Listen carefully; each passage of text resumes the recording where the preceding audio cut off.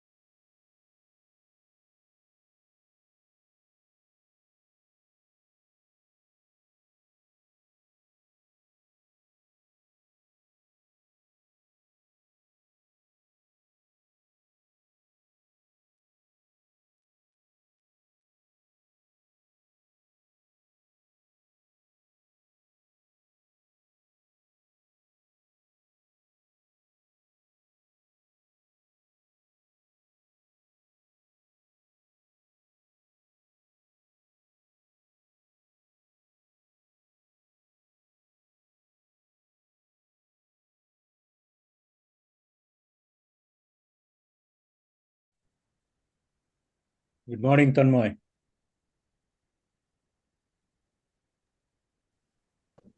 Good morning, Bhupender. We still have 2 minutes. Yes.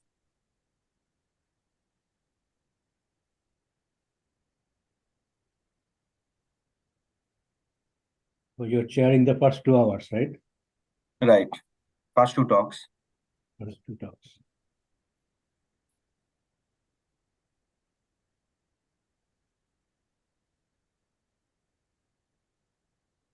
Good morning, Tanmay. Good morning. So just good login. Good. আপনি কি কালকে ছিলেন দেবাশিস দা? আমি শেষের দিকে ছিলাম, গোড়ার দিকে ওকে একটু কবিতাকে দেখাতে নিতে বেরোতে হয়েছিল। আচ্ছা আচ্ছা, ঠিক আছে।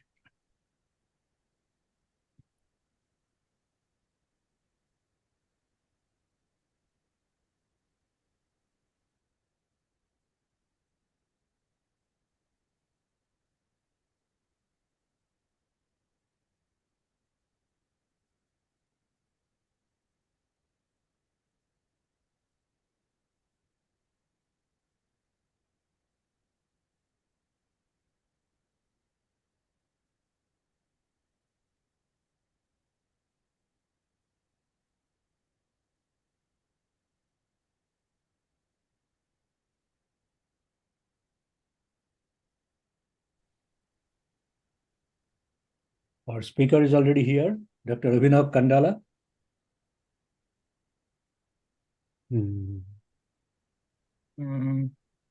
I don't see him yet. Let me send him one reminder email.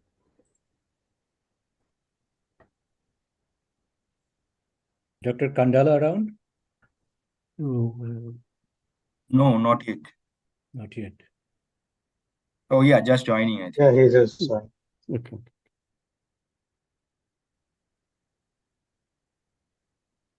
Hello. hello, Dr. Kandala. This is Dr. Bhanu Kandala, Das. good evening. Hi, good evening. Good evening. Good evening. Hello. And welcome to our symposium. Okay, so before we begin, good morning, good afternoon, or good evening, depending on where you are in the world. So let's start today's first session. That would be chaired by my colleague, Dr. Tanmay Basu. He is the person who is working on sensing, photonics-based sensing and NV centers at our place. He's an experimentalist. Okay, Tanmay. Okay. Thank you, Professor Dev. Okay. Good morning, everyone, and good evening and good afternoon. So our first speaker is Dr. Abhinav Kandala. He is an experimental physicist in quantum computing group at the IBM Thomas J. Watson Research Center, USA, where his research is focused on the coherence and control of superconducting qubits, multi-qubit device characterization, and application of near-term quantum computers. The title of his talk is Evidence for the Utility of Quantum Computing Before Fault Tolerance. I request Dr. Kandala to please take over. Please note that the talk would be for 45 minutes, and I will give a reminder after 40 minutes. So it tells me that the host has disabled participant screen sharing. Oh, I think, yeah. Just give me 1 minute.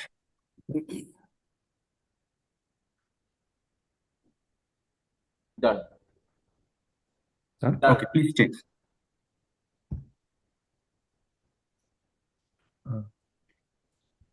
Is it available? Yes, just 1 second.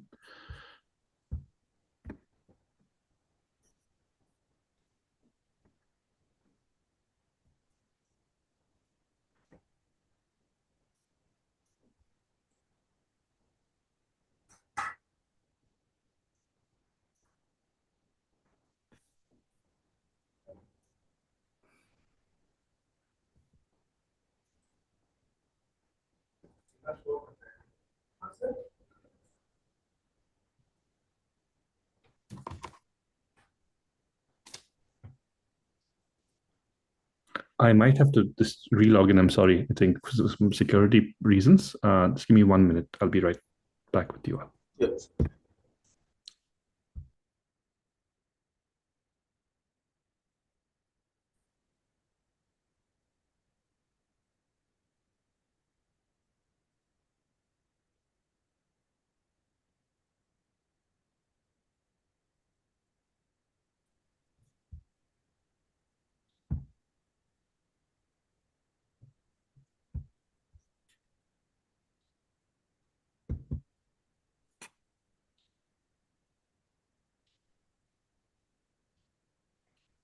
Is my screen visible?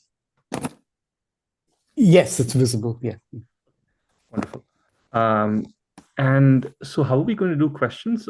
Is it just at the end, or will people, should I look for the chat or something, or will you prompt if there's anything? So what do you prefer? What would be? I think please interrupt. I think Okay. that's All right. preferable. Okay. Okay. Okay. Yeah. Thank you. Yeah, please. All right. Thank you so much for having me here, for the very kind invitation, Professor Das. I had the pleasure of speaking to him a few years back, and it's very nice to hear and see the progress that this institution is also making with superconducting qubits. This is work that was published in June this year, evidence for the utility of quantum computing before fault tolerance, and it's really the culmination of about 6 to 7 years of work in a number of techniques that are referred to as error mitigation, and it's the culmination of this going hand in hand with how superconducting quantum technologies also progressed, particularly within IBM quantum, and that will be quite apparent to you as I go through the talk. And if you'll permit me, very briefly, I just want to use maybe a minute for a little bit of a personal acknowledgement, just honoring my late father, Professor KVR Chari. In addition to a vast legacy of NMR research and students in India, I really find it deeply inspiring, his rather selfless journey over the last 15 years, that towards institution building that led to not just one but two institutions of repute, and I'm sure folks here understand the challenges of bringing up an institution from scratch, and just wanted to take the opportunity to honor him and his legacy, but I think getting back to the talk, I'm going to start out first by really the people who did most of the work, Young-Suk Kim and Andrew Edens, who did a lot of the heavy lifting. This is a thread of work that I've had the pleasure of collaborating with Kristen Temi, Sergey Bravi, and Jay Gambetta over the last many years. And then, of course, we've had the pleasure of collaborating with Michael Zalatel's group at the University of California, Berkeley, for classical simulations of our experiments. And in that, I've really enjoyed working with Sajant Anand, the graduate student in Professor Zalatel's group, who did really the heavy lifting. And as I had mentioned, this is really the culmination of a lot of work going into this kind of method development, but also it really takes a pretty massive effort to have devices at this scale running and being tuned up and fabricated and deployed. And for that, I really have to thank the entire IBM quantum team, without which this work wouldn't have been possible. Okay, so there's been a lot of, for folks who might be familiar with this work, there's been a lot of discussion on what this work is trying to claim and not trying to claim. So maybe it's useful for me to just walk a little through what is it that we're trying to say. This is, we recognize that this is a fairly bold title, and it's something we deliberated a lot internally as well as externally with our collaborators. And it's useful to parse through what does this mean? What do we mean by evidence for the utility of quantum computing before fault tolerance? It means that there's evidence. Why? Because this isn't quite an open and shut case. There's experimental data that we have, that there could be utility for quantum computers. The quality of being useful as a computational tool, and this is something that one could have even before one had a full-blown error-corrected quantum computer. Okay. And so what's helping us make this claim, right? And just to read from the abstract, here we report experiments on a noisy 127 qubit processor and demonstrate the measurement of accurate expectation values for circuit volumes at a scale beyond brute force classical computation. Okay, so we're able to run circuits at very, very large circuit volumes, and which is, in general at a scale that's beyond what one can do with brute force. By that I mean exact diagonalization, exact classical simulation, and still with a noisy quantum computer report accurate expectation values. Okay, and this is the extent of the argument, that this represents evidence for the utility of quantum computing before fault tolerance. Okay, so it's very important for me to clarify this, because this is not what a lot of people interpreted to be as a quantum advantage or quantum supremacy claim. This is absolutely not. All we're trying to do here is run a non-trivial quantum circuit and try and see if even before fault tolerance, with these error mitigation methods, one can still access accurate expectation values. Okay, so while I'm stating a few clarifications, I should also be very clear that we're not claiming that before there's fault tolerance one can do the kind of traditional algorithms that have really motivated the progress in this field. But we're not claiming that we can do something like Shor's factoring without fault tolerance. But that said, a lot of the near-term quantum algorithms typically rely on running a short-depth quantum circuit and the measurement of an expectation value. That's where we say the utility lies. Okay, this is a fairly general purpose concept in the sense that I'll give you examples of many different near-term quantum algorithms that will rely on this kind of primitive, right? It's not that the utility does not lie in the specific example that we simulate in this experiment. Okay, cool. So this is a superconducting qubit conference, and perhaps most people are quite familiar with what I'm going to be showing on this slide, but for any non-experts, this is really the bare bones version of one of our processors. Here are two transmon qubits with some fixed coupling, and then one has individual control lines for these qubits and individual readout with these coplanar waveguide resonators. And essentially, this is the kind of architecture that has enabled us to scale up, to beyond 400 qubits. Yesterday, we also announced a 1,000 qubit device. And this is really been a very successful architecture for scaling up these fixed frequency transmons with fixed couplings. But then one can then ask, we're building these very large processors, what can one actually do with these, right? A few years back, we had the Hummingbird devices, which had about 65 qubits.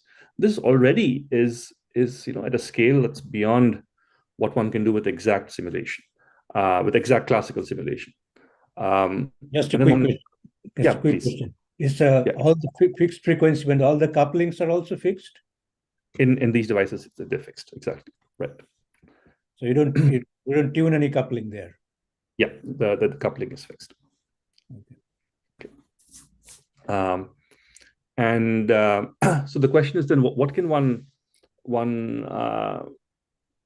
do with these before one has error correction fault tolerance, right? So let's do a very simple back of the envelope estimation. Say we had 100 qubits. Okay, for superconducting quantum technology, the state of the art 2-qubit gate fidelity is a little better than 99.9% fidelity.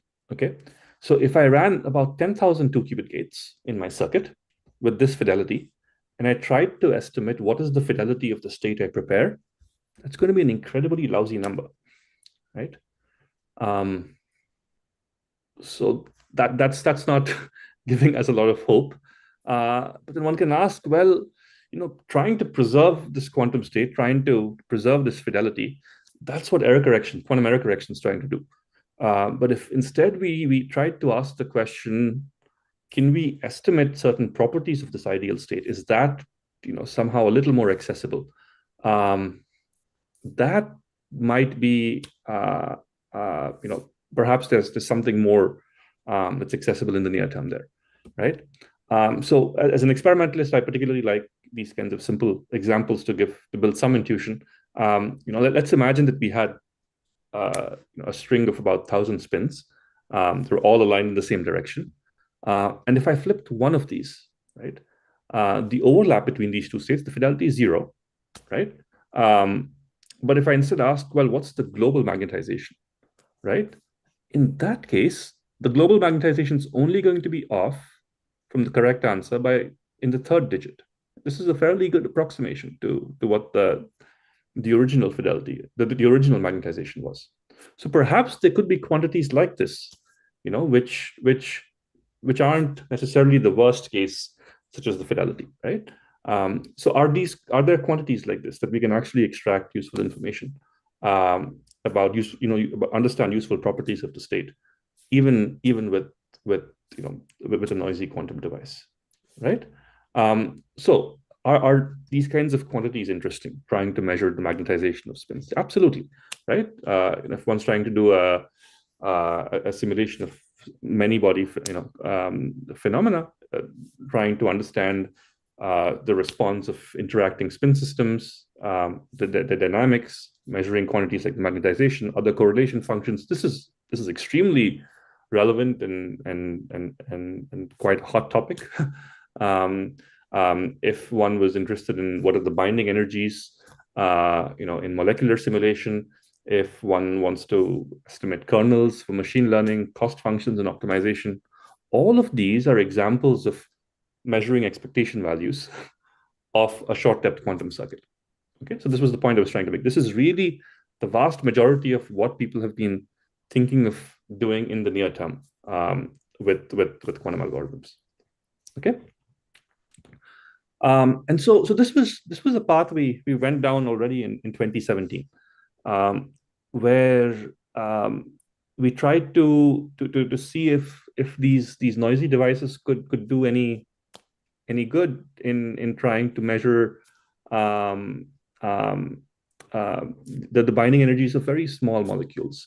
Here is an example of lithium hydride, which was a problem we mapped onto 4 qubits. And this was just with a depth 2 circuit. So that refers to two parallelized blocks of entangling gates. Okay.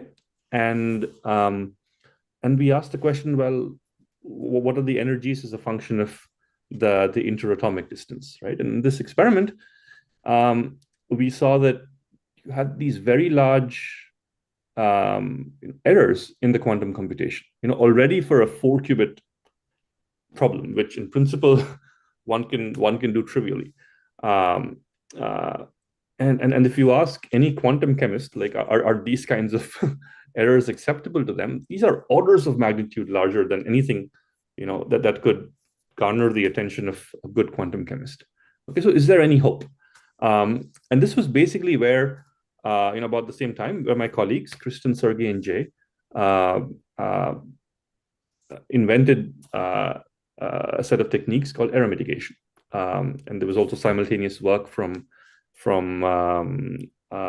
Simon Benjamin's group at Oxford, and I'll explain what these methods try and do very, very quickly, but I'm going to particularly focus on one of these methods, which is called zero noise extrapolation.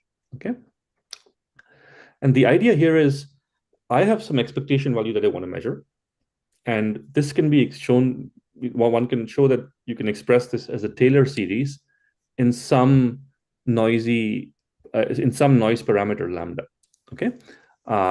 And the goal basically here is that we want access to this E star, which is the zero noise limit of this this noisy expectation value. And we basically want to suppress these higher order noise terms. Okay. So let's assume that as an experimentalist, I had very precise control over the noise, so that I can somehow. What's the last term here? Sorry? What is the last term here? Rn plus 1. This is just the remainder. This is the remainder of so this is of like the n plus 1th order terms and beyond. Okay. Okay. So I mean, so for instance, in this case, since I'm only writing it out to the first order, everything which is second order in lambda and beyond, I'm going to put it in. I'm going to club it in this. Okay.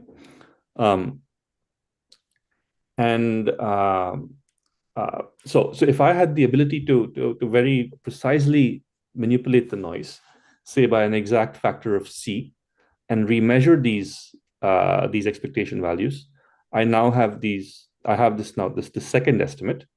And now by combining these two estimates, okay, by combining these two measurements, sorry, I can essentially now produce a new estimate where I have suppressed the leading order noise term to order lambda square. I've basically been able to suppress this linear noise term in this estimate.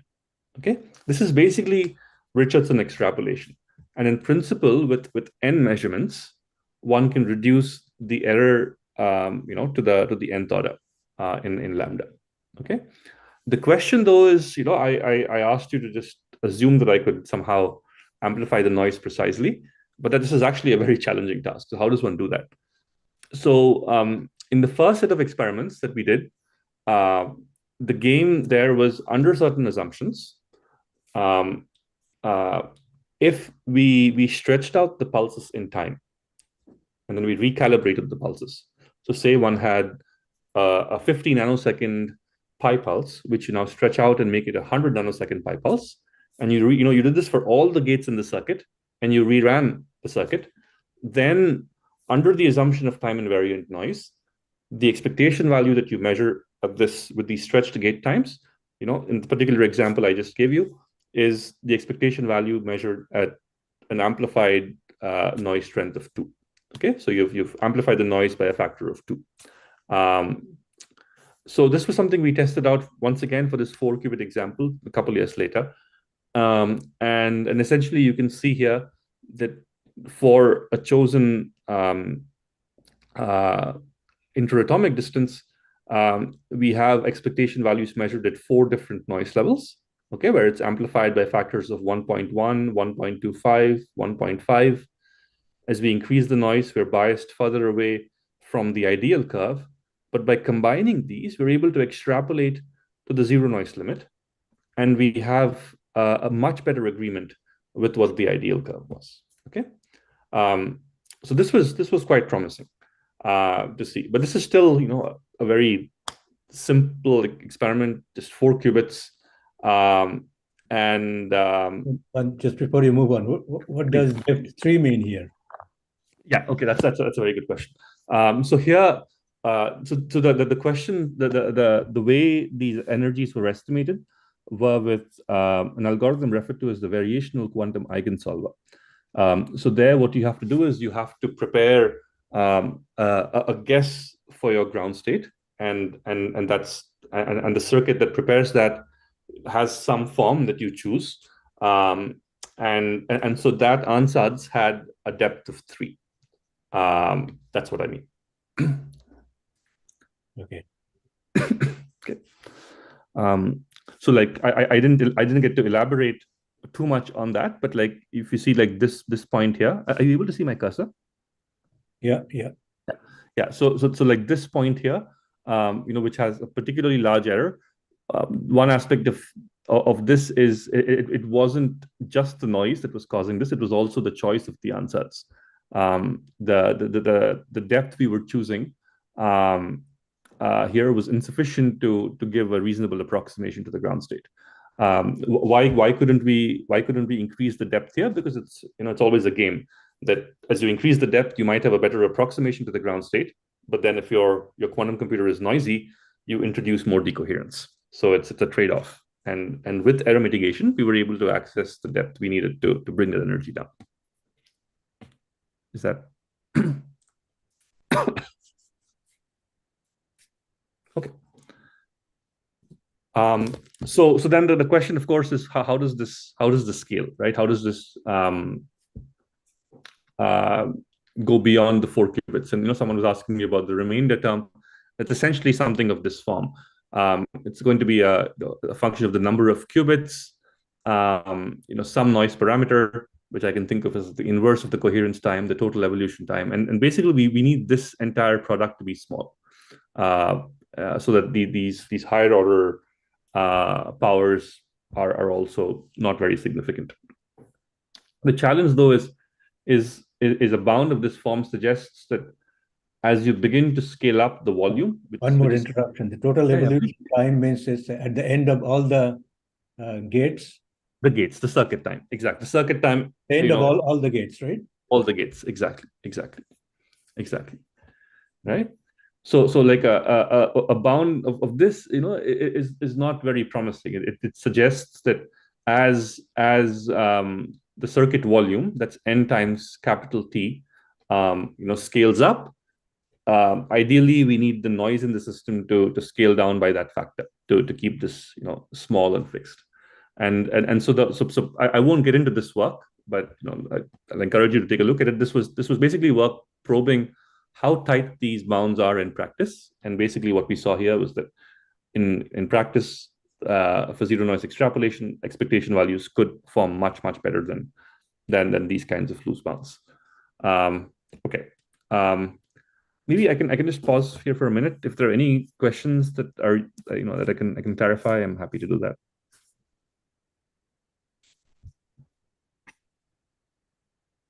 Okay. If not, yeah, I'll keep going ahead. So basically, this was the landscape of our error mitigation experiments from coming out of IBM. There's a second method I won't get into yet. It's called probabilistic error cancellation. And perhaps you might have heard a little bit about our endeavors to get towards this nice little area of 100 by 100 land where we can run 100 qubit circuits with a circuit depth of 100.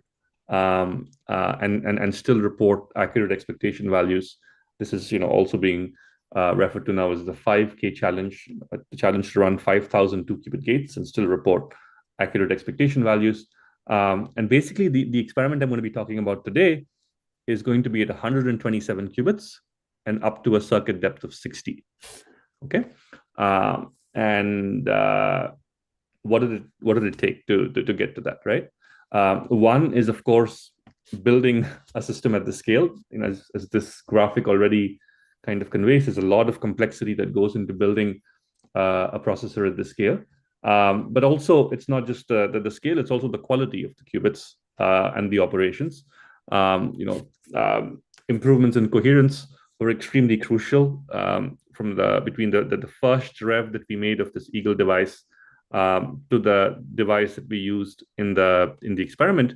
It was about a factor of 2 to 3 improvement in median T1 time. So this was very important because the more the coherence, the more the circuit depth one can access, right? But it also comes down to the error rates. So there were also advances in how we calibrating a device at the scale, so many qubits, the entire device should work. It's a pretty non-trivial task. And particularly with fixed frequency qubits, one has to deal with what are referred to as frequency collisions, where certain frequency placements might be suboptimal for running 2-qubit gates. But we had some advances in how to tune up this device, particularly for the circuits that we wanted to run, and by optimizing for the performance of parallelized gate layers. So that's what these colors represent. All the red links have 2-qubit gates applied in parallel. All the blue links have 2-qubit gates applied in parallel. All the green links have 2-qubit gates applied in parallel. Right? So by optimizing for that layer performance, we were able to improve upon the 2-qubit error rates as well, right? And then the other big piece of this was our ability to manipulate the noise more accurately. Okay, so the more accurately we can amplify the noise, the more accurately you can extrapolate and perform error mitigation. Okay, and that's something I'll just briefly talk about. This was please. Question. If you give an example, how do you produce this noise? It's enhance the pulse duration. So you take different values. Say 90 is ideal, and you take say 70 to 100 in this range. A number of pulse widths. Oh, for the gate times. Yeah. So it depends. So the single qubit gate times are typically shorter. So when we were doing this amplification procedure, I think those single qubit gate times were about 50 nanoseconds, if I'm remembering correctly. And then, if you want to amplify that by a factor of 2 or 3, then that means you also calibrate single qubit gate times at 100 nanoseconds and 150 nanoseconds and so on.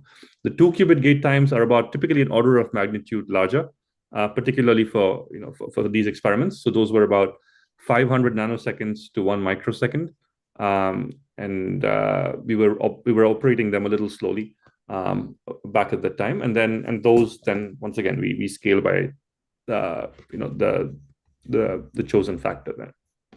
But you also mentioned something about the drive pulse weight, right? It's for the pi pulse.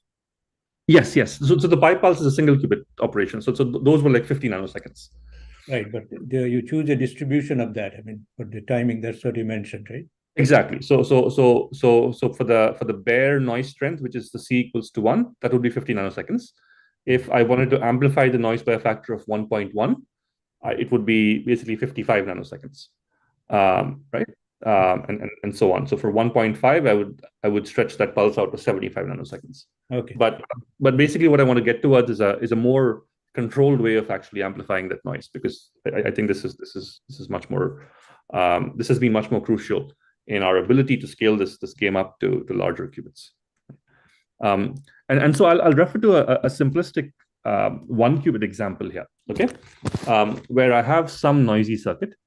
So U is the ideal evolution, and then U tilde is the noisy circuit, just 1 qubit, and I want to measure some observable A, okay? And basically, if I ran this noisy circuit, I don't get access to the noise-free value. I actually get access to A tilde, which is the noisy expectation value, okay? So this noisy evolution can essentially be modeled as some noise channel acting upon the ideal evolution, right? And then if I wanted to amplify the noise exactly by a factor of 2, then that essentially amounts to inserting an additional noise channel. Now, this is not something we can do in practice, right? So for the purpose of this discussion, let me just assume that I had knowledge of what that noise channel is, and perhaps it was just a simple Pauli channel with some characterized bit flip error rate, and so I know I have access to this P, okay? And basically, if I insert this into this expression for the amplified noise, the noise amplified expectation value, by linearity, you can essentially see that measuring the expectation value at this amplified noise rate is effectively equivalent to running this circuit with just an identity inserted with probability P, and running this circuit where you insert an X with probability 1 minus P. And just remember that this P we had characterized, we already had access to, okay? So this is what we refer to as probabilistic error amplification. By probabilistically sampling these two circuits with these probabilities, one can effectively construct what the amplified noise strength is. Now, this was for one particular example of the noise model, but in principle, this could be a much more complex Pauli noise channel as well. And if we had additional terms, those would appear as additional circuits to sample from as well. And similarly, I walked through this simplistic example of just an amplification factor of 2, but in principle, this can be something we choose arbitrarily. Okay, but this was, of course, just a 1 qubit example, and it simplifies a lot of things that one has to deal with in practice, right? So in practice, one has a much larger quantum circuit, many qubits, one has crosstalk errors, decoherence, correlated errors, control errors, and how do you have a noise channel that actually captures this? This is a very, very challenging problem, because to fully describe the noise channel, one needs 4 to the n by 4 to the n noise parameters, and that is an exponentially challenging task. So the first thing to do is going to be to try and simplify this noise channel, and we can tailor this on average. So basically, this is by a technique that's referred to as Pauli twirling. So if we had the 2-qubit gates that we want to run, we can randomly sample certain Pauli operations on all the qubits, and then effectively after the gates, we undo for each of those Pauli operations. We have an undoing gate that makes this block logically equivalent, and you do this over many different samples, right? So basically what happens is then on average, if you had many different randomizations, on average, this noise channel then becomes diagonal in the Pauli basis, right? So this simplifies a lot of the complexity that we have, and so in the Pauli basis, you're only going to have these diagonal terms, okay? And I'll emphasize this is a game where we're playing on average. This isn't quite on a shot by shot basis, but this is still an exponentially challenging task because you still have an exponential number of 4 to the n-1 terms that one has to learn to characterize that noise channel. So to really make this practical, one has to make certain assumptions on the nature of the noise in the device. One has to make some sparsity, locality assumptions about the noise to reduce this exponential complexity to something that's polynomial, something that one can run in efficiently in a reasonable amount of time. Okay, and so for that we rely on the sparse Pauli Limblad model, and this was basically introduced in this work that we had. It was published in Nature Physics earlier this year. But essentially, what we can do is we can represent the noise channel as a product of single qubit and 2-qubit generators, and the only terms we're going to consider are going to be individual qubit terms, and then weight 2 terms based on the connectivity on the lattice. Okay, so basically for the heavy hex architecture, which is the architecture that you see in these large devices, that reduces the number of these noise parameters to something that's linear that goes linearly with the number of qubits. Okay, so that's much more manageable. And essentially, from the 1-qubit example, you can basically see that once we learn these noise parameters, the game connects back to the single qubit example I gave, where you just sample through different circuits to effectively amplify the noise. So how does one then actually learn these noise parameters? Typically, the way one characterizes these Pauli channels is if you had many repeated, if you could repeatedly run apply these noise channels, you would then have these exponential decays from which you could extract these different fidelities in a spam-free way. The challenge with doing this experimentally, though, is in general for an arbitrary gate layer, the gate layer cannot be separated from its noise channel, right? So what that causes is, so for that, what one has to do is we basically run blocks of identity equivalent circuits. So for instance here, repeated layers of C0 gates. This causes some mixing of these Pauli fidelities. So instead of getting access to just the fidelity, you get access to products of fidelities. But then the point is, because you only have a polynomial number of noise coefficients to learn, you also have a limited number of fidelities that one has to learn. So this can be done, and basically what this whole game, it really reduces the complexity of this noise learning process, where one can practically have a representative noise model for an entire 127 qubit device, where we've essentially reduced the number of parameters to learn from 10 to the 76 to something that's close to about 2,000 parameters. So this becomes much more manageable. One can obviously ask, well, how do you know that this is even representative of the noise in the device? And there's some sanity checks we can do. Very often with superconducting qubits, one has to deal with these defect two-level systems that can lead to large drops in coherence and T1 times. And typically when that happens, you'll kind of see these noise tomograms light up, and you'll see examples of these TLS qubits have large errors, and so this is one sanity check. I'll give you some more examples as we go ahead. Okay, so basically this is the game.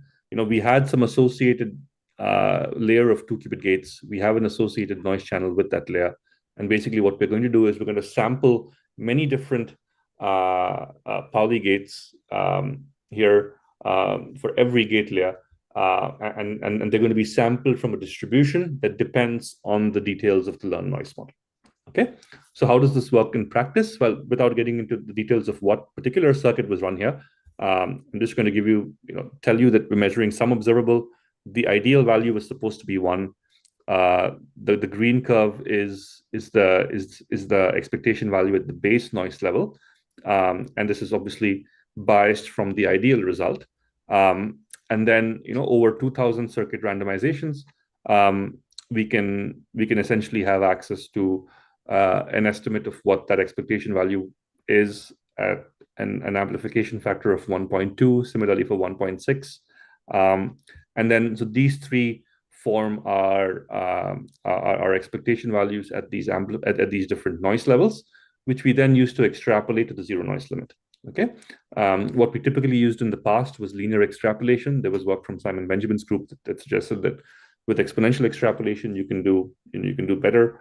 And indeed, for a lot of the experiments that we saw, one does do a much better job, at getting closer to the right answer. Okay, so this is basically the entire machinery that we have. Yeah, please, the other question. One question. You see that the G equal to 1, G equal to 1.2, G equal to 1.6, the expectation value is going down. Is that always right, or it can also go up and down? It can also go up. Yeah. So like the example I showed with the variational, the ground state estimation, right? So if you had some combination of expectation values, you can also have them go up as well. I think very often you'll deal with cases like this, but absolutely you can.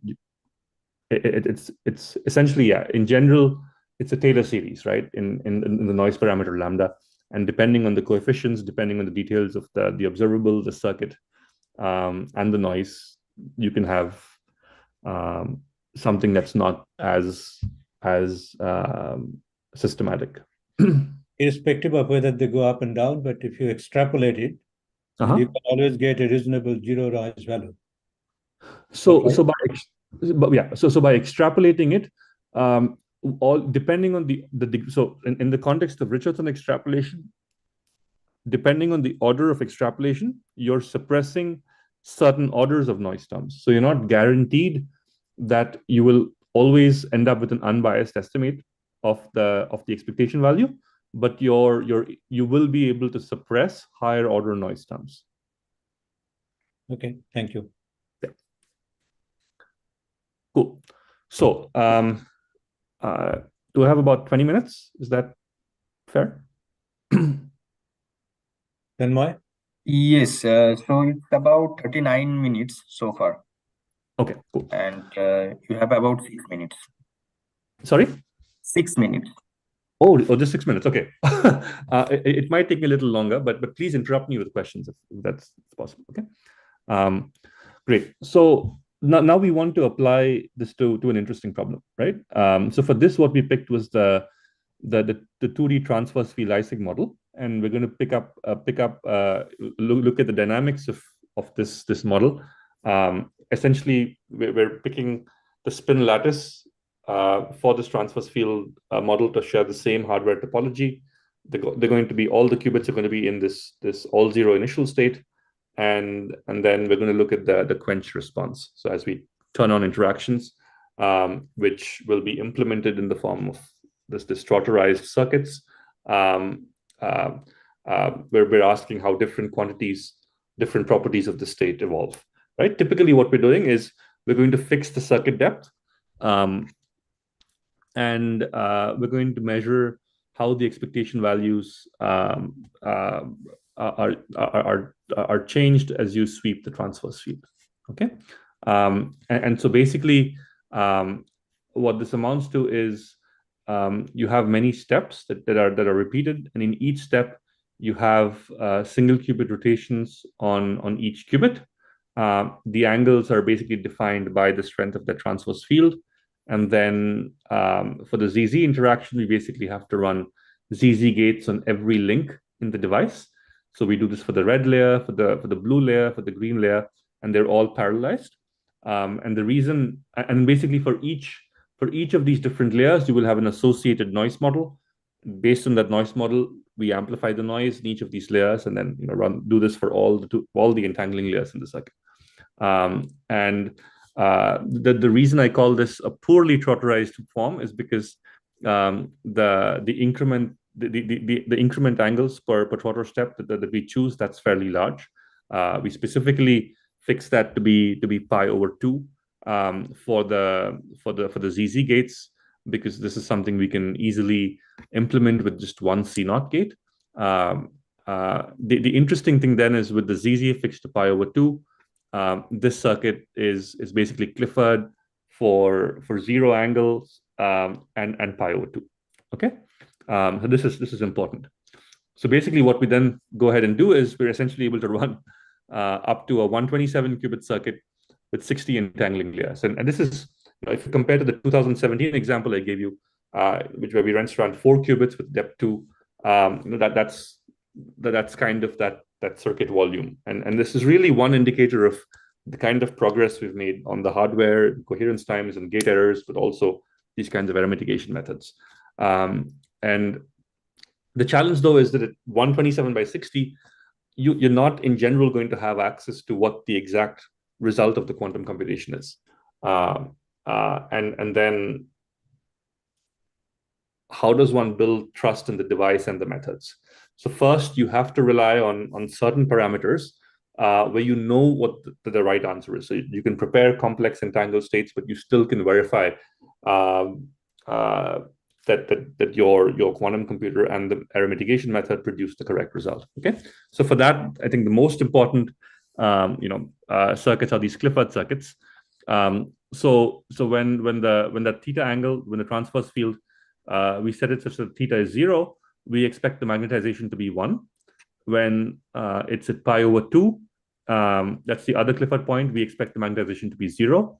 And basically, we see at the theta 0 point, there is some bias from the ideal result, from the ideal value, and then we're able to boost it to get much closer to the ideal result. Okay, and similarly at the pi over 2 point as well, we expected 0, and after mitigation, that's what we get.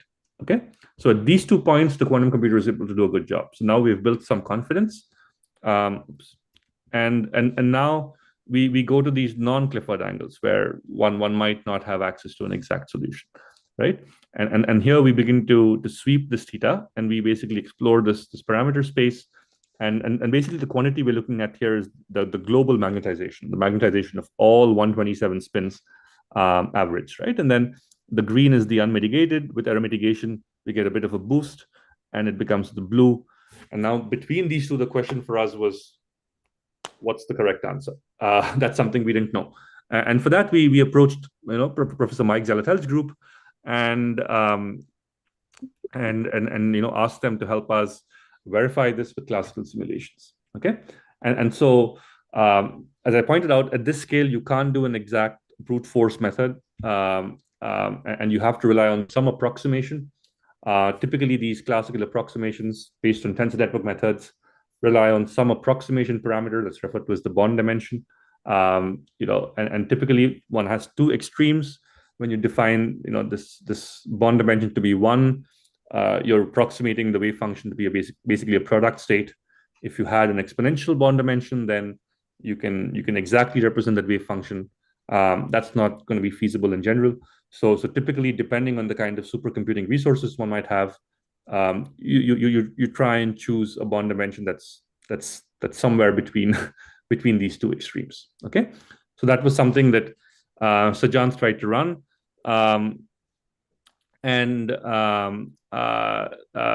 this is the magenta curve is basically for MPS, which is a prominent tensor network method used for 1D chains, and then the isoTNS is a 2D generalization of that. Yeah, Dr. please. Candela, your time is up, so if you can wrap it up a little bit faster. I will. Since Maybe we are taking the questions already, maybe we'll reduce it in the end. Yeah. I think I'll try and wrap up in 5 minutes, okay? Because I think we're reaching the important part. Thank you very much. Thanks. At these small theta angles, one has very good agreement between the data points and these, and then there was these large deviations as you go to increasing theta angles. And basically, what's happening in the circuit is as you increase theta from 0 to pi over 2, you're increasing the degree of entanglement. So basically, at large entanglement, you're seeing this discrepancy between the exact points and the classical simulations, right? And then the realization here was that, well, we're looking at local observables, just weight 1 observables, and then the depth is fairly short. Here, the depth was just 15 entangling layers. So basically, one can trace back the light cone and the geometric circuit light cone and ask, well, how many of these qubits actually lie in this light cone? And so even though experimentally we were running all 127 qubits, for each individual magnetization, for each site, one sees that you only have a contribution coming from 20 or 30 qubits, right? At that scale, you can still do brute force diagonalization. And with that, we were able to extract what the exact trace would have been. And then we saw that, we were delighted to see that the experiment actually falls bang on top of the exact trace. So that was really nice. The one question one could have, well, though, is at the pi over 2 point, which I said was quite interesting because that's where we're really entangling in the circuit. The expectation value is 0. So then at that point, you can ask, well, perhaps you just decohered out there. How does this how does one actually claim that the method is really working? So for that, we looked at the more complex observable. We looked at the weight 10 observable, and this was particularly a stabilizer. At the pi over 2 point, you have a Clifford circuit. So you know that for this observable, the ideal value should be 1. And basically, once again, you have this biased expectation value in the presence of noise, which we can extrapolate. Once again, even for this observable, we had a light cone that we could access with brute force. That's one quick question. Yeah, please. At the top, you said the X 13,000 and the 13,930. What does number mean? No. So the operator is basically an X on qubit 13, X on qubit 29, X on qubit 31, Y on qubit 9. So it's a weight 10. So for the remaining in the operator, all the other qubits are all identity. Okay, and basically those particular qubits are represented here. Okay. And so for this operator, you can once again ask, well, if you draw back this light cone, how many qubits play a role? And basically the scale even there is something that we could manage with light cone reductions and do exact diagonalization. We could produce the exact result, and still the quantum computer is doing a good job. And then one can then even make the experiment even more complicated. One can go up to a weight 17 operator, and here the light cone gets even larger with some additional tricks that Sajjant had to do. He was still able to extract what the exact evolution was. This is even more complicated. You have larger bias, from the right answer of 1 at the pi over 2 point, and even here the quantum computer was able to do a good job. Okay, so this is basically the claim we're trying to make, that a noisy quantum computer is able to produce accurate expectation values at a scale that's beyond brute force exact diagonalization, right? And this is what we're saying serves as the evidence for the utility of quantum computing before fault tolerance. And of course, we weren't satisfied there. We wanted to go even beyond. So then the largest experiment we ran was 127 qubits depth 60. At this, we didn't have access to what the exact result is. And we could only compare to approximate methods here. And then, so we had some agreement in this low theta regime, but then as theta gets interesting, the larger theta angles, we had these big deviations with the classical methods we considered. And well, at this scale, one worry was, well, is it the classical method that's performing well, or is it somehow that at these long depths the decoherence is too much and the expectation values are just decaying too fast, right? And then since then, basically, we've had a lot of classical simulation techniques that have been attempted by the community. And I'll just quickly cycle through many of these. And basically, if you try and plot all of these approximate classical methods on top of each other, one doesn't have access to what the exact solution is. And basically, if you plotted these on top of each other that were attempted by many different groups across the world, you have about a 20% variance between all of these individual methods. And then in the absence of an exact solution, the data points from the quantum computer basically lie within this uncertainty, right? And then since then there've been even more methods where folks have claimed even more accuracy in the classical simulation. Even there, the quantum computer does a good job. And essentially, this is exactly what we want. We want this kind of symbiotic relationship between quantum and classical, where these results can help advance classical approximate methods, and then they also begin to inform what are the interesting circuits, what are the interesting problems to run on these devices, right? Since this experiment, there's been a very clear shift in the way our systems are being used.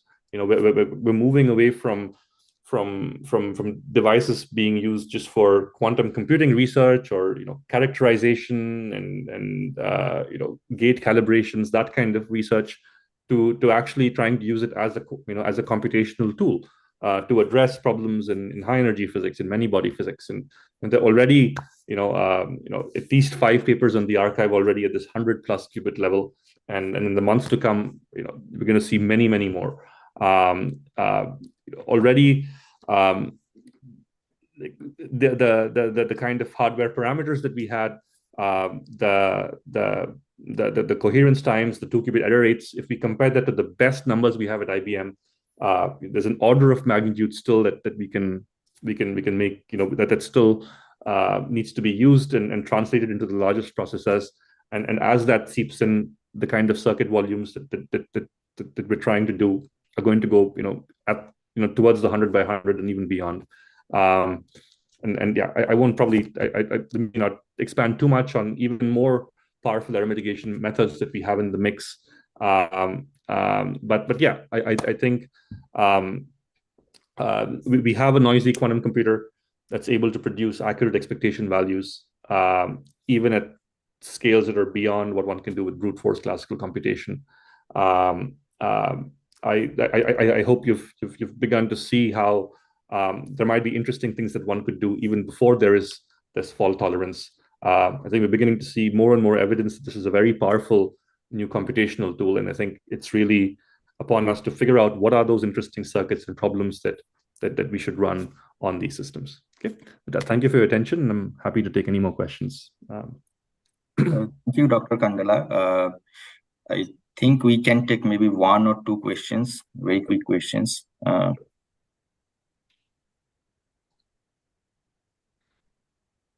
Abhinav. I'm Praveen, scientist BRC. Really excellent work. Actually, after your last time, your announcement, there was a lot of buzz about how this error going to affect. So my question is actually in order to get the quantum advantage, what is the level of the error basically can be enough or such a kind can you answer some of the? Yeah, I think this is there isn't a clear answer, I think, for that. I don't think people explicitly know. There are certain challenging circuits where we have access to the best classical scaling. For those circuits, these are Clifford plus T gates. For those circuits, this is something we highlight actually in this blog if you want to take a look. So for those circuits, we try and make estimations of what would be the noise rates required to do better than the way those classical methods scale, the runtime scales in the classical methods. But there might be other things in the middle, and it's really I think very early. These kinds of experiments, I hope, really motivate people to identify what are those actual circuits that we want to run. And then once we have a sense of what those circuits are, what the quantities we want to measure, people will begin to get a sense of what are the kind of error rates that would be required. The one method I didn't talk about, and if there's interest, I'd encourage you. It's called probabilistic error cancellation. The nice aspect of that is, as opposed to zero noise extrapolation, where you can have this bias and you're only suppressing certain orders of the noise. Here, in principle, if you had access to a representative noise model, you can have access to then an unbiased observable, so a noise-free observable. And the very nice aspect of this formalism is it's possible for you to connect the runtime for mitigating that observable to the noise rates on the device, right?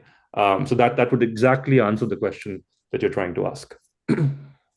Yeah. Thanks, Abhinav. One more question, actually, like you're going for a fixed frequency transmon architecture. What about tunable coupler architecture? Yeah, that's a great. I didn't get a chance to talk about it, but that's basically something we've transitioned to, and we're this is something. If you look at YouTube, there are a bunch of talks you'll see on the IBM Quantum Summit, which was just yesterday. So these videos came out just a few hours back, and you'll see all about how much things have improved by shifting to a tunable coupler architecture. So that means future you are also going to shift to tunable coupler architecture, if I understand. Yeah. Okay. So our latest generation is with tunable couplers. Yes. Okay. Thank you. That's an excellent talk, and I have my last question. So you have not used the concept of logical qubits at all here, right? Not yet.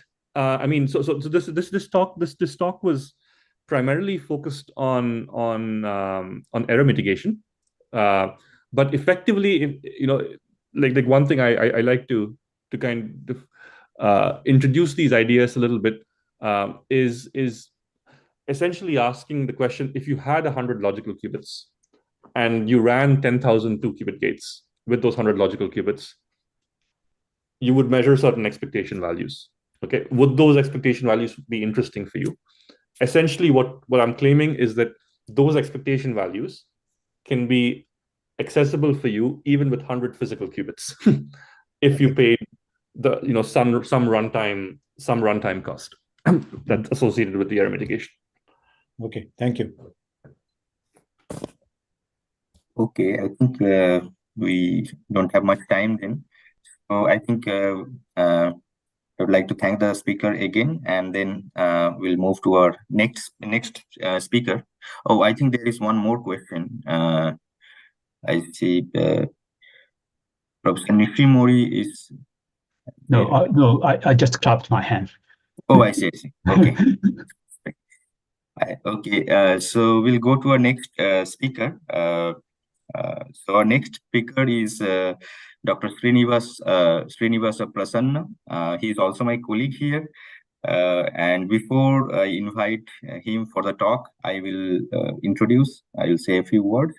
Dr. Srinivasa Prasanna is currently an assistant professor at the Center for Quantum Engineering Research and Education, Kolkata.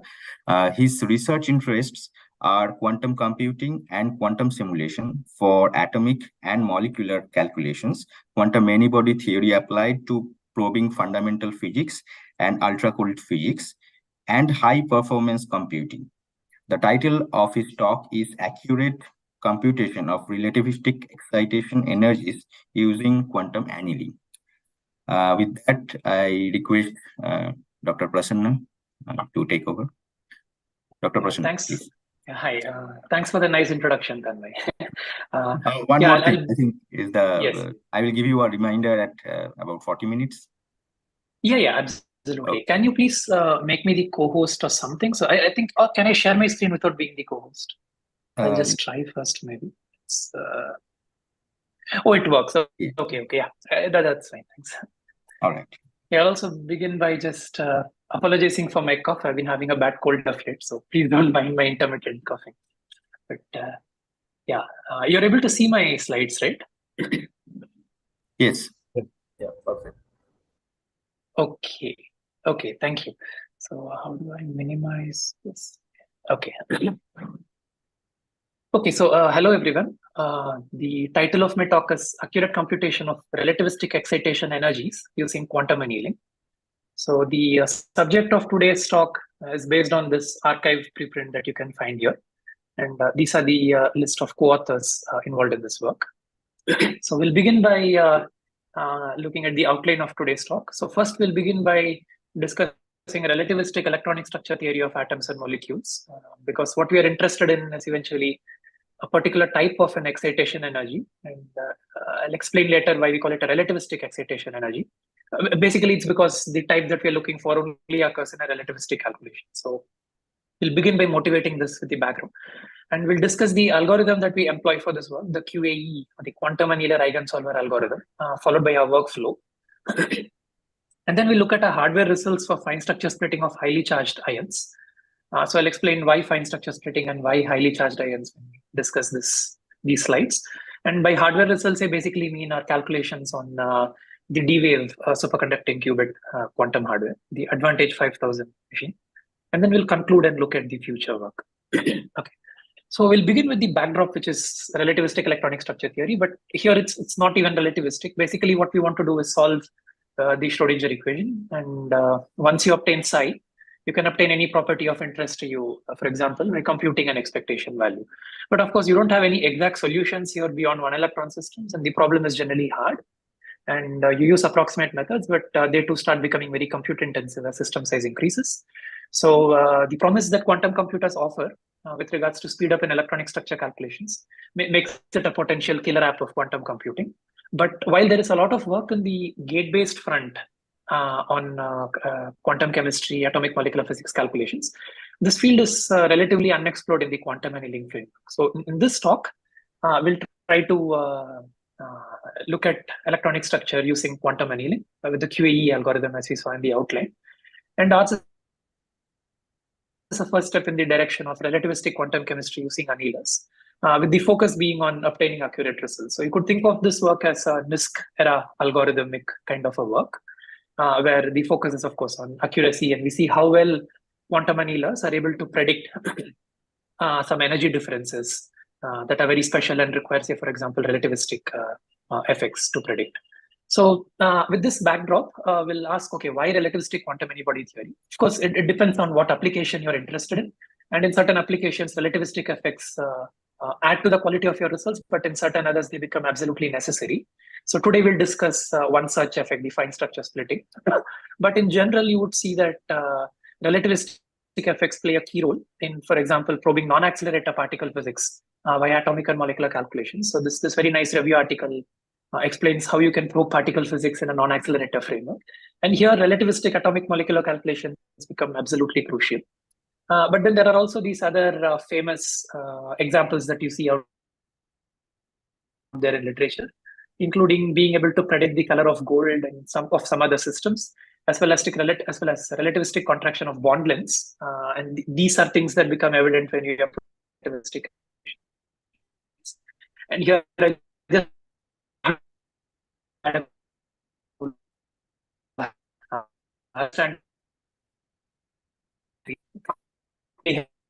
helps if relativistic calculation. A nice paper that was published back.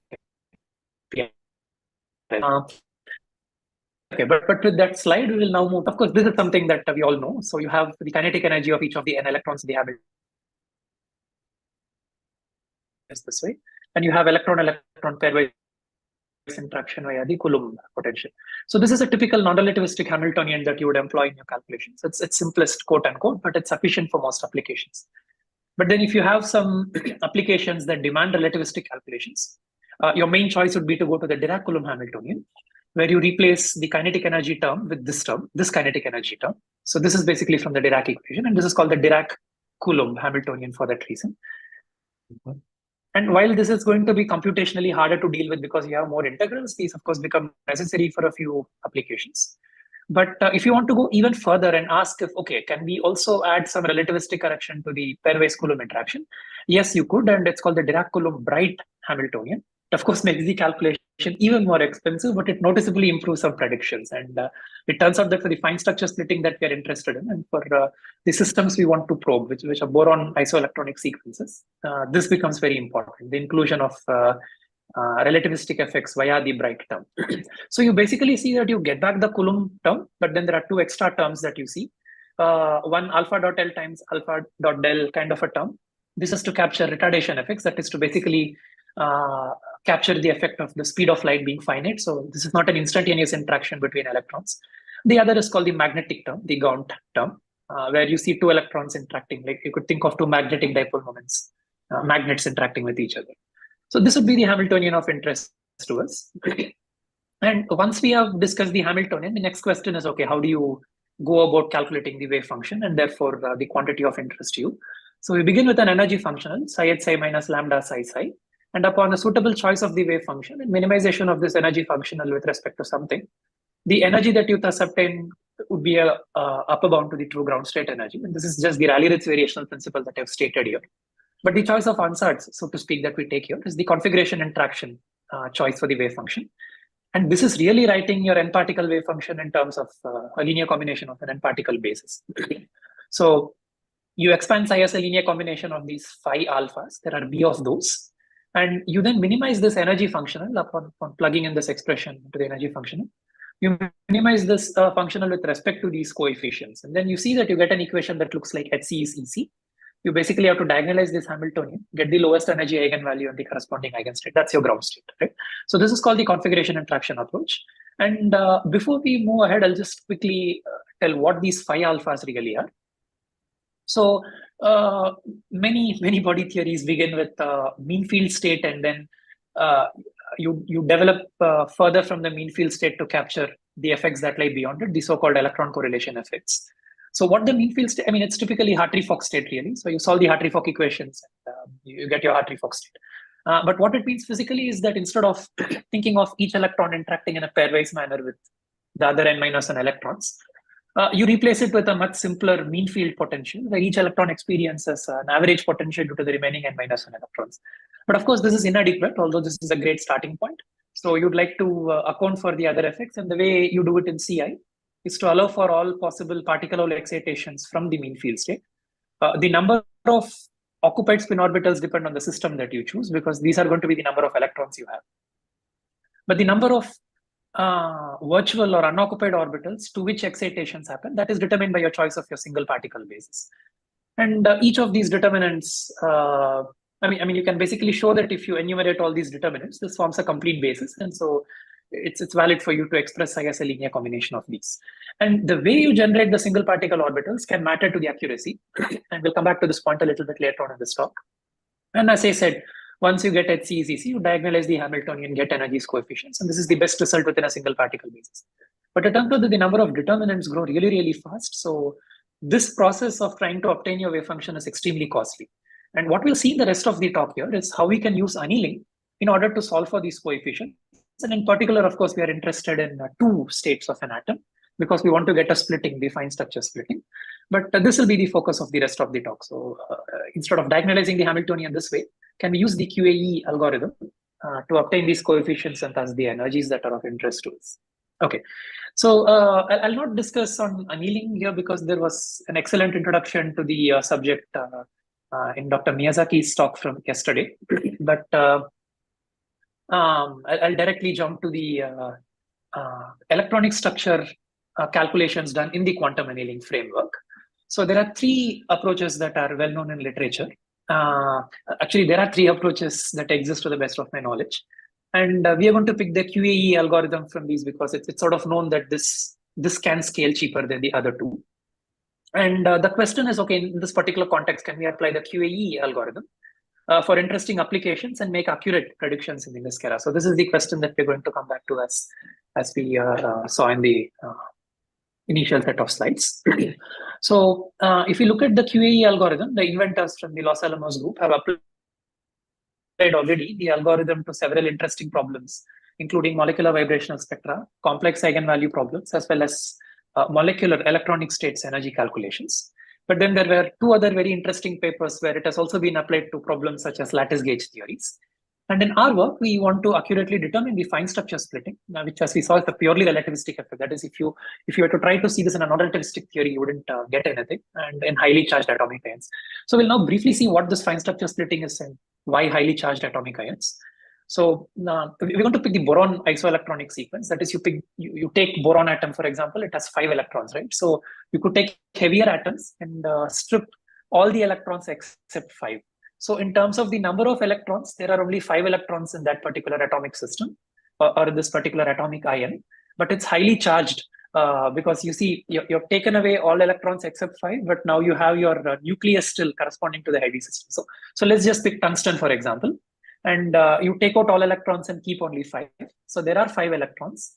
So when you do electronic structure calculations, you're going to incur fewer number of qubits because eventually what you care about is the number of electrons in the system. But then you have as many, you have as much Z as you would have for the tungsten atom still, right? Because the nucleus is still heavy. And so you would see relativistic effects becoming very important here. But having said that, since we take boron, it has 2p1. So its ground atomic state would be a doublet p half. This is J of half here. Because if you take L of 1 and S of half, you can have either half or 3/2 for your G. And we're going to exactly pick these two states, the lowest energy state with J half and the lowest energy state with J 3/2. And if you're not going to use a relativistic theory, these two levels are going to be degenerate. But now the degeneracy, the degeneracy is broken here because in a relativistic theory, if you take the Dirac equation and take the Dirac-Coulomb Hamiltonian, you will see that there is a splitting. And this is the fine structure splitting, a pure relativistic effect that we wish to capture in our calculations. Now, I'll comment on highly charged atomic ions. We already saw this basically, but the intuition is okay. You would expect that larger the nuclear charge, the faster the electrons, and so you expect stronger relativistic effects. And as mentioned just a minute or two back, these sort of systems would allow you to probe relativistic effects with fewer qubits, because normally one would be tempted to think that, okay, if you want to probe relativistic effects, we could go to really heavy systems, which is true, but then you also have more electrons and so more qubits. But then when you use this trick of working with highly charged atomic ions, you see that you can still probe relativistic effects, but then with far fewer qubits because you have far fewer electrons to deal with for your electronic structure calculation. So now we'll very quickly take a look at why boron isoelectronic sequence. This has really been of interest for the last 4 decades or more, and you can see plenty of publications on the topic, plenty of research and analysis on the classical computing front. So we have the benefit of a huge amount of literature in the past here. But there has also been a recent work from a group on gate-based quantum computing side for determining fine structure splitting in boron isoelectronic sequence. And here we're going to apply it in an annealing framework. The nice thing is it's already known in literature that correlation effects reduce in importance as you increase Z. That is, as you go to heavier and heavier systems, the relativistic effects increase drastically because the nucleus becomes larger. But then it's not that the correlation effects reduce. So this becomes a very nice test bed to check for relativistic effects. And just to give a feel for numbers, what sort of a range these fine structure splittings can span from lighter to heavier systems. If you consider boron, then it's something like 15 centimeter inverse. It's like maybe 10 microhartree or something. But if you consider boron like tungsten, you will see that the value goes to 10 million centimeter inverse. And this is maybe around 40, 50 hartree. So that's the sort of range that this spans. So correlation effects reduce as you go to larger Z. Relativistic effects increase a lot. And then this is a reflection of the relativistic effects increasing. And it also turns out, as we saw earlier, that bright interaction becomes important. And yeah, sorry, I've not given the citation for this work, but there was a recent work that showed that the bright interaction can be as much as 15% for boron, for example. So now we'll discuss a little bit of the atomic physics details that occur in the pre-processing stage before annealing. So you build because your Hamiltonian is what goes as input to a QAE algorithm. And you have to construct the Hamiltonian matrix elements, and we build them out of a common set of orbitals, which we obtain by solving the state averaged MCDF equations. And because we are dealing with atomic systems, we have this nice advantage of exploiting atomic symmetries. So you can have your big Hamiltonian, and then you can separate out the submatrices for J half and J3 half. And this is how you do. You get two Hamiltonians, and you do two sets of QAE calculations. Get the lowest energies, and then take the difference between those two. Okay, so now we'll very briefly look at the QAE workflow before we look at the algorithm in a bit more detail. So the first thing is that if you want to execute these calculations on a D-Wave computer, we saw in one of the talks yesterday that current annealing hardware, it can support only the Ising Hamiltonian. So you'd like to convert it into an equivalent QUBO form. But what you have is the electronic structure Hamiltonian. So the first step would be to encode this electronic structure Hamiltonian into a QUBO form, which is what your D-Wave computer can accept. So this is the encoding step. And then the next step is for you to make sure that you account for the limited connectivity on D-Wave superconducting qubit hardware. So here the idea of a sub-QUBO enters, and this broadly has to do with breaking the QUBO into smaller parts, giving the smaller parts to the annealer, and then at the cost of more repeats, capture the final answer that you want to. And then you, of course, perform quantum annealing, obtain the wave function, using which you calculate the energy. So you do two calculations, as we saw in the previous slide, one for J half and one for J3 half. You get both those energies, and then you take the difference to obtain the fine structure splitting. So this is the broad workflow for the QAE algorithm. And of course, at the end, you want to benchmark with experimental values. So here, the interesting point is that we stress on the experimental values, because often you would benchmark with respect to CI within the active space that you've chosen when you do gate-based quantum computing.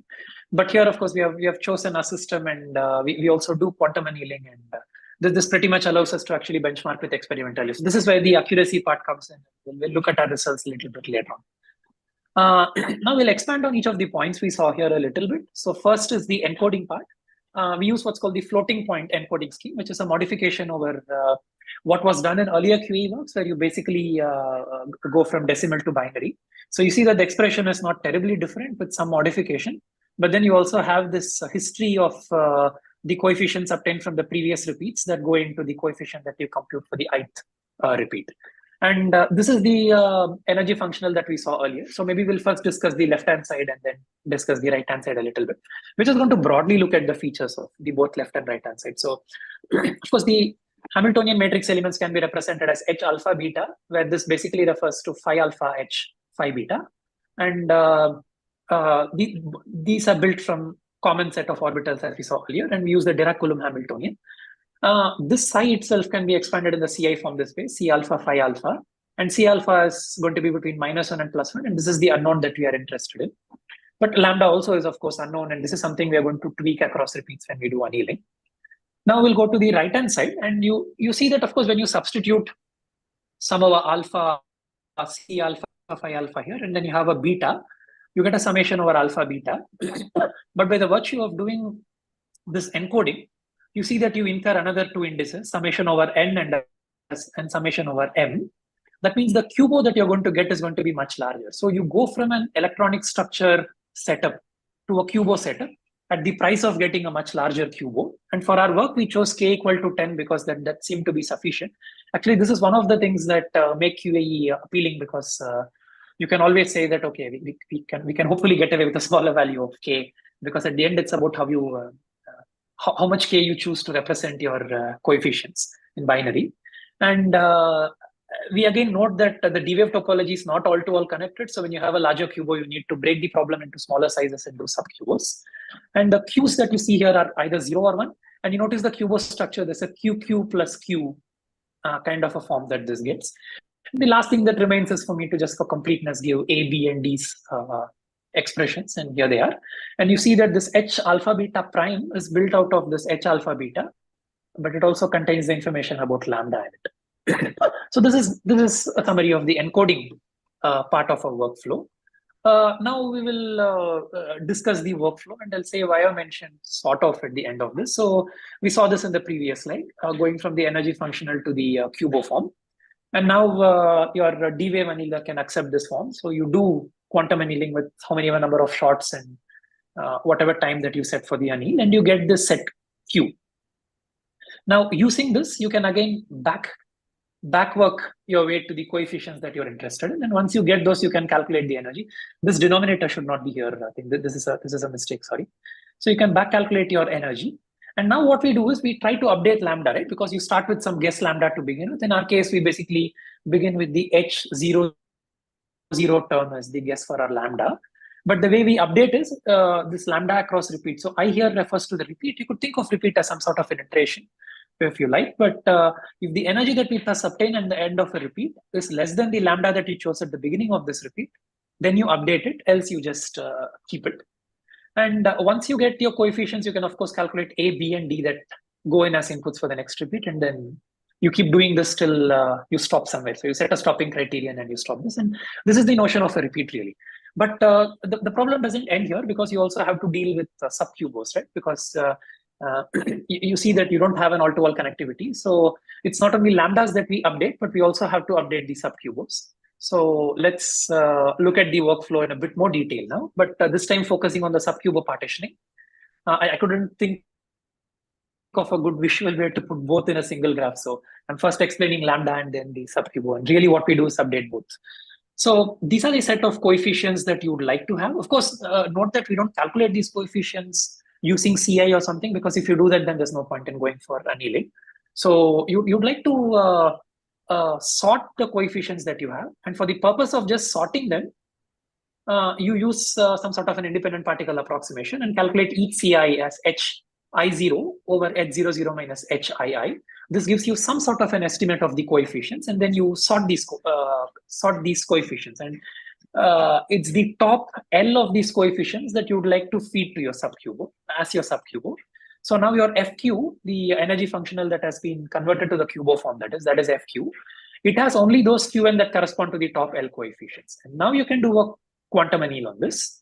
And then you can replace the old set of QNs that were here with the new ones that you have, and then calculate the energy for that repeat. So this is the part that really is appended along with what you saw earlier with regards to updating lambda.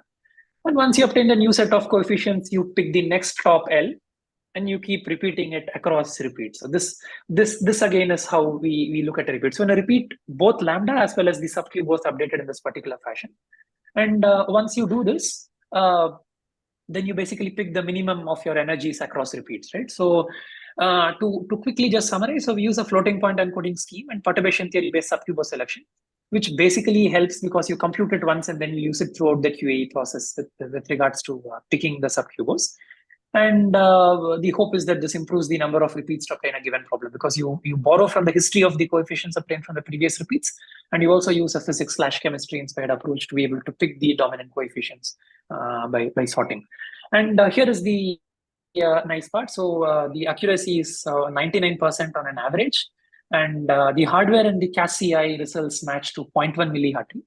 And CAS-CI is what I've called the LCI in this table here. And here you see the results from simulated annealing and quantum annealer hardware. And this is the value that you get from experiment. And you see that our results are remarkably close to experiment. And just some details, we have 75 repeats, 30 for J half and 45 for J3 half. The QBO sizes are 90 and 160. So the matrices themselves are 9 by 9 and 16 by 16. But because you picked a K of 10, the QBO becomes 90 and 160. The sub-QBO size has been picked to 30 and 40 for J half and J3 half respectively. Note that the D-Wave Advantage 5000 hardware does not have an all-to-all connectivity of 30. It's only 15 or 16. But at some point, we had to pick between trade-off with the sub-QBO size versus the number of repeats. And eventually, we decided upon taking 30 and 40. But because the D-Wave hardware is still not all-to-all connected, that is, you can't have 30 qubits in the hardware all connected to each other. We have to construct these 30 logical qubits from 110 physical qubits.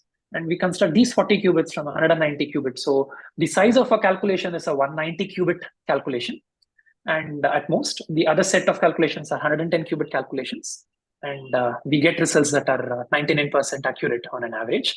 And there's no question of convergence here. So we have to stop it somewhere. And it's decided globally by scanning our data sets for each state. So with this, I'll conclude and talk a bit about future work. I think I completed the talk well before time, but that would also mean we have time for questions. So we carry out relativistic electronic structure calculations in the QAE framework with our improved workflow.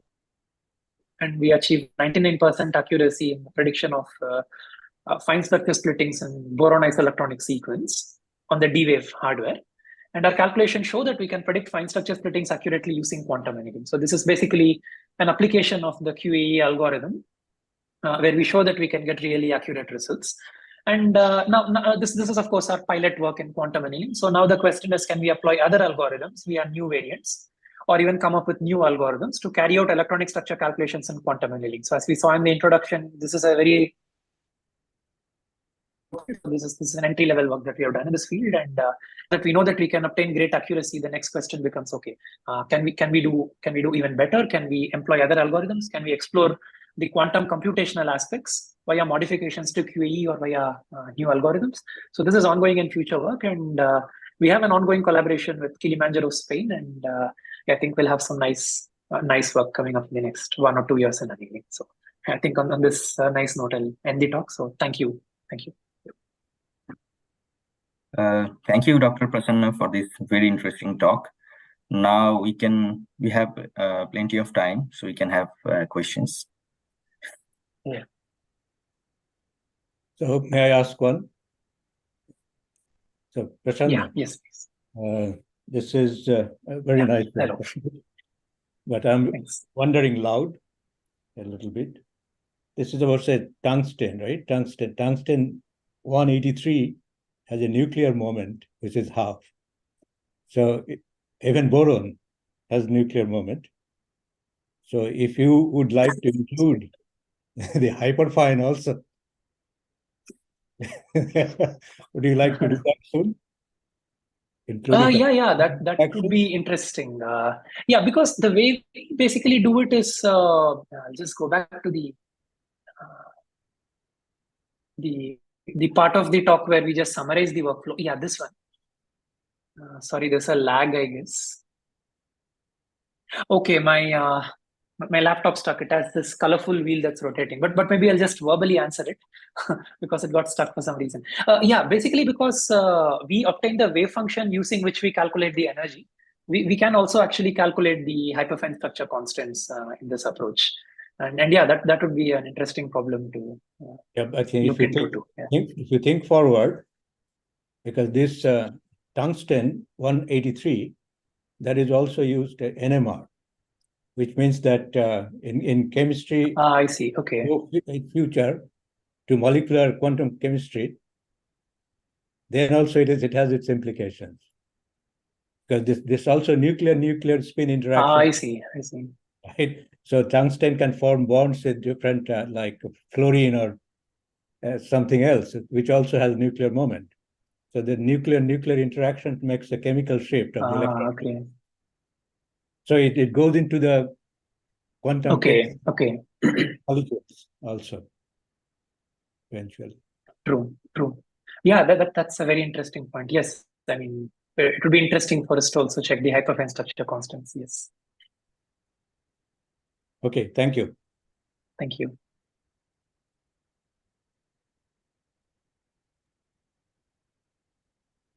Any other question? Okay, may I ask you a small question, a technical question? I couldn't follow the argument to fix the value of the coefficient lambda. You said that E of I is lower than lambda, then you stop it. It's usually very difficult to fix the value of the coefficient of the constraint, but it seems very straightforward. Could you elaborate on it once again? Yes. Just move the window this way. Sorry. Yeah. So basically, this is to see how we could update lambda. So in our first repeat, we begin with the dominant diagonal term, the top H00 term as our initial guess for lambda, because in the end, you'd want your lambda to be your CI energy itself. So, and since you want to go lower in energy, what we do is we calculate the energy at the end of each repeat. And then we ask if the energy thus obtained is less than the lambda that you started with. And if it is, then we update lambda. If not, then we stick to the lambda that we started with prior to this repeat. And this is one of the ways we also check for a stopping criteria by checking how low the energy goes with respect to the reference value. Then we stop. So lambda should be the ground state energy ideally. So that's the principle. Yeah. Okay. That's the principle. Yes. Okay, I understand. Thank you.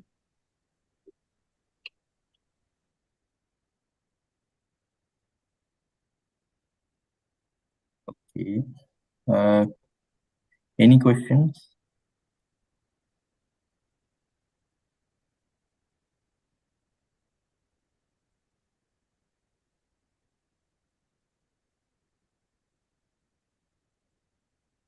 Okay, I don't see any questions from the audience. So may I ask you another question? You said you have obtained the accuracy of 99% for this problem, but in quantum chemistry, very high accuracies are usually demanded. And do you have any prospect that you can reach the so-called chemical accuracy within this framework? Generic. Hopefully that's the hope. Basically, the 99% accuracy was a nice thing because this was even without any error mitigation or any such post-processing to improve the estimate that we obtained. There are some gate-based computer, for example, if you were to carry out the same calculation, then you already see errors creeping in VR 2-qubit gates not being perfect. So in that sense, it looks like annealers can give much better accuracies than a gate-based system. So yeah, I mean, hopefully in the future works, we go even further down in the accuracy that we achieve. Yeah. So may I understand that but for the systems we can. Yeah, sorry. Yes. Please go on. Oh no, all I was going to tell is that in the systems we consider. I don't think we have a millihartry precision, but then the choice of the word chemical accuracy for 1 or 1.6 millihartry also sort of changes as we go to larger and larger numbers, because then the question is, we look for millihartry precision and how much absolute value. So, but yeah, having said that, that was just a side comment that I thought I could append to my answer. Thank you. Okay. Again, coming, so I can ask that. So millihartry, with that sort of precision, would it be enough to probe your hyperfine interactions? Yeah, again, it depends on the system that we are interested in, because hyperfine structure constants are usually around, say, I don't know, I would say hundreds of megahertz or something in the megahertz regime. Even some of them are very low. Like, for example, it could be even kilohertz. Yes. Yeah. If you have systems like, say, fluorine and tungsten bonding, right? Yeah. Then both of them has nuclear spin. And these spin-spin interactions causes a shift in the electronic energy levels, which could be extremely low. And these are used for NMR experiments. The chemical aspects are probed for such systems. Okay. Yeah, it depends on the system, that is the atomic or molecular system we choose, but then it also depends on the pre-processing, because any quantum algorithm to quantum chemistry or atomic molecular physics applications, I don't mean only the ones that we use in annealing, even the gate-based ones such as VQE or QPE or others, they always have these classical pre-processing steps that precede the quantum algorithm. And the quality of those also determine how well your results would be. In this case, for example, the quality of the Hamiltonian that we supply decides how good the result is too. So, yeah, so we have to basically look at a specific problem and then see with what basis, what active space, what initial pre-processing, we get good results. So, yeah. I mean, I'm just saying that it's hard for me to tell in general because it depends on the system that we pick and how big or small the effect that we are looking for is. Okay. Okay. Yeah, can I just make a comment with reference to hyperfine? Okay. So there one doesn't have to calculate two different energies, because if you Yes. calculate the hyperfine structure constant, that has information about the energy differences. So there you'd be looking at the ground state, for example, or an excited state. And so you'd be looking at expectation values, which of course you do in energy as well. Yeah. But you would not have to deal with two different states. Yeah. If you calculate the hyperfine structure constant. Now, how accurate the results will be, I mean, that is hard to tell. I should also add that mitigation techniques are being developed for quantum annealing. And I'm sure, I mean, Nishimori Sensei would can enlighten us on that. I mean, but I've been looking at some papers on mitigation for quantum annealing. I mean, it was not necessary for our work because of the high accuracy we achieved. But, if necessary, one can also use mitigation techniques in quantum annealing as well. Yeah.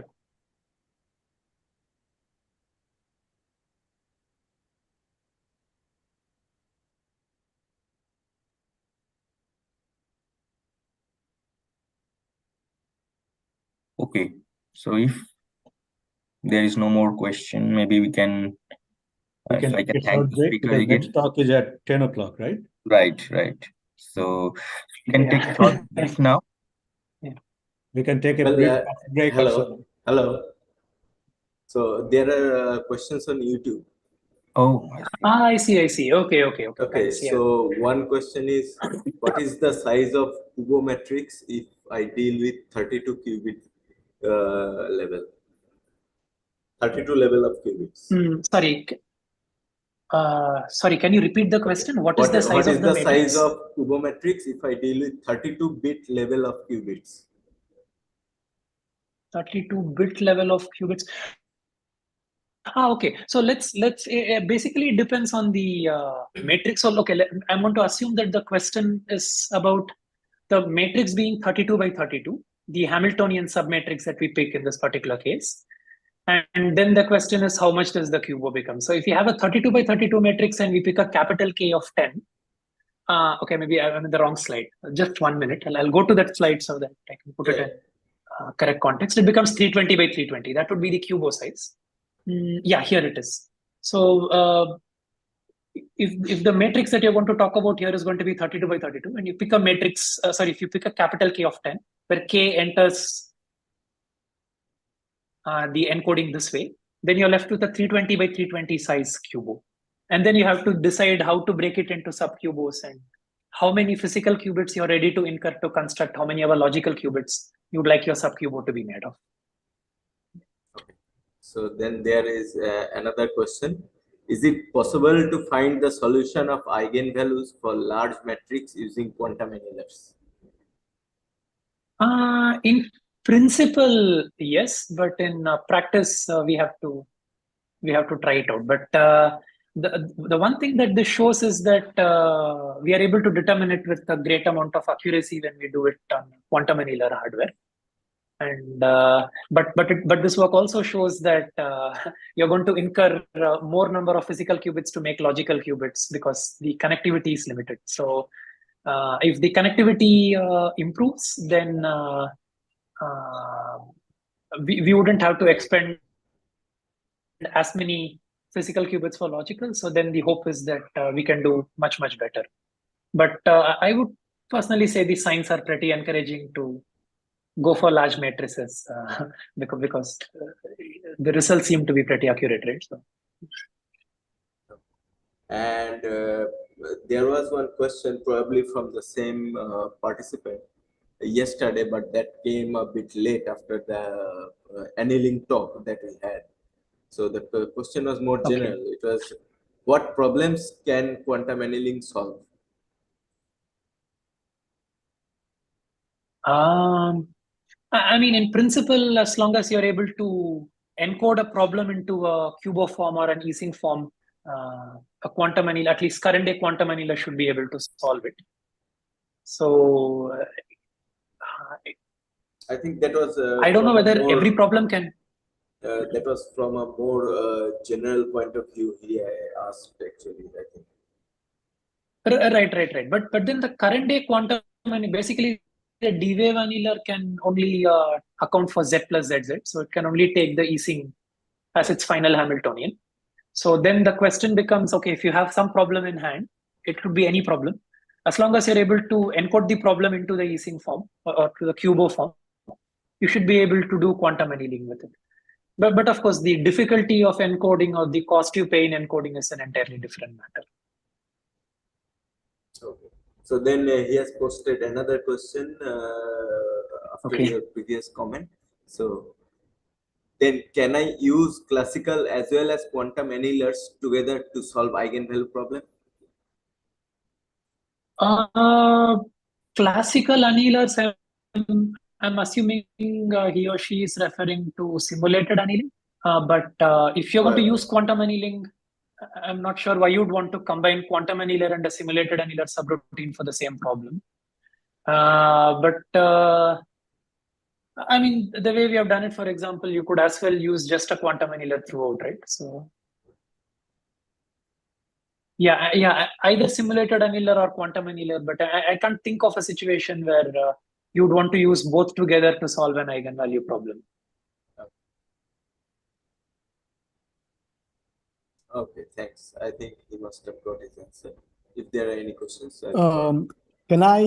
Yeah, this is Bhanudas. I mean, yes. Let me just say a few things regarding these questions that were put to Dr. Prasanna.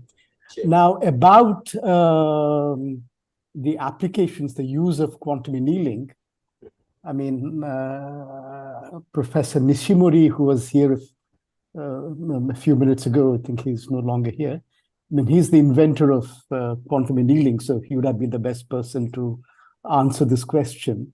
But let me just say that quantum annealing is currently the best known method for any kind of combinatorial optimization problems. So that's scientific, societal. For example, it's very good for solving traffic flow problems. And papers based on optimization of traffic flow using quantum annealing have been published. And now, since the quantities of interest in many physical and chemical situations, like say energy, for example, can be obtained using a variational principle, which is an optimization method. So quantum chemistry is also an area where quantum annealing can be and has been used, you see. So in general, anything which has to do with optimization, whether it's scientific or real world, one can use quantum annealing. Yeah, and then just a quick comment about eigenvalue problems. Eigenvalue problems in quantum annealing are not obtained by diagonalizing a matrix, but rather by, as Prasanna explained, you would minimize an energy functional to get the lowest eigenvalue. Yeah, okay, that's all that I have to say. Okay. Okay, thank you. So that I think must have fulfilled his answer. Yeah, okay. Oh, he says thank you. Okay.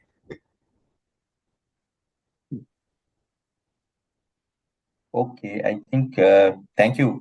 Probably we don't have any more questions. So we go to the next session maybe, and I think that will start at 10. Session will start at 10, so you have a quick break. Okay. Short break of about 10 minutes then. All right. Thank you. Okay. Thank you. Thank you, everyone.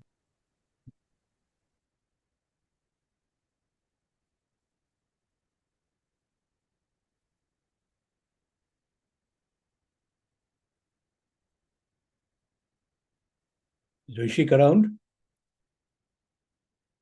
Yeah, I am here. Okay.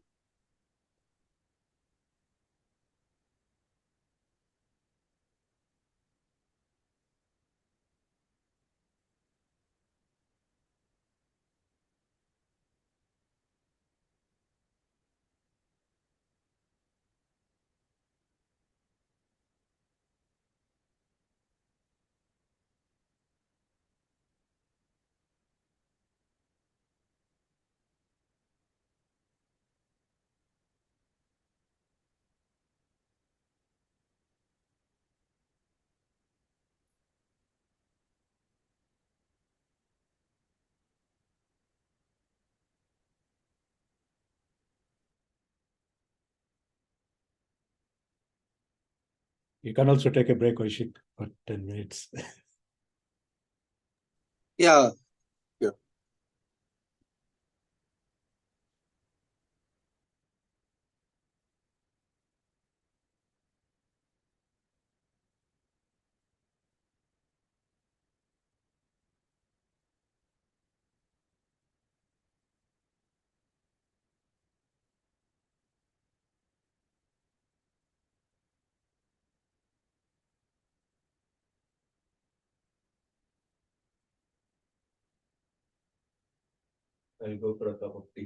হ্যাঁ এই ভোলাকে বলো না আমাকে এক cup coffee দিতে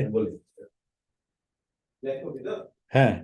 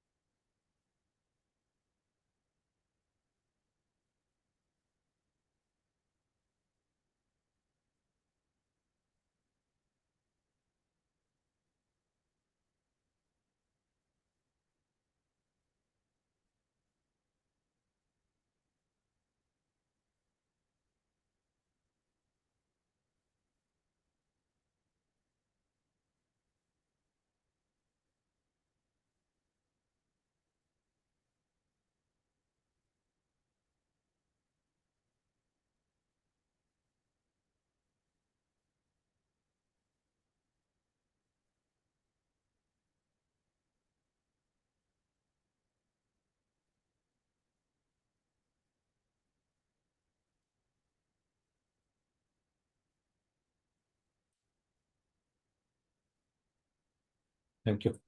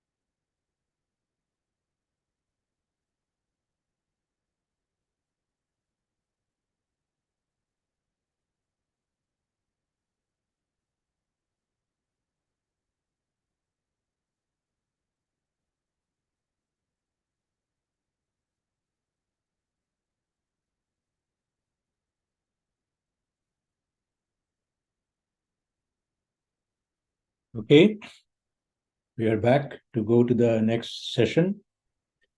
So next session will be chaired by Dr. Oishik Acharya, my colleague here at SECURE. Dr. Acharya is involved in working with the cold atom gravimeter development initially, and perhaps later towards quantum computation. So he's setting up his lab right now, and he will be the chair for the next session. Dr. Acharya.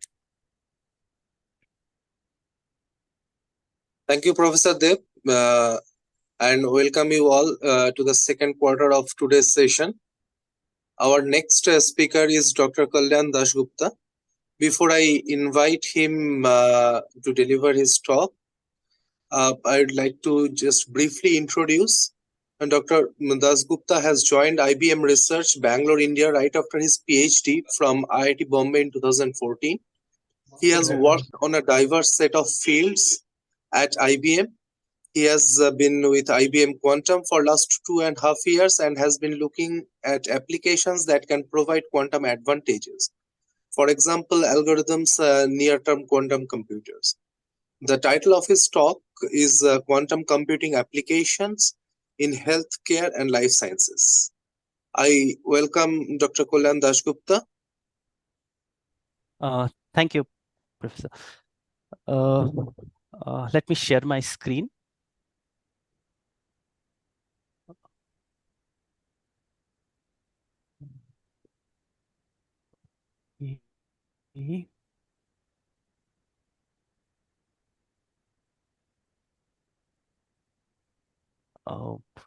Is my screen visible? The screen? Not yet. Not yet. Okay.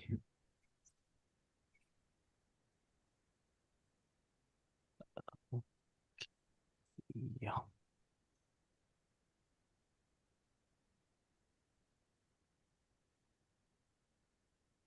Okay. So it's asking me to leave the meeting and join again because I had to give access. So if it's okay, I can.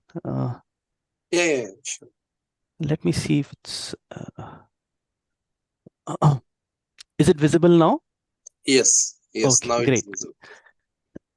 Okay. Yeah. So good morning to all. Thank you for the introduction, and I would also like to thank CQuERE for giving me this opportunity to speak here. Okay. So the title of my talk is Quantum Computing in Healthcare and Life Sciences. So this is, the research work is mainly, the talk that I'm going to give is basically on the research work that is going on in IBM research labs all over the world, in partnership with with the academia and our partners in the IBM Quantum Network. So coming to healthcare and life sciences, so we make the distinction healthcare and life sciences. So healthcare is, involves, providing healthcare and, therapeutic care. And it involves, areas like diagnostic assistance, precision medicine, and pricing. Pricing I'll not touch much upon, but I'll talk about some use cases on the first two ones, like diagnostic assistance and precision medicine. And life sciences mainly involves, work that is being done in the area of core biochemistry. It could be in the area of, drug discovery, protein folding, genome assembly, etc. So I'll give you an example of the protein folding and de novo genome assembly. So I'll maybe talk a little bit more about the protein folding work that we are doing with IIT Madras Biotech Department. At the end of this, towards the end of the talk. So coming to use cases in healthcare, so as I mentioned before, so I listed down 3 areas: diagnostic assistance, pricing, and precision medicine.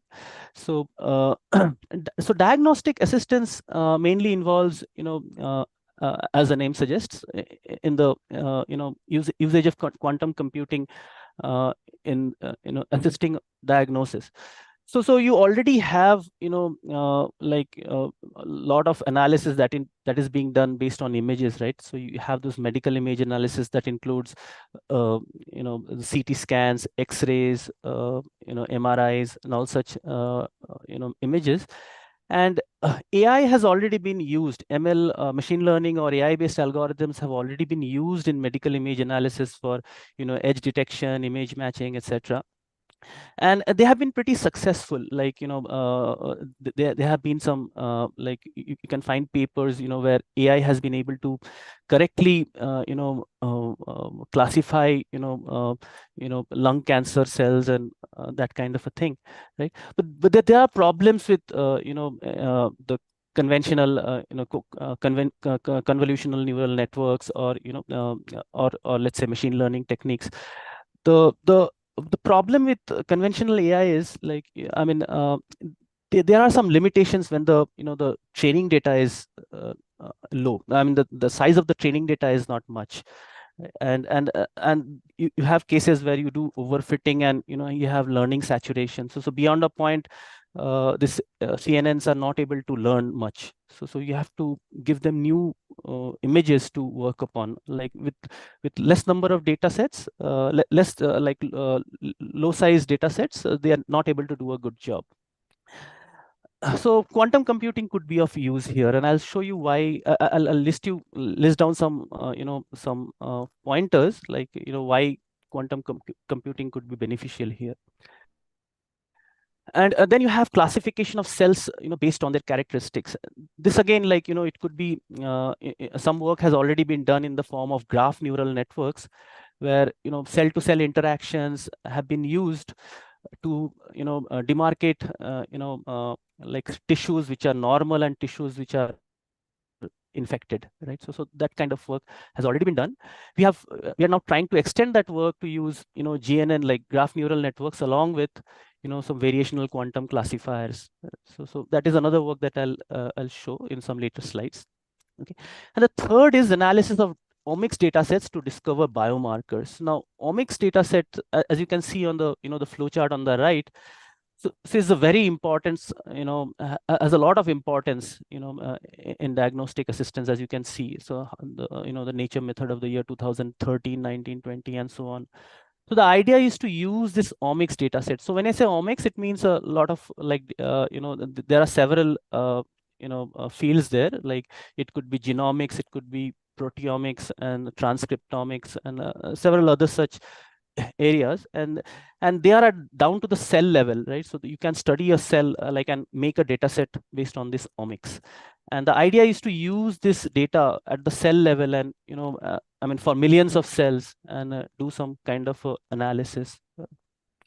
Okay, so pricing, I mean, there's a lot touch much upon. So, but as you can see, like it has been, it's a more of a financial thing, where it has been used to calculate premiums in health insurance and fraud detection and identification of fraudulent claims. So these are classification problems once again, but they are more on the financial side.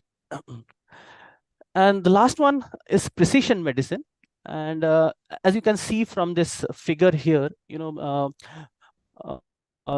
mean, there are a lot of electronic health records, like these days, like anywhere you go to a hospital, like your file is made, and every test that you do over time, those results are always recorded.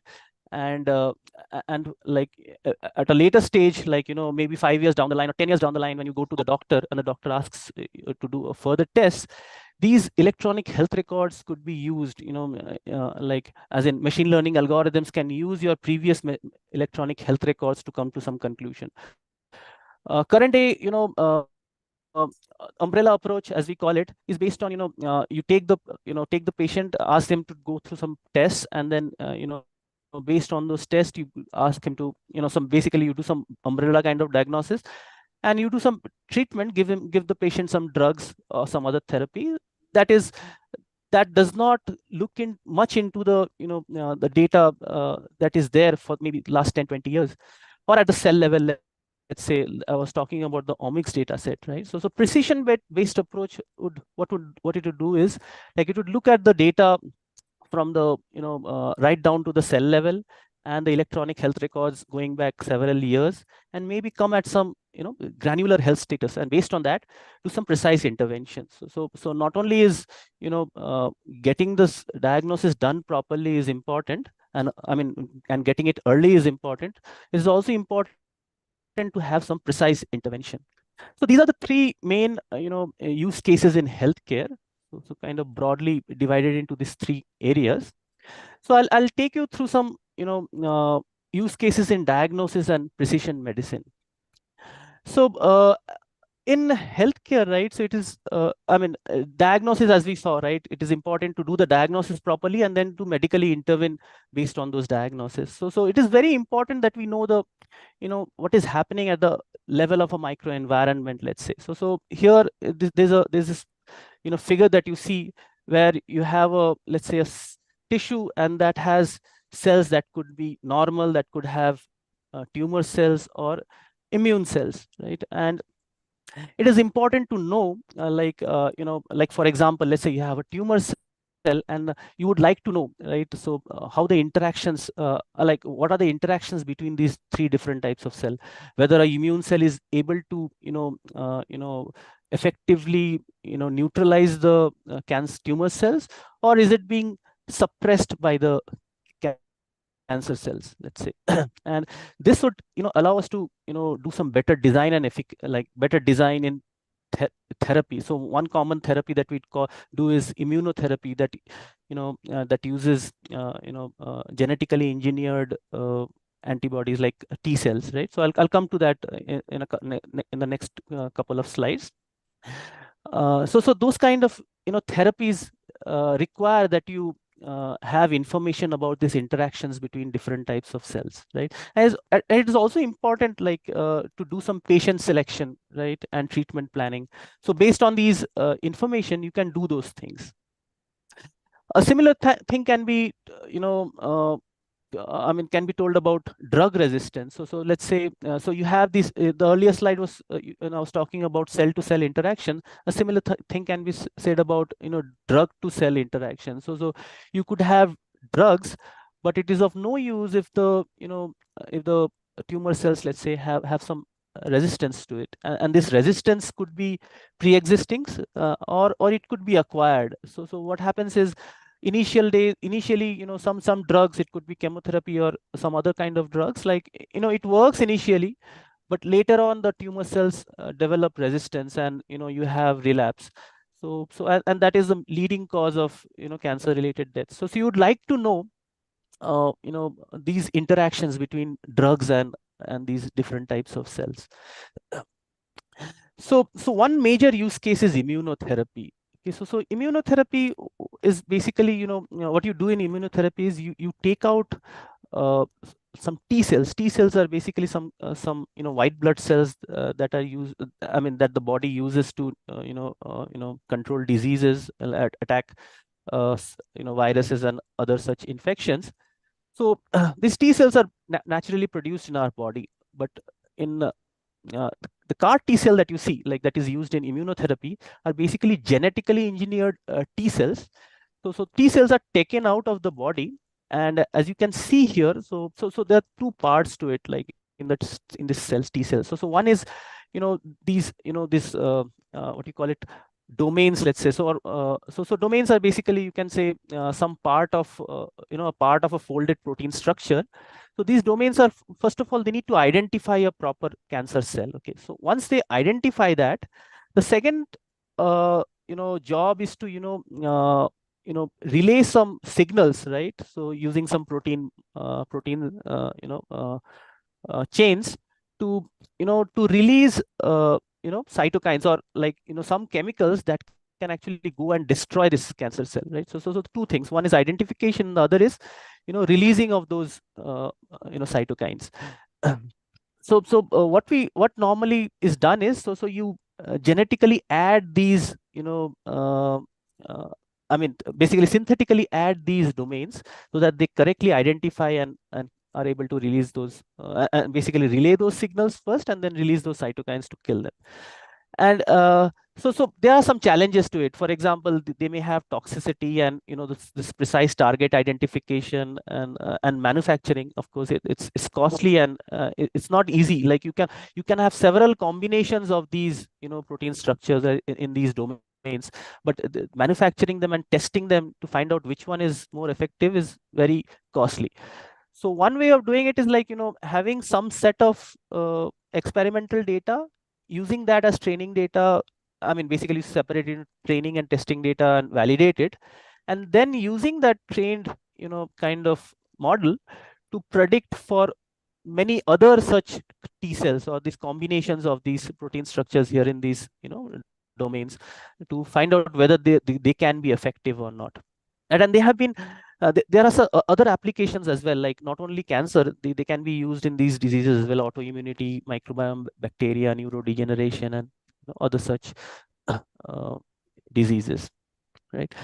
So there have been some experiments already done actually. So this is one case where CAR T cell was used. I mean, basically, convolutional neural networks was used to actually predict a CAR T. I mean, basically, come up with some CAR T cell structure.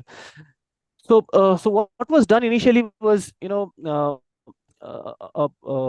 as you can see from this diagram, right? So what was done was, I mean, this was done by some researchers in, from IBM, and what they did was initially they had this library of motifs. So motifs are basically even smaller kind of protein structures, and several motifs make up a domain, you can say. So these motifs are secondary structures of proteins, and so they are used to form a domain, and basically this these things that I was talking about, the one that detects the cancer cell and the one that releases those cytokines. So they had this library of motifs, and they had these 3 locations where to place this motif. So you could have all these motifs placed in 1 location, 2 location, and 3 locations. So the number of combinations would be like 13 plus 13 square plus 13 cube, right? So around 2,300 kind of combinations of these CAR T cells, and so unfortunately, like there is a limited amount of experiments that you can do because of manufacturing cost constraints. So what was done was a sample of 250 such combinations were taken, and around 225 were used for training, and another 25 was used for testing and validation. So they came up with a an accuracy of 70%, and which is good, but there is room for improvement, and they could do only for 250. And the remaining 2003, like the remaining 2000, I mean, it's not easy to talk about or say anything about. So this is where machine learning or quantum machine learning could be used. So you could use this training, the trained models to predict for the remaining 2000 combinations of motifs that lead to different CAR T cells. So this work has already been published and in Science, and you can refer this paper. And so this was classical convolutional neural networks. They had a mix of CNN and LSTM, and the result has been published with a 70% accuracy. And the classification was done on 2 things. So mainly it was cytotoxicity. Cytotoxicity basically to, I mean, how toxic those cytokines are to the cancer cells, that is one, and stemness. Stemness is basically how persistent those T cells are. So how long can they remain in the blood cell, in the blood, right? So those 2 classifiers. So now QCNN, like quantum convolutional neural networks, are being used, like they are being tried out to see whether we can improve upon that 70% that this classical CNNs have already given us. So there are some advantages to using QCNNs or quantum neural networks, let's say. So one is better model generalization. So as I said before, so when you have very less data set, right, like the data size is less, so what happens is, like either you overfit or you don't have good generalization. So it has been found that QCNNs have better model generalization, and you can refer these papers here. So I mean, all that I'm claiming here has been reported in these papers, and they have been published in Nature. And they have less number of variational parameters, and because of the less number of parameters, I mean, and what happens is this gradient descent that happens, right, in a variational circuit, like it has been seen that the like normally what happens in a quantum let's say convolutional neural networks, so this gradients actually vanish after beyond a point of time. So that is not so in the case of a QCNN because of low depth circuits, of course, right? So this is of primary, like this is a very important point here, like no barren plateaus. And also these days you have dynamic circuits. So in CNN you have these pooling layers, right? So where you take the maximum of several data points and you pool it, right? So now that you have dynamic circuits, what you can do is you can measure certain qubits, like you have mid-circuit measurements. You measure certain circuits and use them as a input to the other qubits. So this actually fits into the this pooling layer kind of a concept, right? And also you have a layered circuit which is suitable for probabilistic error cancellation. But these are not without challenges. So first of all, it's a heuristic algorithm first, and and the choice of encoding. So there could be several encoding methods. Like I mean, already several have been tried out, and one encoding method that is being that seems to be promising is the quantum random access codes. So that is being tried out right now. So this is one area where quantum computing could be of immense help, right? So this is one use case. Another use case is spatial modeling of tissues. Now when I say spatial modeling, so let's say you have an image here, as you can see in this. I have some more images. Maybe I can if time permits. So I have some backup slides. I can show some more images. So let's say you have this image here, right? So these are basically tissues that have breast cancer. So and you would like to identify, like classify tissues based on whether basically it's called breast cancer subtyping. So you'd like to know which type of cells are have these infections and which types of cells do not. So you need to know the cell-to-cell interaction first of all. And cell-to-cell interactions can be represented as cell graphs, as you can see here. This blue dots that you see are basically cells, and the lines are essentially these interactions. So they can be modeled as nodes and edges, where the nodes are the cells and the edges are the cell-to-cell interactions, and they can be nicely plotted in the form of a graph neural network. So my colleague at the Bangalore lab and Delhi lab, like Dheeraj and Anupama, and working with some researchers at the Zurich lab, they are working on this particular problem. And so there are several ways to model this. So one would be like classically you could have a GNN, and you have several layers of this GNN, and you can eventually have some multi-layer perceptron and do some classification. The other is to have a hybrid classical and quantum kind of an approach, where you first train the multi-layer perceptron here and find out the converged parameters, the learned parameters in this classical model, and then use them here in this, in the quantum encoder, let's say. So the quantum data the data has to be encoded, right, in the form of in the quantum circuit. So these parameters that have been trained here, that has been learned here, can be used to train the basically encode the GNN here, and then further pass it through a variational quantum classifier. So essentially it could be and the I mean if it's a classification problem, it could be like measuring the ZZZ, the expectation of the ZZZ operator, where you check for the parity, and you can +1 and -1, and you see like whether and you can basically classify whether it's a positive or a negative in terms of the infection is there or not, right? So these are some results that they have. So one is, of course, a direct classical GNN. So they have this precision recall and F1 score here. So other is like classical GNN plus VQC. So like I mentioned, so where they train the MLP, get the parameters, and use it to encode, right? And the third is an end-to-end GNN plus VQC. When I say end-to-end GNN plus VQC, what happens is, see, what happens when you do a variational quantum classifier, you have an optimizer running here, and the parameters here get updated by the optimizer here. But what happen, like you would also like to see what happens when you train this GNN as well as this VQC together, right?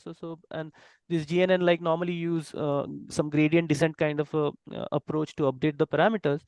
So what you could do is use the the parameters here as well as the parameters here and update them together, right, by using some gradient based approach. So it could be some Adam kind of optimizer that does that.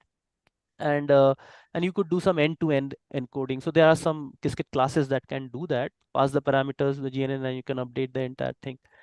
And with that, it has been found that the precision, the recall, and the F1 score are comparable to the classical GNN, and in some cases it showed a little better result, in fact. Right. So you can refer this paper here, at the end I've given. Okay. Okay. So these are some use cases in healthcare. So how much time do I have, by the way? Yeah, you have another around 17 minutes or so. Okay. Right. So I'll come to some use cases in life sciences. So as I mentioned before, so life sciences mostly involves research in the core area of biochemistry, right? So one use case is like de novo genome assembly. So so the sequencing, DNA sequencing is a very big area. So and you have actually sequenced the entire human genome and all those things. You must have read those articles. So, but reading, like sequencing an entire DNA molecule is very, very hard. So the machines that we have, I mean, it's extremely hard for these machines, or to actually sequence the entire DNA molecules. When I say sequence, what it means is, so DNA molecules, constitute of these bases, right? The ATCG, the adenine, thymine, cytosine, guanine, right? So what happens is, like, because they are so big, so to sequence them, so basically, mark them, right? So it's very hard. So what is done essentially is you fragment the DNA molecule, right, and sequence those fragments, right?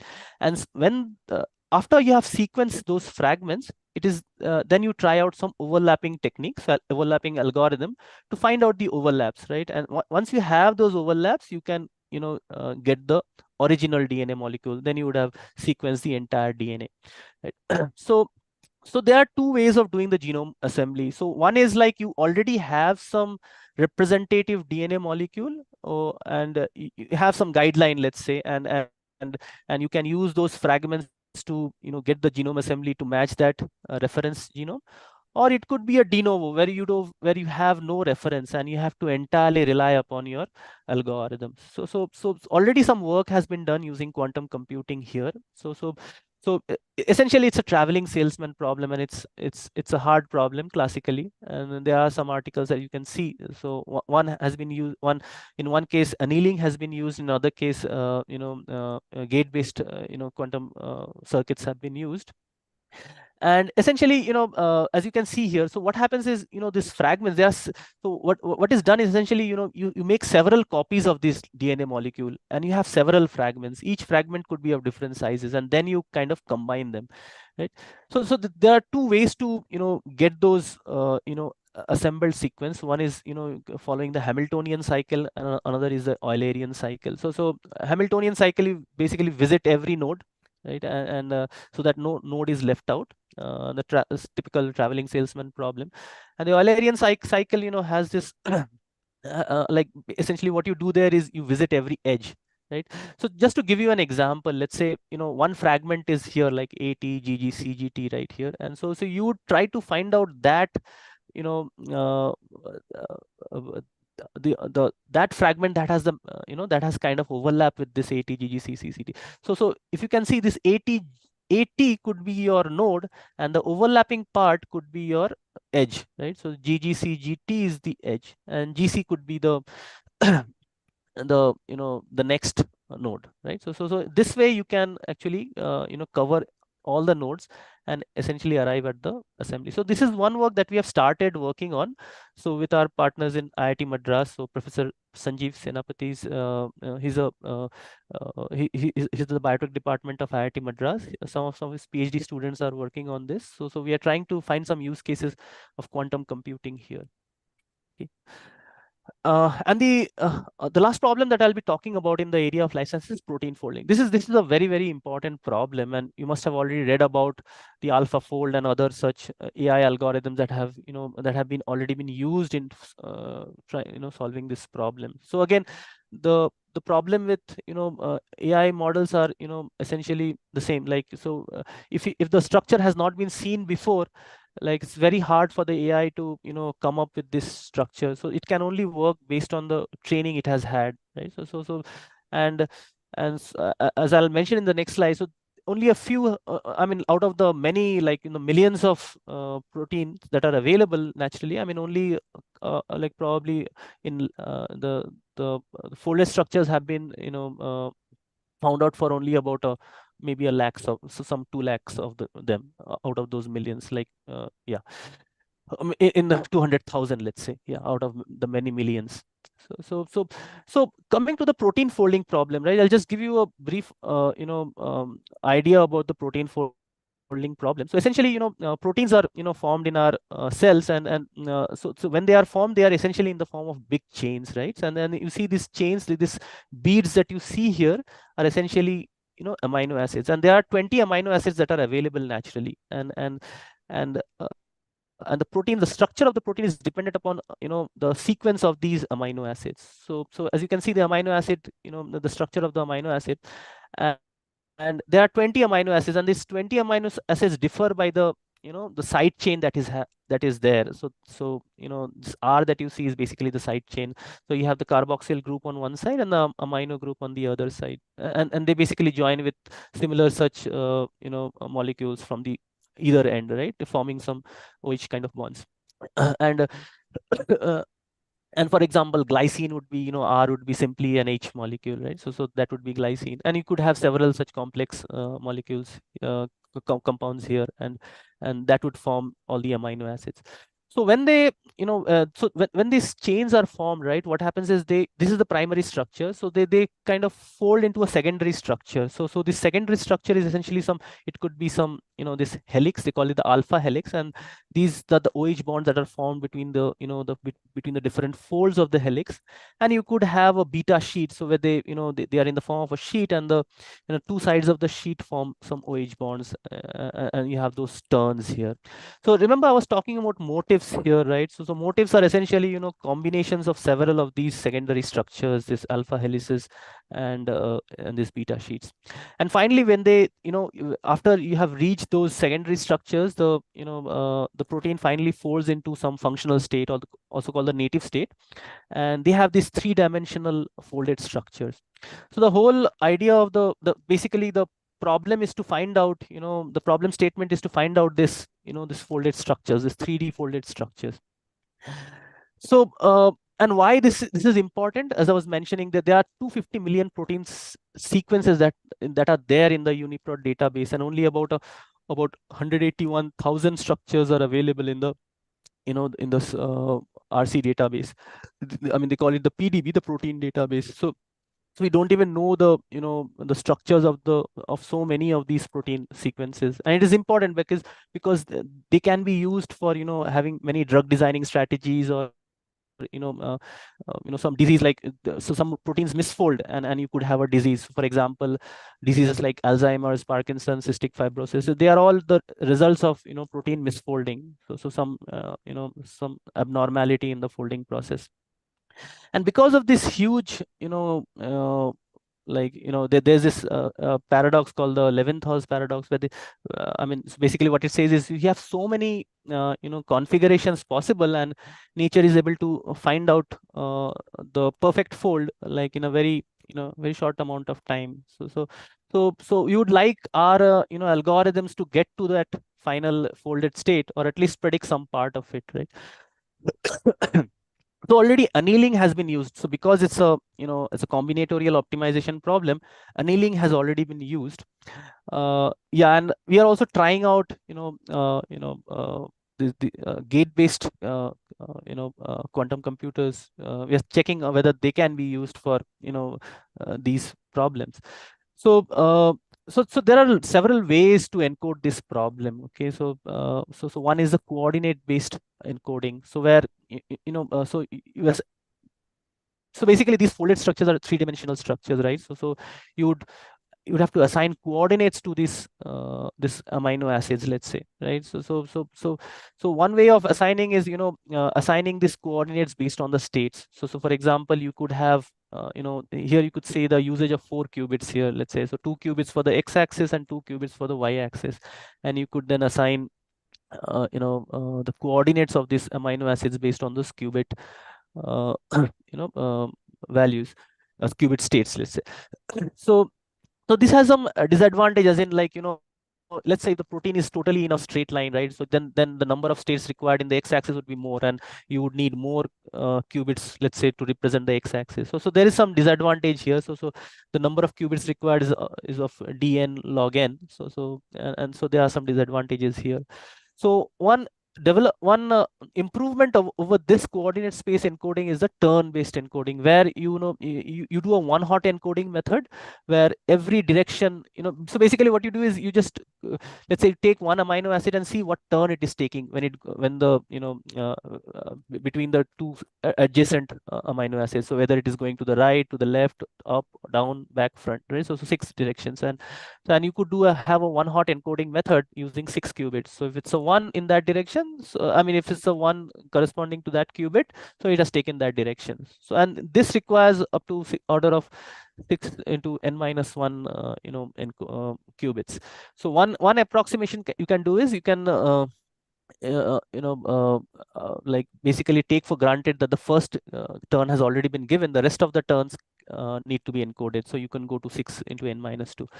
So the Hamiltonian involves, you know, so it's an optimization problem. So of course the first you know, the main objective is to have them as close as possible. So there are some interactions between these, you know, these amino acids. So they are like, you could have a very simplistic kind of an interaction where you divide the proteins into two kinds of, you know, molecules. So one is the hydrophobic and the hydrophilic, or the polar molecules. Hydrophobics, they stay away from the water molecules, and they tend to come at the center of the protein structure, and the hydrophilic ones tend to stay outside, like, you know, kind of they tend to interact with water molecules. That is, so basically the medium is water, right? So you have to model those interactions, right?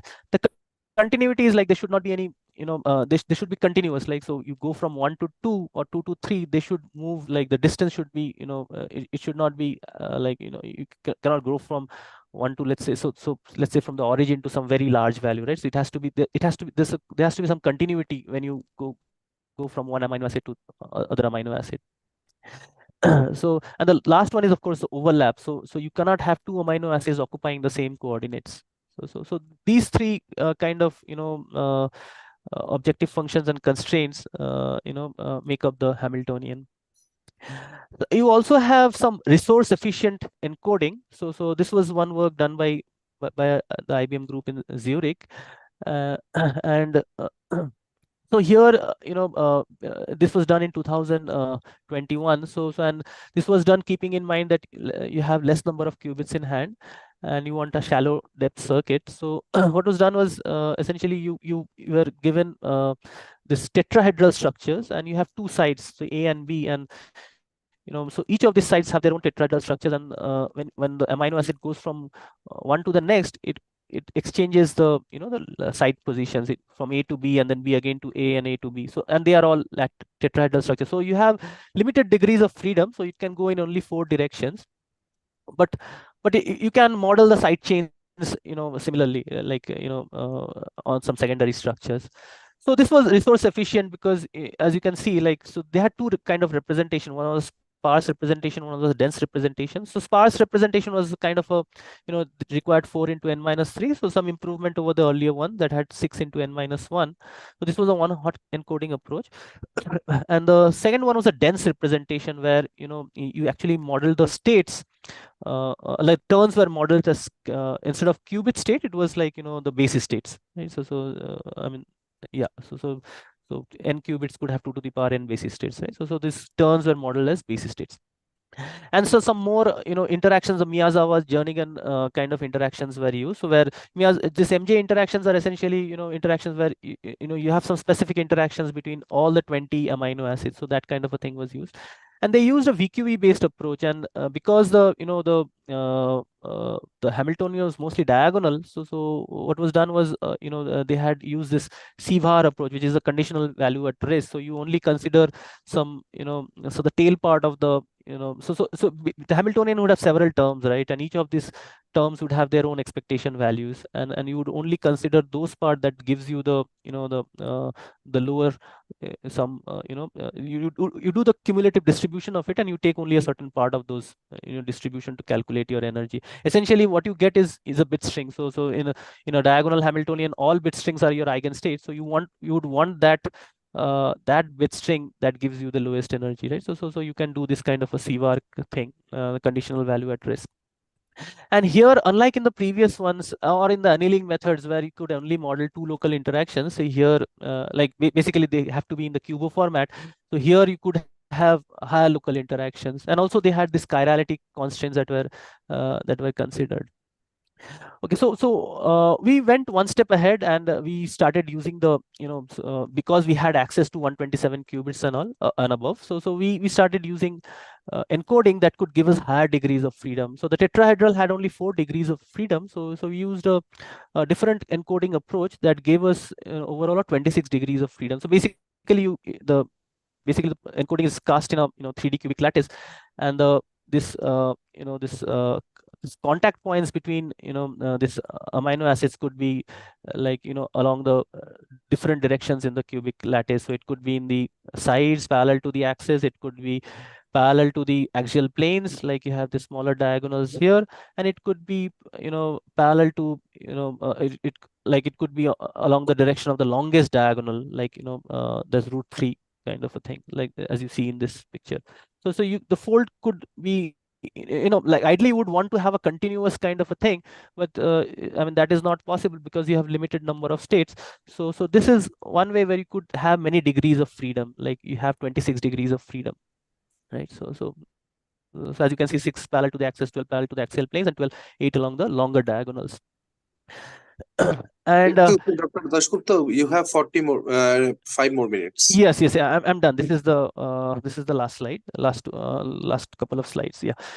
So we did some experiments here, and we of course we used a 20 beat system with 19 turns and used 114 qubits with IBM Cusco and IBM Nazca, and and we tried to see how it performs with simulated annealing. So we used PyQubo to get our simulated annealing results and compared that with our estimator. So what we found out was, when the lengths are less than 10 or has less, I have some backup slides. I can show maybe some results. So so their estimators is performing as good or better than annealing, and these are the maximum contacts possible, and how many contacts you are able to get. Contacts as in like what contacts is basically let's say you have a HP kind of an interaction, you would like to have the H closer, right? That's called the hydrophobic collapse.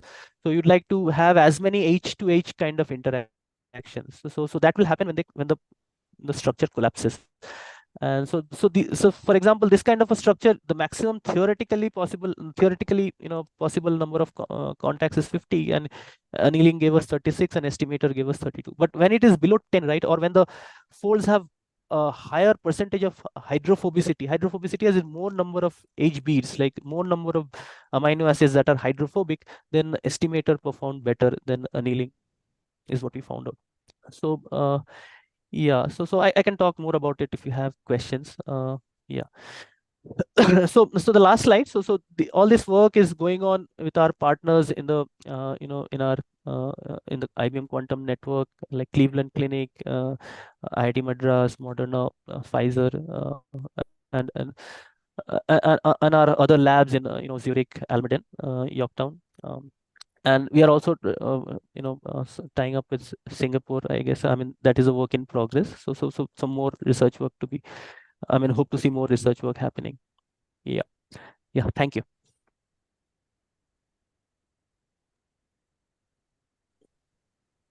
Thank you, Dr. Dasgupta, for a wonderful talk. Now the floor is open for question.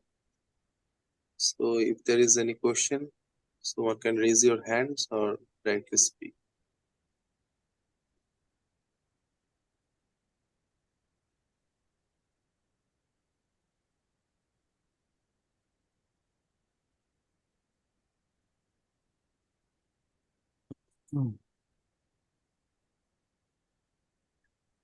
So if there is not, so then we can thank Dr. Dasgupta again for joining the session. Yeah, thank you. Thank Thank you you. so much.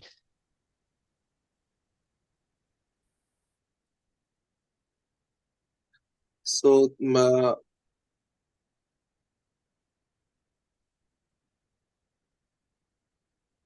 so we can then move to our next speaker, Professor Hui Kun.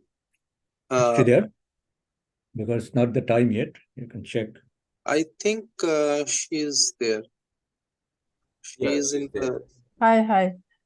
Yeah, hi. Yeah, sorry, I was muted. Yeah. I should start or we wait Yeah, you till can I start. Yeah, Is it? Okay. you can. Sure. Let me So, share. let me just briefly introduce Professor Hui Kun. She is an associate professor at NUS College in Singapore, and also she has maintained a joint position at CQT at National University of Singapore. Her research focus mainly on theoretical aspects of quantum computation, particularly on noise control, quantum error correction, and fault tolerance. The title of her talk is Quantum Computing in the Presence of Resource Constraint. Now I welcome Professor Hui Kun. The floor is all yours. Yeah, thank you. Okay, I've just shared my screen. Can see? Yes. Okay, let me try to get a pointer out as well. Okay. Okay, yeah, I can draw and no. Yeah, okay, it disappears. All right. I hope you cannot hear the thunder that just so because it's raining really badly here in Singapore. So thank you very much to all the organizers for inviting me to give a talk here. So yes, I'm from NUS College and the Center for Quantum Technology, CQT in Singapore. And I understand that the conference is really about more superconducting qubits, but I had told Akshay, who was the one that invited me to talk about this, that the only thing that I had sort of relevant for superconducting qubits was a piece of work that I've done. The papers are here, it's sort of published. One of them is this year, but the other one is 2 years ago, where we are really looking at quantum computing. What happens to the accuracy of quantum computation if you have physical resource constraints? Okay, and the example that we had used there that was studied very closely in this 2023 paper here is exactly a superconducting quantum computing system. So I thought that it would be interesting to share some of the results that we have. But really, I wanted to give a more broader view of the subject because I think superconducting qubits or other kinds of qubits, there is this question of near to middle term applications and what you can do with your actual quantum devices. And I wanted to point out some of the limitations, if you like, as well as the optimizations that you can do when you are talking about quantum computing in the near to middle term, where some of these physical resource constraints become somewhat important. So the work is really done with some of my French collaborators, some of whom I've worked for quite a long period of time, and then one of my PhD students, former PhD students. Yeah. Okay, so let me just get started on this. Oh, sorry, I think I cannot. Yeah, just give me a second. I don't seem to be able to.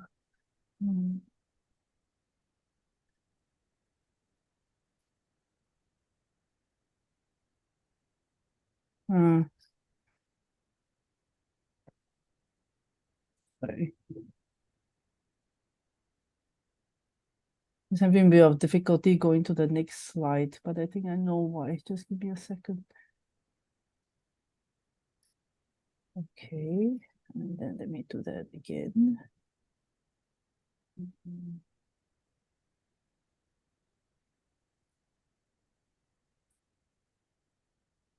Oh, yeah, okay, sorry, I don't think I will go to the next slide. Oh, okay.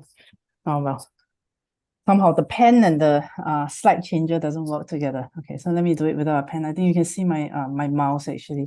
Okay, I want to start with really talking about fault-tolerant quantum computation, because this is what this entire piece of work is really based on. When I'm thinking of trying to increase the accuracy of my quantum computers using error correction methods. Okay, so it's not really things that you can do right now. Of course, as we know well, there's this fault tolerance threshold that is typically quite difficult to achieve for any kind of codes that people are considering at the moment. Yeah. But there's hope, at least looking at what IBM has been planning with all the recent announcements, there's hope that you are able to do error correction in the near or at least middle-term future. And the goal, of course, is to be able to compute fault tolerantly, such that you can increase the accuracy of quantum computers by using more and more error correction. Yeah? Okay. But that's sort of the dream here. Okay. And I'm going to point out that in reality, what you really have is what I will call scale-dependent noise. I will explain this in a little greater detail later. And what this results in is that even if you use standard fault-tolerant computational theory that assures you of arbitrary accuracy, there really is going to be a limit on the attainable accuracy that you can have in your quantum device. Okay, so that's all the bad news part of it now. And then I will wrap up with turning this around to think of this entire framework that I'm going to tell you about as a way of optimizing your quantum computer, superconducting qubits or otherwise, to really minimize the resource cost, the physical resource cost for a given computational target accuracy that you want. Okay. So let me get started. I'm going to start with a little bit of sort of standard spiel about what fault-tolerant quantum computation is, because I'm understanding that probably the audience is a little bit broad now.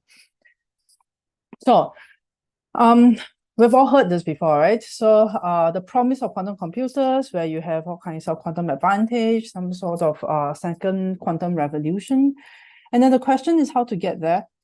And this for the current status that we have in terms of quantum devices, we have what we call the NISQ era, where you're noisy, they're not very clean qubits or gates, intermediate scale, so they're not very large devices, and hopefully there's some quantum properties to them, so-called NISQ devices, right?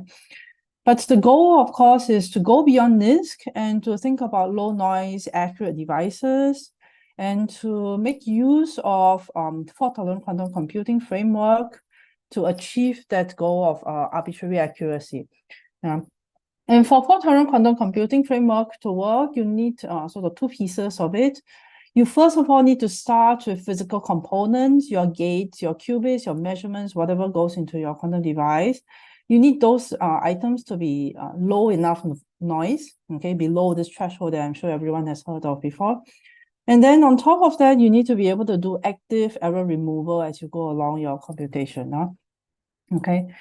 So the two steps that I have, improving your physical components. So this is absolutely necessary. You need to be able to have a low noise physical component. And this is really through experimental design.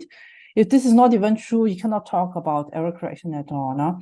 Okay. But once you have achieved these low noise physical components, what you can do to improve accuracy further is to do active error removal. Yeah, and in this case, we're talking about applying methods of quantum error correction, things like surface code, concatenated codes, bosonic codes, things that are being very much discussed these days, these LDPC codes, especially in recent year or so. Now, the error removal part of it is this step two. What you want to do is to be able to get more accurate computation, you need to be able to correct more and more errors. Okay, so you need to employ more and more powerful quantum error correction techniques. And what this translates to in terms of physical resources is that you just need more, you need more of it. You need more physical resources, more gates, more qubits, more energy, more power, and more space.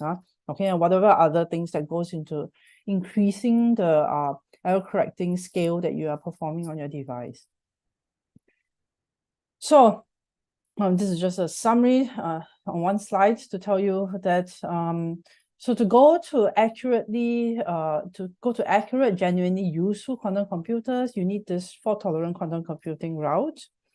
And to remove more errors, you need to increase your physical resources. Okay.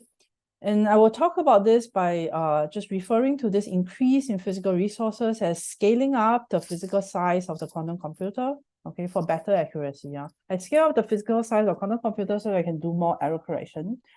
But I should emphasize that I'm not trying to scale up the problem size. This is not talking about computational problem size that I'm scaling up. Instead, for fixed problem size, I'm talking about scaling up the physical size of my computer. I employ more and more physical resources so that I can remove more errors, such that the answer to the same task that I've been talking about, or the same computational task, I scale out my physical size of my computer so that the accuracy for that task is actually higher. Okay, so this is what I mean by scaling up my quantum computer. I'm not talking about scaling up the computational size. I'm talking about scaling up the error correction capabilities and hence the amount of resources that I use. Okay, so physical size of the computer is what I'm scaling up. Now, I very often like to think about fault-tolerant quantum computers, FTQC. I think about fault-tolerant quantum computing theory as the link between three things: noise, okay, the physical resource I'm using to do my error correction, and then the third thing is computational accuracy. Yeah, okay, and you find this precise link stated as a formula here. Okay, this formula is precisely for this thing that I've quoted this paper from 2005. Where it's a particular fault tolerance scheme that's based on this thing that's called a concatenated steam code. Okay, but frankly, you get such a formula for any kind of error correcting code. The powers may be not quite the same, and then you may not have this exponential factor, but you have this sort of link. I will explain what the ingredients are, but you have sort of this general formula for any kind of error correcting scheme. And what is this formula? On the left-hand side, what you have is this P of K. This P is really the computational error rate. So this is the accuracy part of your computation. K here indicates the scale of your quantum computer. And it really talks about the amount of error correction that you're doing. Okay. So I can think of this as you think of K as stand-in for saying how many physical components am I really investing per computational gate or per logical gate operation. Okay, so this scale really encompasses what I referred to earlier as the scale or the physical size of the quantum computer. How much resources am I using to do my error correction? Okay, so I have this P of K on this one side, computational error rate, as a function of how much error correction I'm doing. Yeah, and then what do you have on the right-hand side? The right-hand side is the following. You have this eta here. The eta is actually the physical error rate. Okay, left-hand side is the computational error rate. Right-hand side, physical error rate. This eta is really the error rate for my physical components. Okay, the things that I'm actually using to build my quantum computer. Then I have, so this physical error rate part, this eta is really the noise part, the physical noise. Okay, and then I have B here. B here is really the following. I have within B this quantification, this parameter that quantifies how much is the increase in my size of circuit because I'm doing error correction. Okay, so in order to be able to do error correction, you need to be able to do, rather than doing physical gates, I'm doing now logical gate operations, and then I need to add error correction operations. I need to introduce additional qubits to carry my logical information. I need additional qubits for ancillars. Okay, so you can see that once I introduce error correction, the entire size of my circuit increases. And this is what this B parameter characterizes. It tells me how much extra physical resources I need to invest in order to be able to do my error correction. Okay, so in one single formula, I have all the three pieces. I have the accuracy of my computation on one side, the physical noise, as well as the increase in the physical resource that I need to invest in order to be able to do error correction. Okay, I will come back to this formula in a little bit now, but right now you really just need to understand that there is, through this fault-tolerant quantum computing formula, I have a link between these three things: noise, physical resource, and computational accuracy. Okay, now I wanted to explain a little bit, just very quickly, because I said a few times this thing about fault tolerance threshold or the noise threshold. I've already mentioned that to do fault-tolerant quantum computing, you need to be able to have your physical components to have low enough noise. Okay, the low enough here means that my physical noise needs to be below a certain threshold level. Yeah. Okay, and how do I think of this threshold? It's actually pretty easy. I've already said that when I want to scale up my error correction to be able to remove more errors and hence have more accurate computation, I need to scale out the size of my computer. Okay. The benefit of scaling up is that you are able to remove more errors. Okay, that's the blue part of it. Now, the cost part of it is that because I now have a larger physical computer, there are many more physical components in it. Every single one of them has the possibility of going wrong. So in total, there actually have more ways of my quantum computer going wrong. Okay, so in that sense, the cost of scaling up my quantum computer is that I have typically more noise, more total noise from the larger computer size that I have. Okay. So the fault tolerance scheme tells you really how the benefit part, the error removal part, grows as I increase the size of my quantum computer, increase the size of my error correction.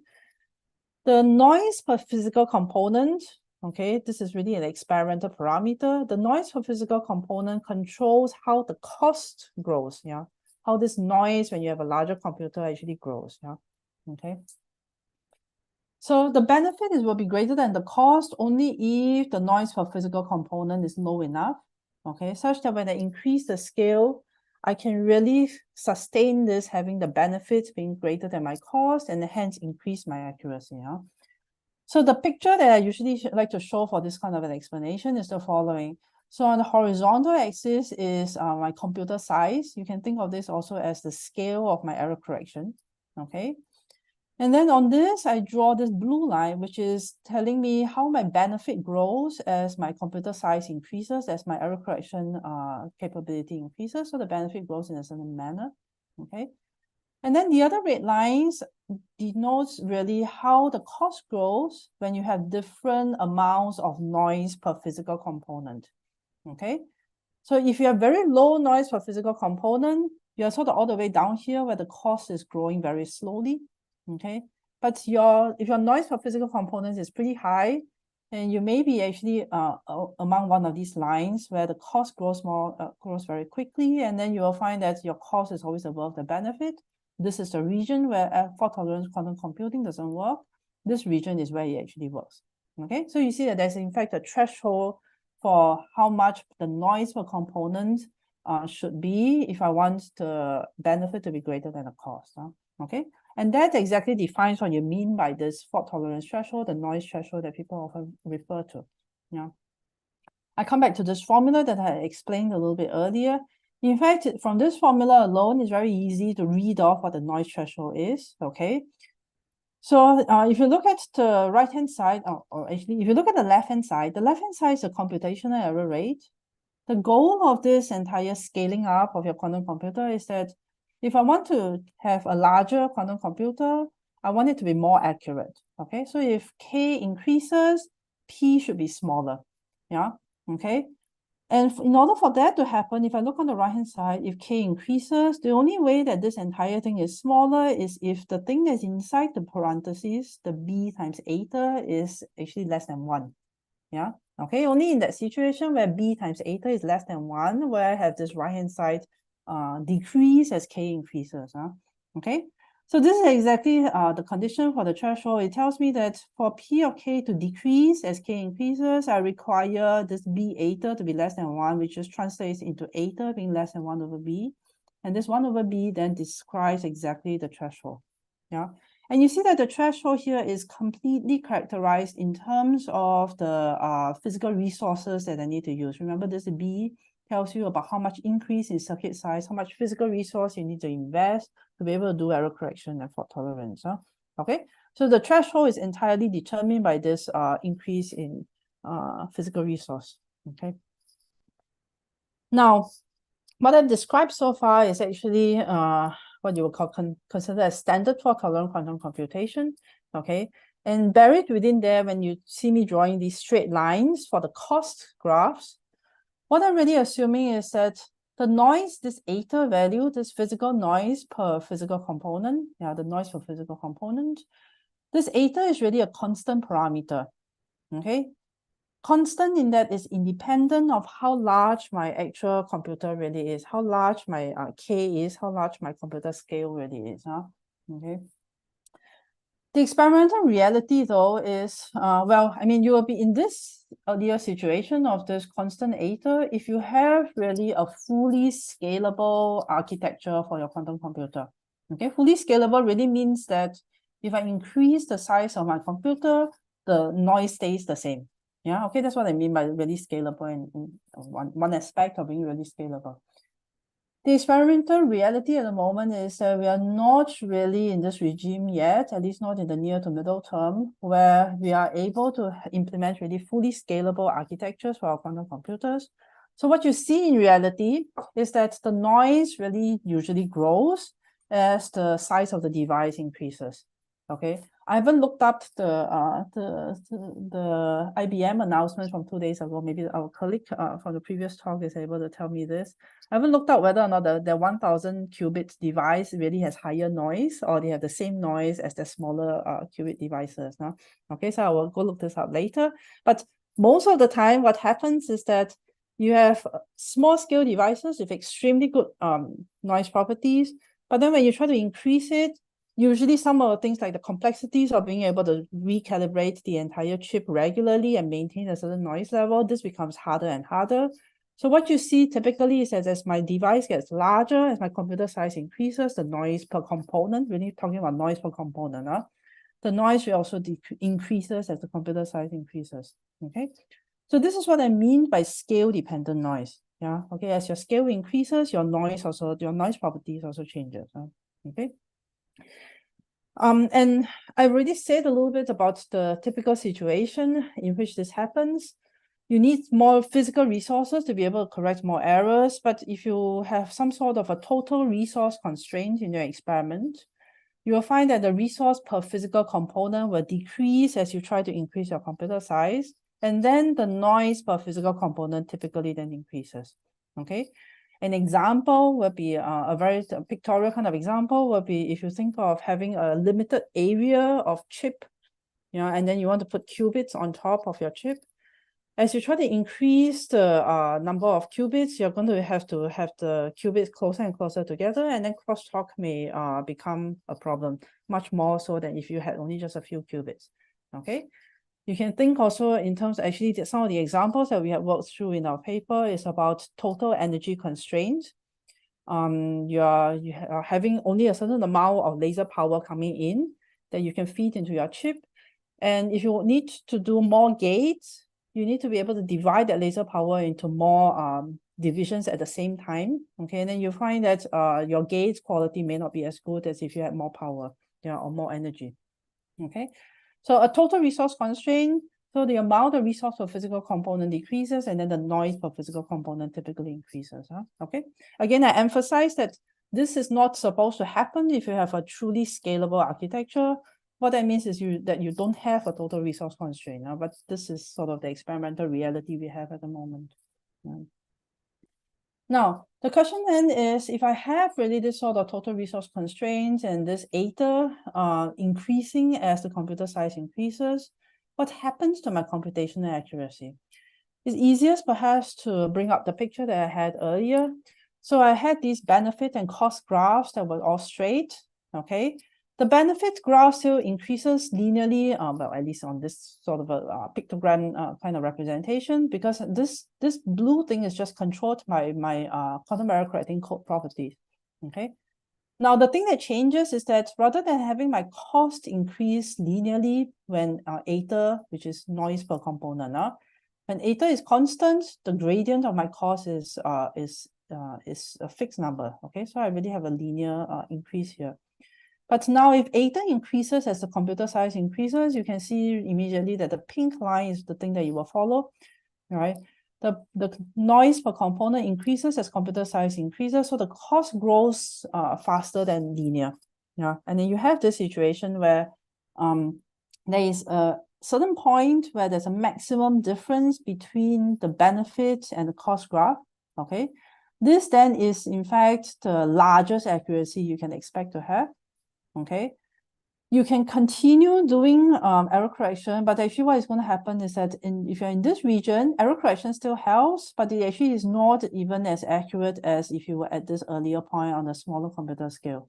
Okay, so this particular maximum difference represents a limit to your accuracy allowed by your fault-tolerant quantum computing scheme. You are no longer able to achieve arbitrary accuracy as your scheme would have promised originally once you're below the threshold. Note that you're really below the threshold in this region. Okay, you're entirely below the benefit graph.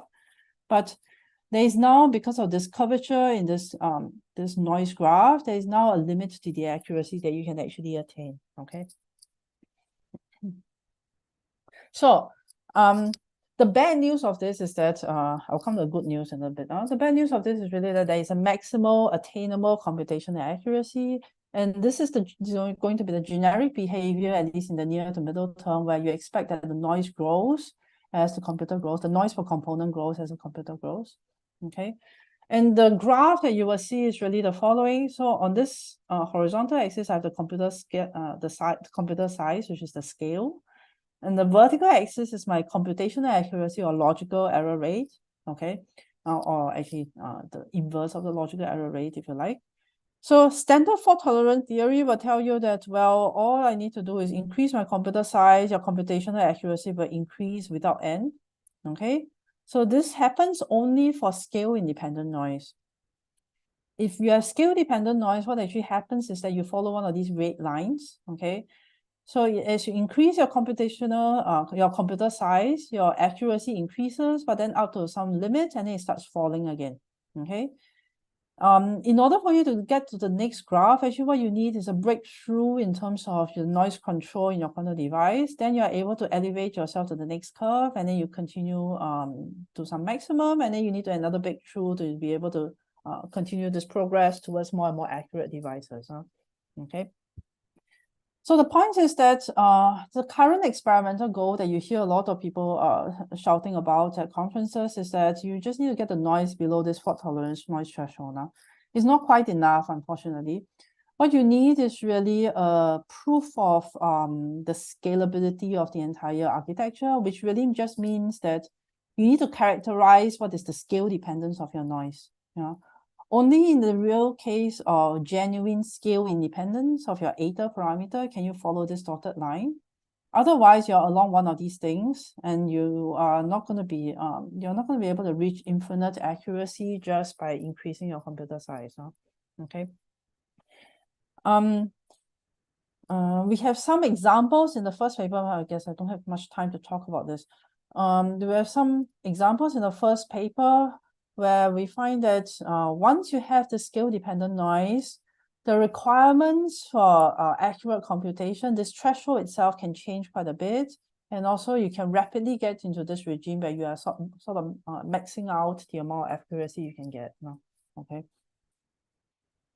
So that was the bad news part of it. Now I want to spend the remainder of the time, which is about, I guess, half the amount of time that I have, to talk about the good news part of it. Okay, so I come back to this formula that I have, which I remind you is really, this is just one example of what is a generic formula, a relationship between accuracy, noise, and resource that you get from fault-tolerant quantum computing theory. Okay, so we have this general relationship between the accuracy, the noise, and the amount of physical resources. I now want to think of this not as given the right-hand side, I compute what is my left-hand side. I want to instead think of it as a framework to optimize my quantum computer performance, okay, for target accuracy. So I fix the left-hand side and I try to do something to optimize the right-hand side, if you like. Yeah. Okay. So yeah, at the current moment, I'm talking about given 2 and 3, I maximize 1. I want to turn this around. Well, okay. Maybe let me just explain the graph so that the next part makes sense. So at the moment, I'm talking about given the noise properties, which is eta, and then the amount of physical resources, which is B, I compute what is the maximum computational accuracy. So in one of the papers, the example that we had was talking about Shor's factoring algorithm. And then I use this Steen code that is behind this formula anyway. But you can use the surface code, whatever code you want, you will have the same qualitative behavior. And we also put in a particular way of implementing the gate operations, okay, a particular architecture, so that it's really a toy model in many ways. But really what we are trying to get at is some interplay between the ether. So we need a model for how the gate is done to get a physical model for what this ether is, okay? And then the code itself gives you these properties of the B and the P of K, yeah, okay? And then we are also trying to implement the Shor's factoring algorithm, yeah, and that gives me sort of the circuit I'm supposed to implement with my quantum device, yeah, okay. So what we have been doing so far is really the following. I talk about, well, I give you 2 and 3, meaning I give you ether and B, okay. And ether in this case is controlled, the quality of the gates in my qubit and waveguide architecture is controlled by the amount of energy that I put into implementing that gate. Okay, so I give you a certain total amount of energy. That's what this horizontal axis is really marking. I give you a total amount of available energy for you to do gates. Okay, and remember that this is now my total resource constraint. Okay, a given total amount of energy. Okay, and then what I'm going to do is that I will run Shor's factoring algorithm using this architecture, using my code.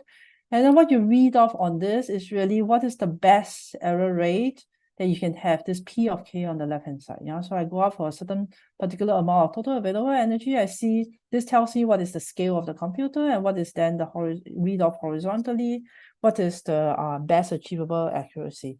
Okay. Now I want to turn this around and actually do it the other way. I'm going to now, for the given problem, I should say Shor's factoring, for a given problem size, I'm going to fix what is my target accuracy. What is the target P of K value I want to achieve? Yeah, okay. The noise properties is still a given because it is dependent entirely on how I physically implement my gates, what my physical architecture really is like. Okay, so 1 and 2 are now given quantities to you. And then what I want to do using this sort of a relationship is to then minimize 3. I want to minimize the amount of physical resources, whatever is the thing that is expensive to you, needed to actually achieve your target computational accuracy as determined by 1. Yeah, okay. So I think of this as sort of reading the same graph in a different manner. So rather than going from the bottom and then I go up and left, now I have a target computational error rate. Okay, I go rightwards. This tells me, or maybe I start here. I go rightward. This tells me that I need to do K equals 1 scale of my quantum computer. And then what is the minimum amount of energy that is required? Actually, I just come down and I read this. Yeah, okay. So this I now read from horizontally and then I go downwards. Okay, so this is what this minimizing framework really is about. Okay. So I now want to view the entire framework as really optimizing resources, and I can go now to really a full stack quantum computer because I can put in as accurate a description of my quantum computer as I want, okay, with all the physical details that I want to make available for the optimization process, okay. All of these things actually go into this ether K, which is the noise, the physical noise properties, at a given scale of my quantum computer, yeah. So all of that details goes into this, and then what you get as a result, given your particular fault tolerance scheme that you're implementing, it gives you really this P of K value, this computational accuracy value. Okay. So the example in one of our papers is where I come back to the superconducting kind of a picture that is perhaps the most relevant for this conference. So we have worked out, actually, we put in really a model of a full stack cold qubit, but you can think superconducting if you like, whenever you see me say cold qubit. So a full stack superconducting computer where I'm really putting in all the details here, including, so at the bottom of this, yeah, I put these pictures just to show you the level of the complexity of the model that we really have. So on this left-hand side is really what the physical setup well, it's a very pictorial one, if you like. It's sort of a representation only of a typical the hardware for the typical cold qubit or superconducting computer. So at the bottom is really where you find the qubits. This is where all the qubit, the chip actually is sitting. Okay. The rest of it are all your cryogenics and your attenuator stages. This one is actually the cryogenic part of it, okay? The thing that talks about all the different temperatures, and you usually have multiple cryogenic stages to go from the room temperature kind of electronics. Well, actually, this is the room temperature part. This part is already within the refrigerator, so this is already the first level of the cryogenic stack. You usually go through many cryogenic stages in order to be able to get to your qubit level temperature, okay? And then on this side are actually all the attenuators. What are the attenuators? Well, because we are connecting to the outside world, okay? So you have to be able to communicate with your qubit chip itself with outside classical computer. Perhaps for error correction, you have to think about surface code where you need to take out the syndromes, process it on the computer outside. Or it can even just be some sort of a computer that controls what gate operations you do next. Okay, so this is at least the setup we have at the moment, where you have really this is connected to the room temperature electronics of a classical computer, and then you need to bring it in to talk to your core things. So all of that requires attenuation stages to really remove the thermal noise that you're bringing in from the outside, okay, which is going to be able to affect a lot the quality of the qubits that you have here, okay. And then there are many other elements that the students who worked on this have put in, but the point of it is really you can put in as many of these full stack quantum computer details into the problem as you want, okay, and then extract for yourself some of the experimental parameters you would like to participate in the optimization process, okay. In the particular example, I will show you a little bit of the results for this. The particular example that we have, these are the parameters that we chose to optimize. You really choose them according to what might be the most important for you to optimize in your physical setup, okay? Here we have, of course, K, which is the amount of error correction that you should do, okay? This you should always do when you're asking for target accuracy. You should always ask yourself, how much error correction should I do so that it's enough, yeah? Okay, so this K represents really the scale of the computer, which is the amount of error correction that I need to do. And then on top of that, three other physical parameters that we chose. One is the qubit temperature, which is the temperature of the chip all the way at the bottom, where the qubits really are sitting. Then the other one is the T, the generation stage of all the classical signals. So this is the top level of my cryogenic levels. You can, if you want, put in actually the temperatures of all the intermediate cryogenic stages if you want, okay? But for proof of principle example, we didn't want to be too complex, yeah. And then the last parameter that we optimize is actually the attenuation parameter. So all of these stages implements a certain amount of attenuation on top of the previous stages. And we use just a single parameter A here. But again, just like the cryogenic stages, you could have a different A for different stages that you have in your attenuation stack. Okay, but for simplicity, we only have one of these. Okay. So all the physical features actually go into here, and then you decide what are the parameters that you want to optimize. Now, let me spend a minute just to tell you what the right-hand side of this figure really is. The right-hand side actually contains the full details of the fault tolerance scheme that we are using, okay? Left-hand side contains a full hardware details. Right-hand side contains the full error correction fault tolerance scheme that we are using, okay? In this example, which really is the source of this particular formula, is this Steen code, which uses 7 qubits to encode a single logical qubit, okay? Then to do the Steen code, you need to so you need the additional qubits to carry the data, the logical information. On top of that, you need to be able to do error correction, which requires ancillars, and the ancillars needs to be prepared in a certain state and so on, okay? And all of those things need to be checked for fault tolerance, yeah? So this is why you see that the ancillar verification, there's an ancillar factory, the preparation of different states and so on, okay? And then we have laid them out so that you know exactly how many time steps that those particular procedures, the preparation as well as the ancillar verification, and then this part is doing the error correction. You know exactly how much time those stages actually take. Okay, so you really have the full details of how the error correction is done is on this right-hand side of the figure. Okay, so I put all of that information into my optimizer, and then you try to do the following. you try to, for a given p value, given target accuracy, I run my model so that I can optimize these parameters, K, qubit temperature, the generation stage temperature, as well as the attenuation that I'm inputting now. Okay. So let me just show you one generic example of once you run this model, what is it that you can get? Okay. So yes. Is it okay to interrupt now? No, yes, please go ahead. Yeah. So where do these parameters actually feed into your computation? The noise model? Yeah, that's a good point. So all of these things actually, so K just enters this formula. They really go into this formula, you know. K just enters the number. You can think of it as K entering the K on the right-hand side, okay?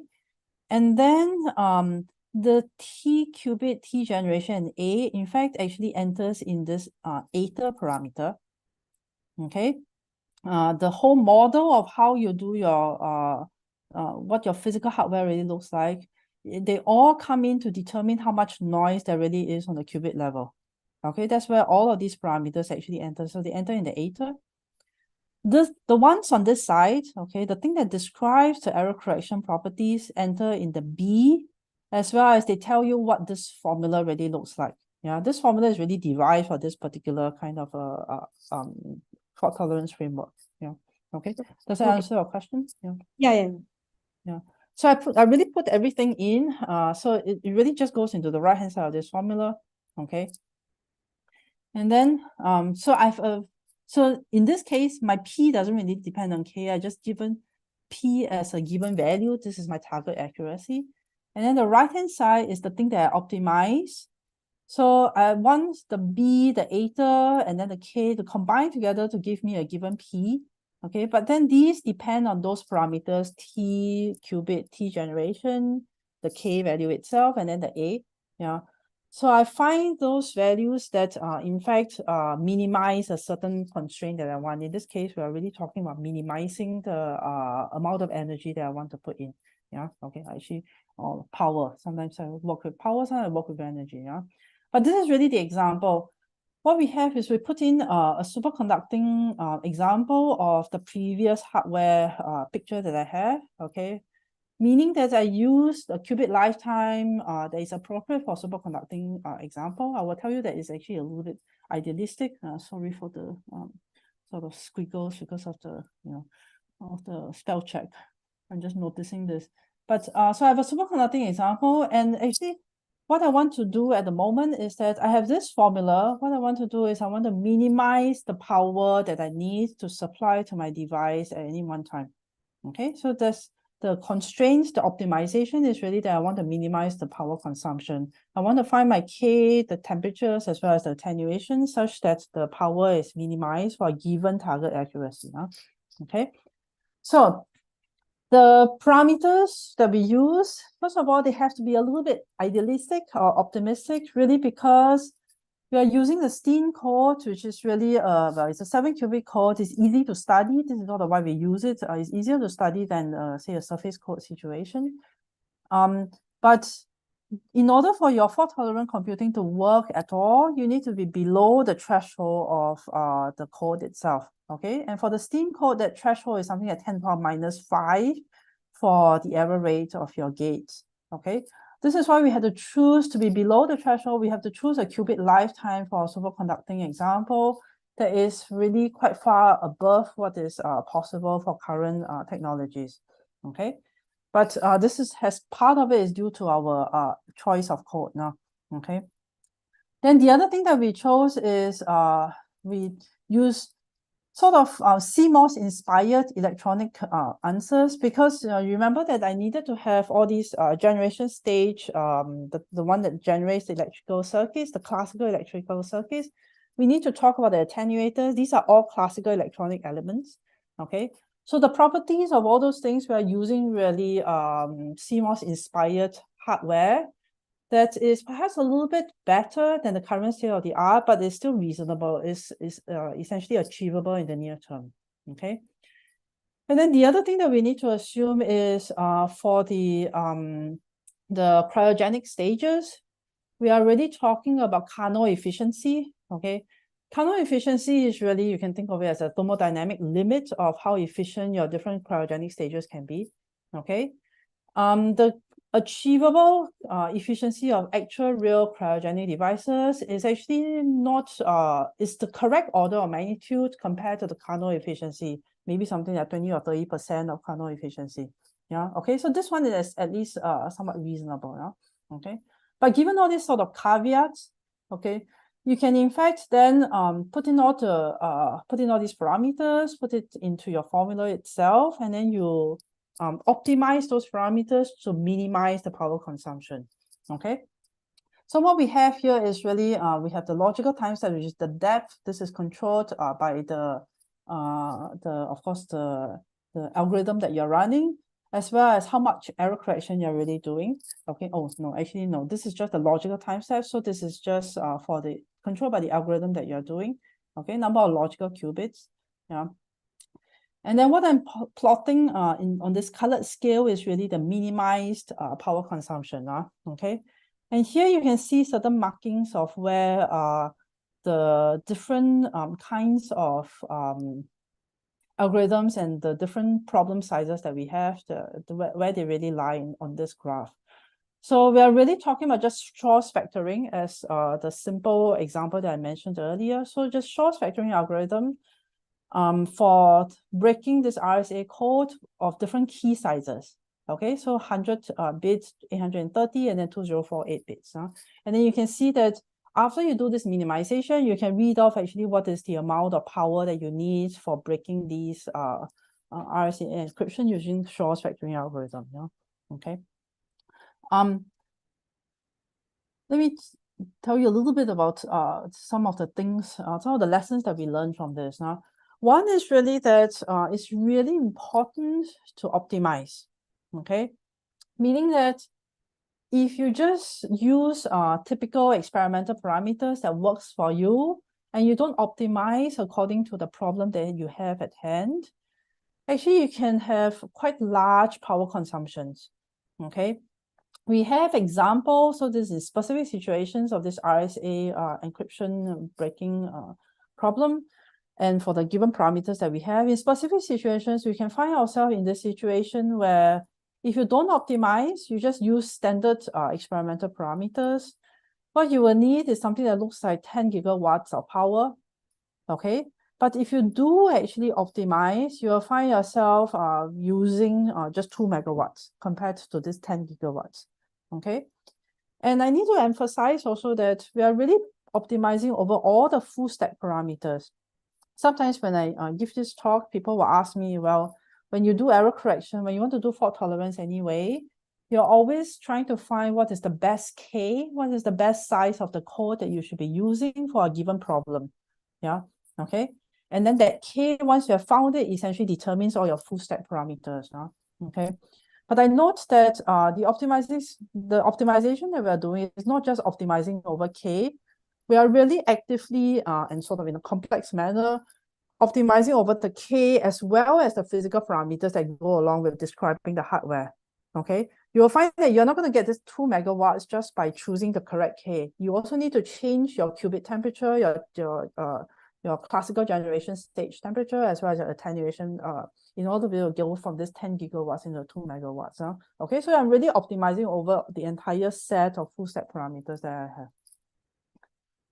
And then the last thing, because I'm running out of time, the last thing that I want to point out, I'm not going to go into this given the time constraints, but from an analysis that looks like this, you can even get yourself something that looks like, say, a quantum energy advantage or quantum resource advantage, whatever is the resource that matters to you. So the quantum energy advantage here, actually what we find is that there is a regime for this breaking of the RSA encoding on classical computer and quantum computers. There's a region where the quantum computer is actually computationally slower than the classical computer. Okay, this is the traditional region where you will say that, well, I'm not going to use my quantum computer, because the classical computer is faster anyway.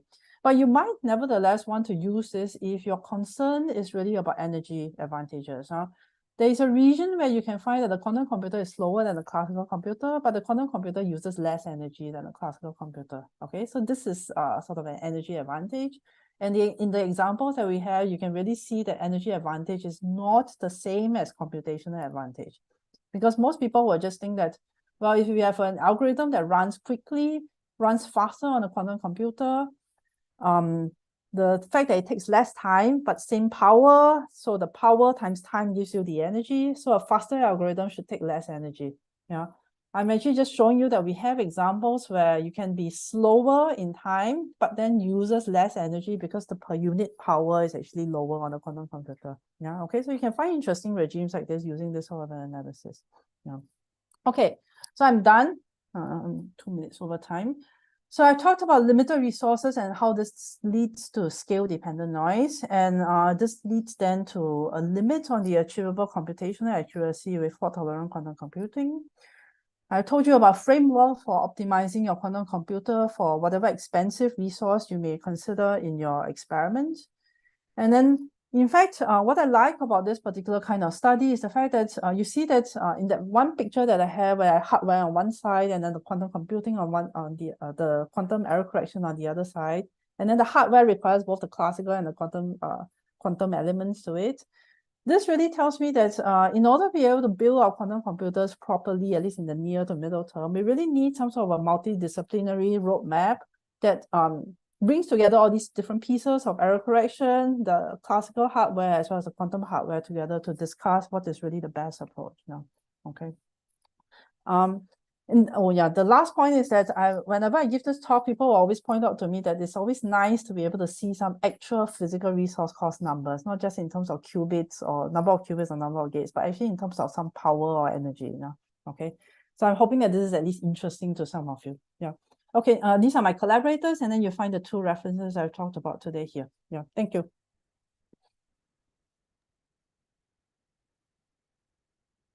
Thank you, Professor Moon, for your wonderful talk. So now we have time for a couple of questions. Can I ask one? Yeah. Yeah, please. Hui, when you said optimizing, how costly it is on classical computer? Well, the optimization, but it's not super expensive. I mean, it's not like you have to run it for a week or anything like this. Okay, but it probably takes a few minutes. Okay. And it depends highly on how complicated is the model that you put in. Of course, the more complicated it is, then the optimization, because you have a very complicated model and you try to optimize, you'll find yourself being in this situation where your landscape is very rough. So to find the true optimal will take a lot of time now. Yeah. So at least for the kinds of models that we have used so far, it doesn't take that long. Just a few minutes is the typical thing. Okay. And what is the largest K that you went in, largest scaling that you went on to do your optimization? Well, that's a good question. I think at least for okay, so this, we didn't actually fix the scale. The scale is in fact the thing that comes out as the optimized parameters. Yeah. What we fixed actually in the Shor's factoring cases, RSA encryption thing, what we fixed is the target accuracy in order for us to be able to have a good guess of what the key really is. Okay, you need a certain accuracy for your Shor's factoring algorithm. So we fixed that.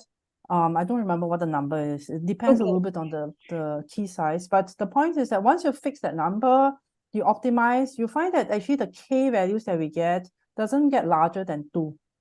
So it goes from 0, 1 to 2. 0 means no encoding, and then 2 means 2 levels of concatenation, as you know, Akshay. Yeah. And what is the kind of circuit that you have in your mind? Meaning, are you looking at preparation, measurement, or? No, we are actually the part of the fault tolerant, the part of the Shor's algorithm that we are running is really just the Fourier transform part of it. Okay. Yeah. Okay. Okay, so we use that Fourier transfer circuit. Yeah. It's a logical qubit version of the Shor's. Yeah, that's right. That's right. Yeah. And lastly, I just didn't get this connection right. So you were talking about minimizing the power consumption. Where do all of these factors feed into the power consumption part? The K, B, and eta? So, because you see, this is why it was important for me to lay this out in terms of time steps so that I know how many gates I need to do at the same time. And then there's another picture that I didn't show here that shows you about what are the logical computational things that you need to do at any one time, okay? So we can get an estimate of what is the number of gates that you need to do in parallel for your Shor's factoring algorithm, yeah, okay? So that entire thing multiplied by the energy that I need to use for cooling my qubits, for doing gates, for doing attenuation, all of that becomes the power consumption for my algorithm. Okay. I see. Okay, thank you. The talk was really good. Thank you. Yeah. Thanks for having me. Is there any more question?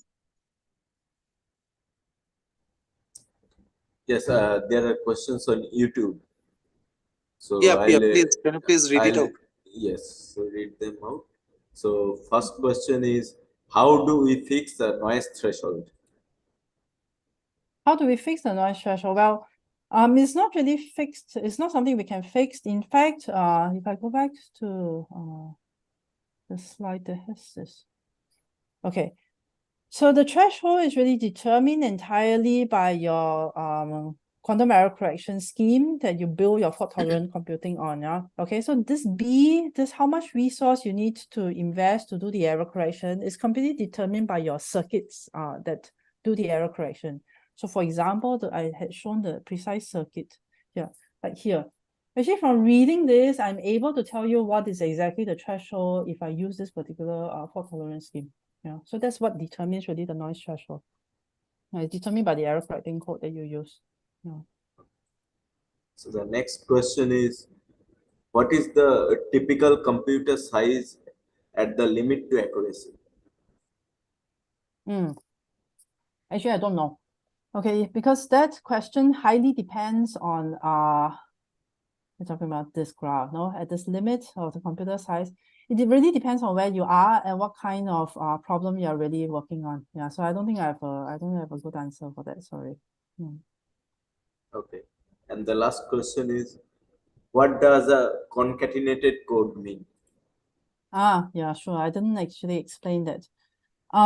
Whatever I'm talking about the example that I use is for concatenated code, but actually we have an analysis that's for surface code that is not actually concatenated, no? But concatenation for error correction really just means the following. Usually if you just think of error correction, what you're talking about is that you encode a single logical qubit on a certain number of physical qubits. Okay, that's what the code really is. There's a certain number of physical qubits carrying one logical qubit. You can repeat this procedure, okay?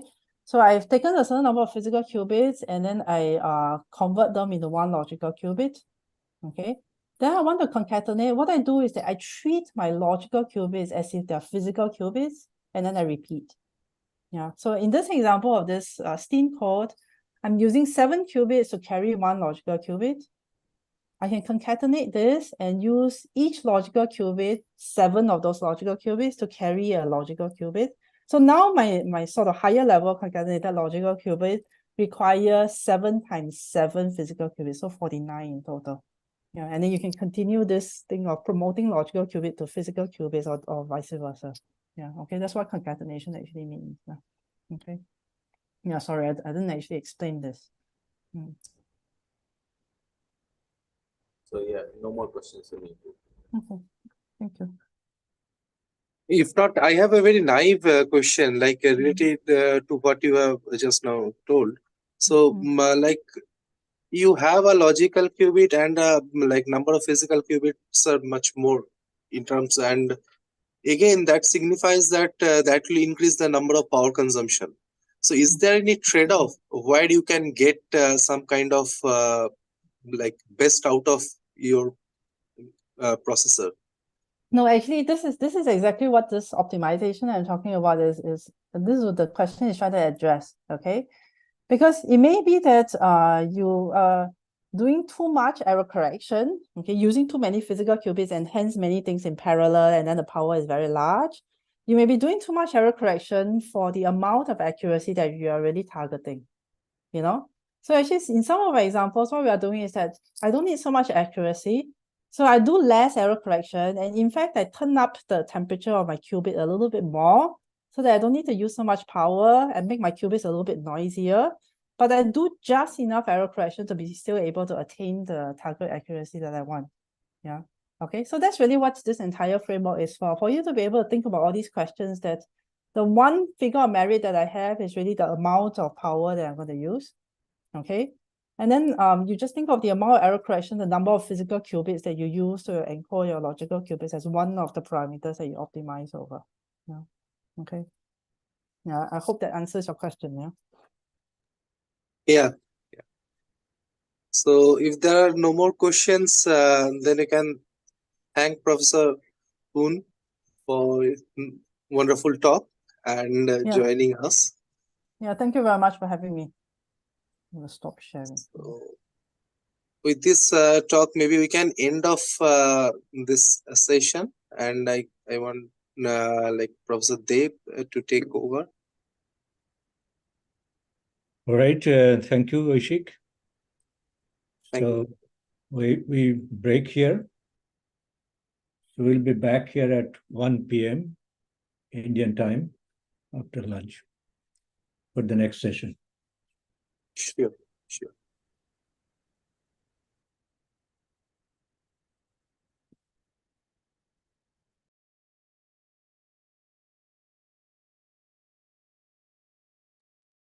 Bhanu, you are the chair of the next session.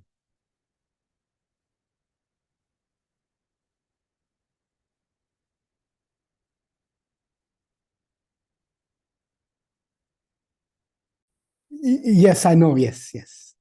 Okay.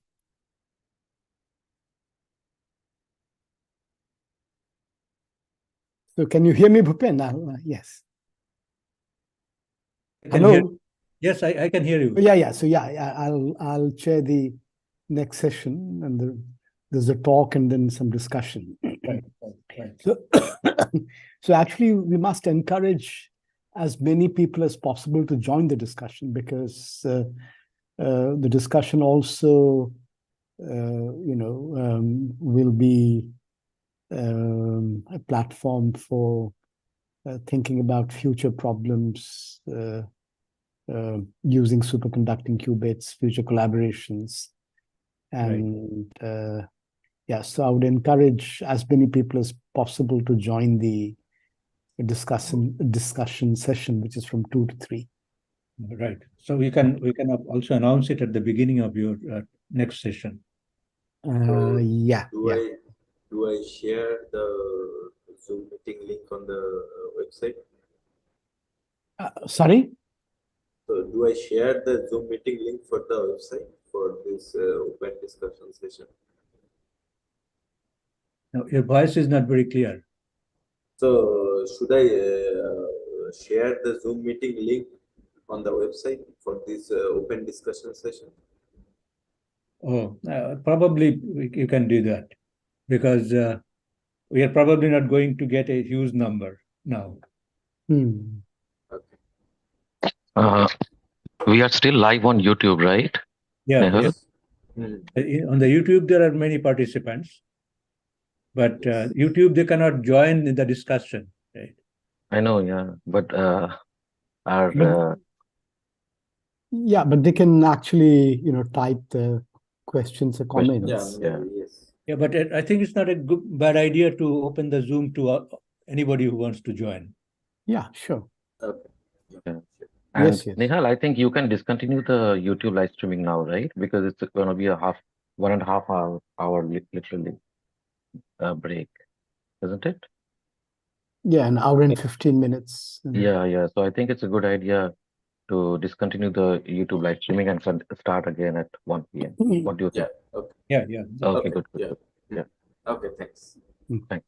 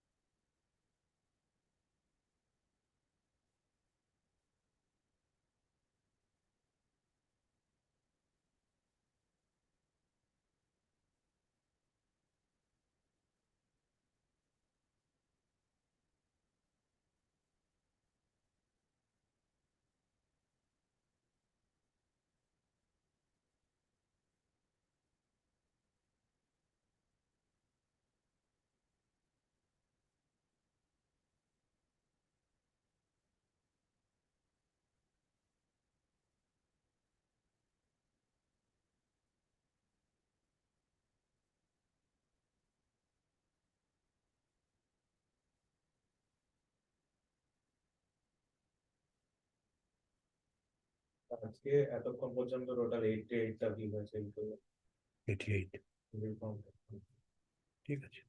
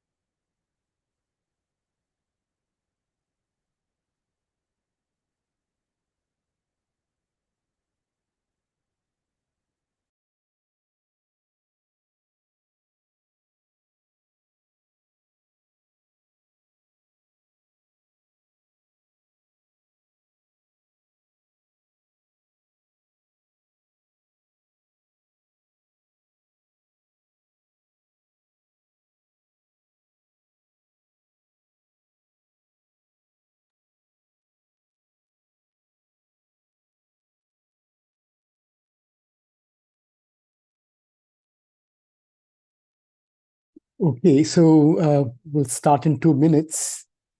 I can see our speaker, Anna. Oh, hello. Yeah. All right. So this session Yeah. is chaired by Professor Bhanu Pratap Das, director of our center. He has already been introduced. And after one talk, we have an open discussion session that will also be led by Professor Bhanu Pratap Das. I encourage everybody to attend that session. Okay, Bhanu. Okay, thank you. Just a minute.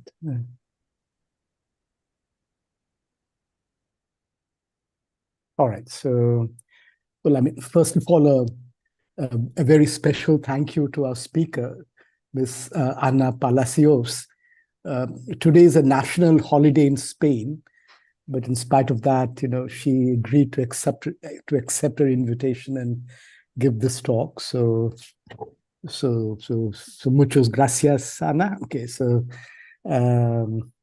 let me say a few introductory words. So Ms. Ana Palacios is a quantum engineer at Kilimanjaro Quantum Tech in Barcelona, Spain. She's developing techniques to aid in the process of adiabatic quantum computation, as well as new encodings of problems within the framework of annealing that make explicit use of entanglement. She's also studying the use of superconducting qubit networks as a quantum reservoir computer to filter out noise. The title of her talk is a scalable two-local architecture for quantum annealing of arbitrary Ising models. So Anna, please. Thank you very much for the very kind introduction and for the invitation. Let me share my screen. Okay. There we go.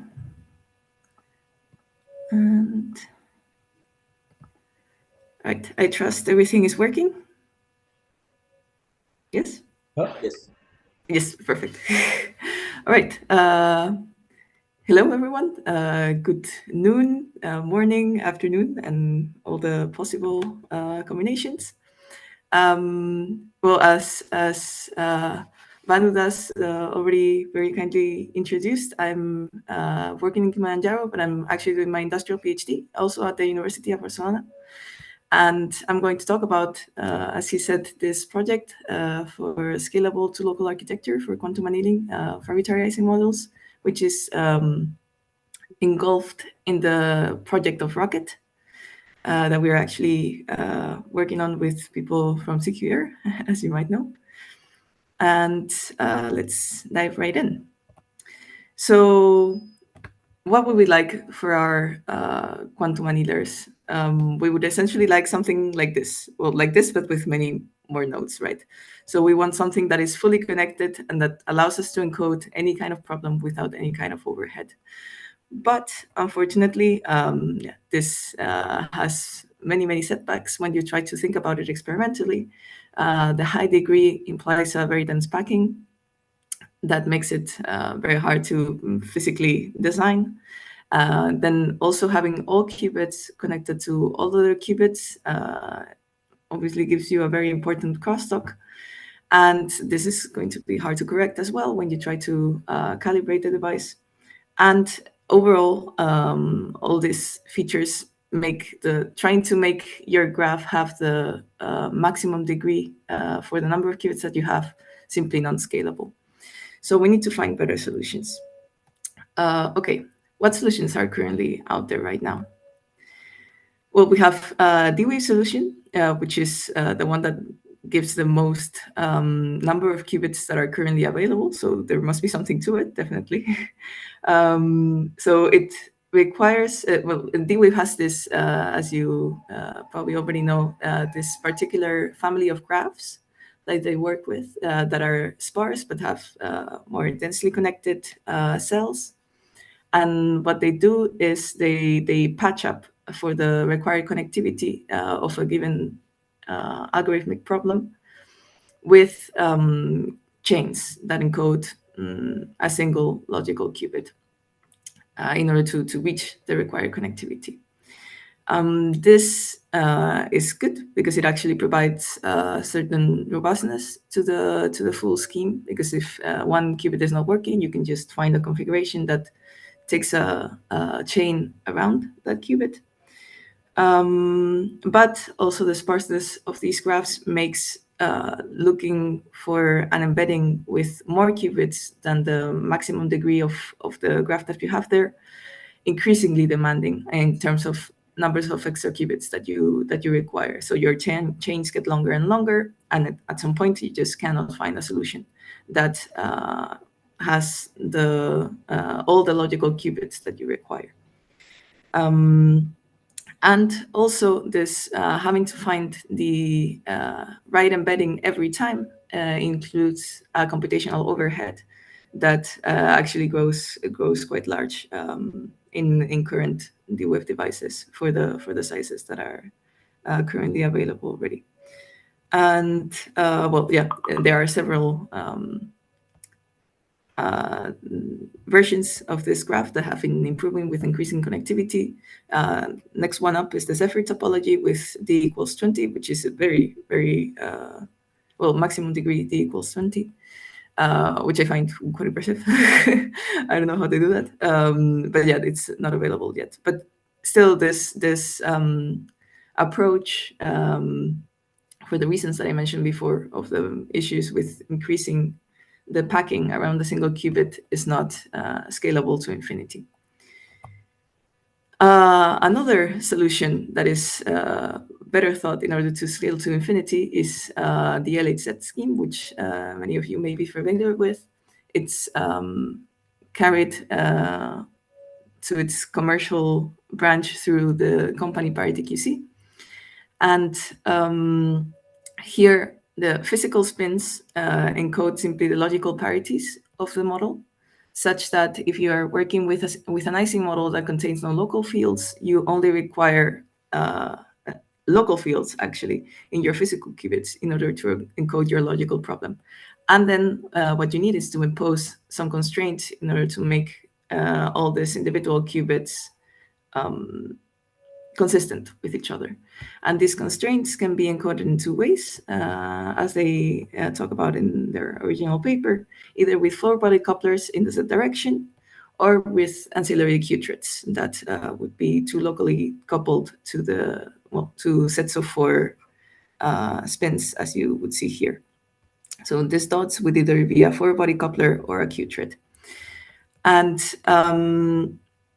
so there are many things in this encoding. It's quite fun to work with. The issue is the implementability of either the Q-threads and the couplers to the Q-threads or the four-body couplers. But as you may have also heard about or read, there are actually proposals for making these four-body couplers with KPOs. And actually, there's already out there an implementation by NEC and Parity QC, even though there hasn't been any papers out speaking of its performance, which will certainly be interesting when it comes. And yeah, a reference to the Puri paper that implements this, well, that explains how to implement these four-body couplers with KPOs is missing in the slide, but it's very easy to find, I think. And well, also in this paper, they talk about how they can implement higher order interactions if you just increase the number of qubits. But if you actually restrain to two local interactions, to try to encode two local interactions with four-body couplers, you end up with a planar graph, which is also useful for implementation purposes. Okay, so what are we going to propose? We're going to start kind of working up to the final graph that we're going to end up with. And we're going to start from a very simple idea. We're just, for the moment, going to consider the problems without local fields. So spin glasses, just Jij, sigma Z, sigma Z. And we're going to encode the different configurations that a triangular cell can have with two spins. All right. So here I mark, I'm going to mark with this wiggle thingy the spins that are parallel, and with a straight line the spins that are anti-parallel. And with this we can describe these four configurations. And we are going to make the explicit choice of the all-parallel configuration, having it identified with the 0-0 configuration in the physical spins, because we can make this choice however we want for the time being. So if we do this, we can set the energies of this different configurations corresponding to the energies of the logical problem for that individual triangle on that configuration. And then we can write the energy of the full Hamiltonian as the sum of the energies of the individual triangles composing it. So this is essentially how this would look. Here you have like a breakdown of all the tiny partitions.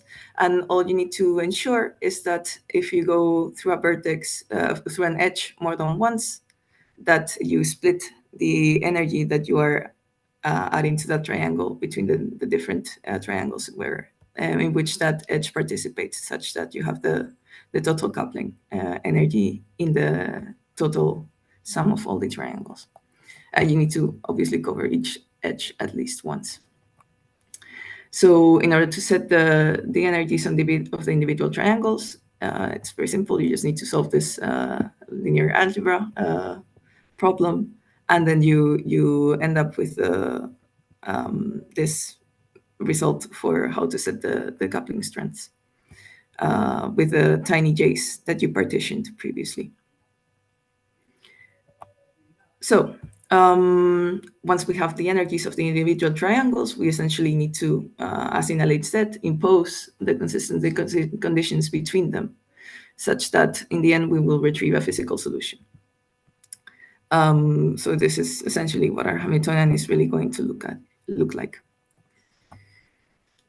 Okay, here I'm gonna give a brief overview of what we're going to do, and then we're going to see an example more carefully in order to make sure that we followed everything properly, but you'll see it's very simple.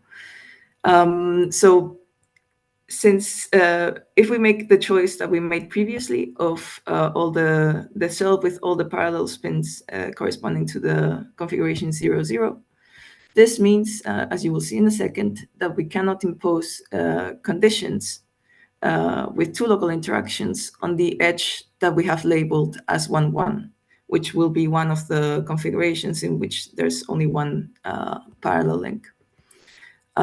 So we will always we will have to manage to make a triangle partition that always has one edge free, and this edge we will label as 1, 1. When I talk about edge free, I mean that there's no other triangle that goes through that edge, and I'm going to talk about shared edges as interactions among triangles, because that's where you want to impose your consistency condition. And then we will see that we will be able to turn this logical picture into something that looks like the thing on the right. Let's take a look at how we do that.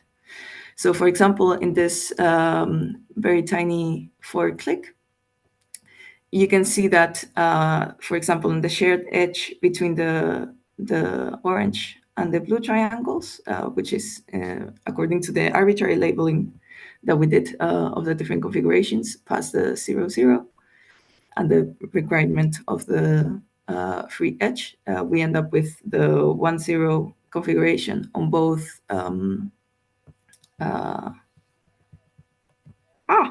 on both edges, with the 1, 0 edge on both sides of the edge 0, 2.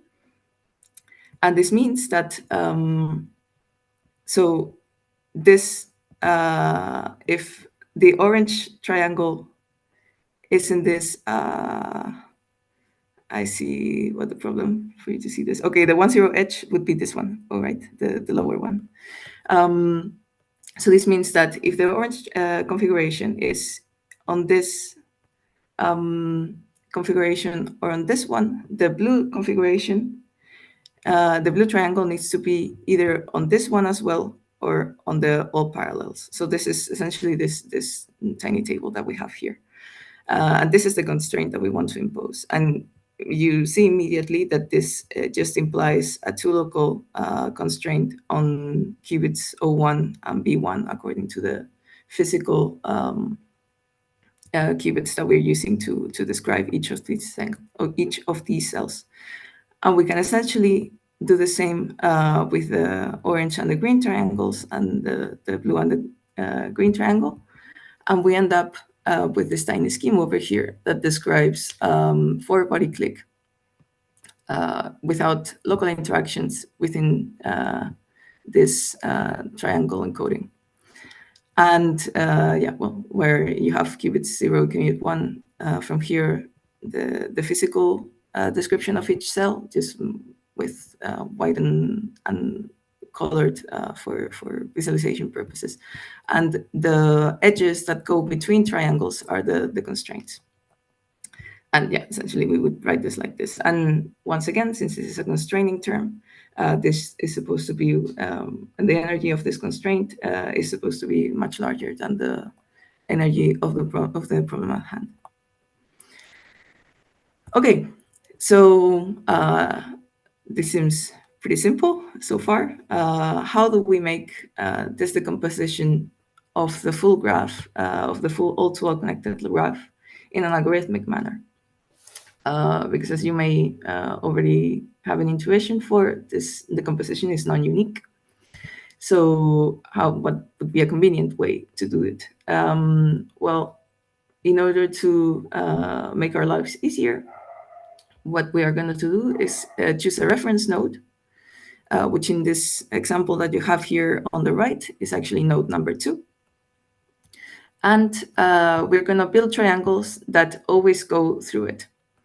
And we're going to include the energies of every edge fully on the first triangle it appears, where they appear. Remember that we had to partition the energies of every edge between all the triangles involved.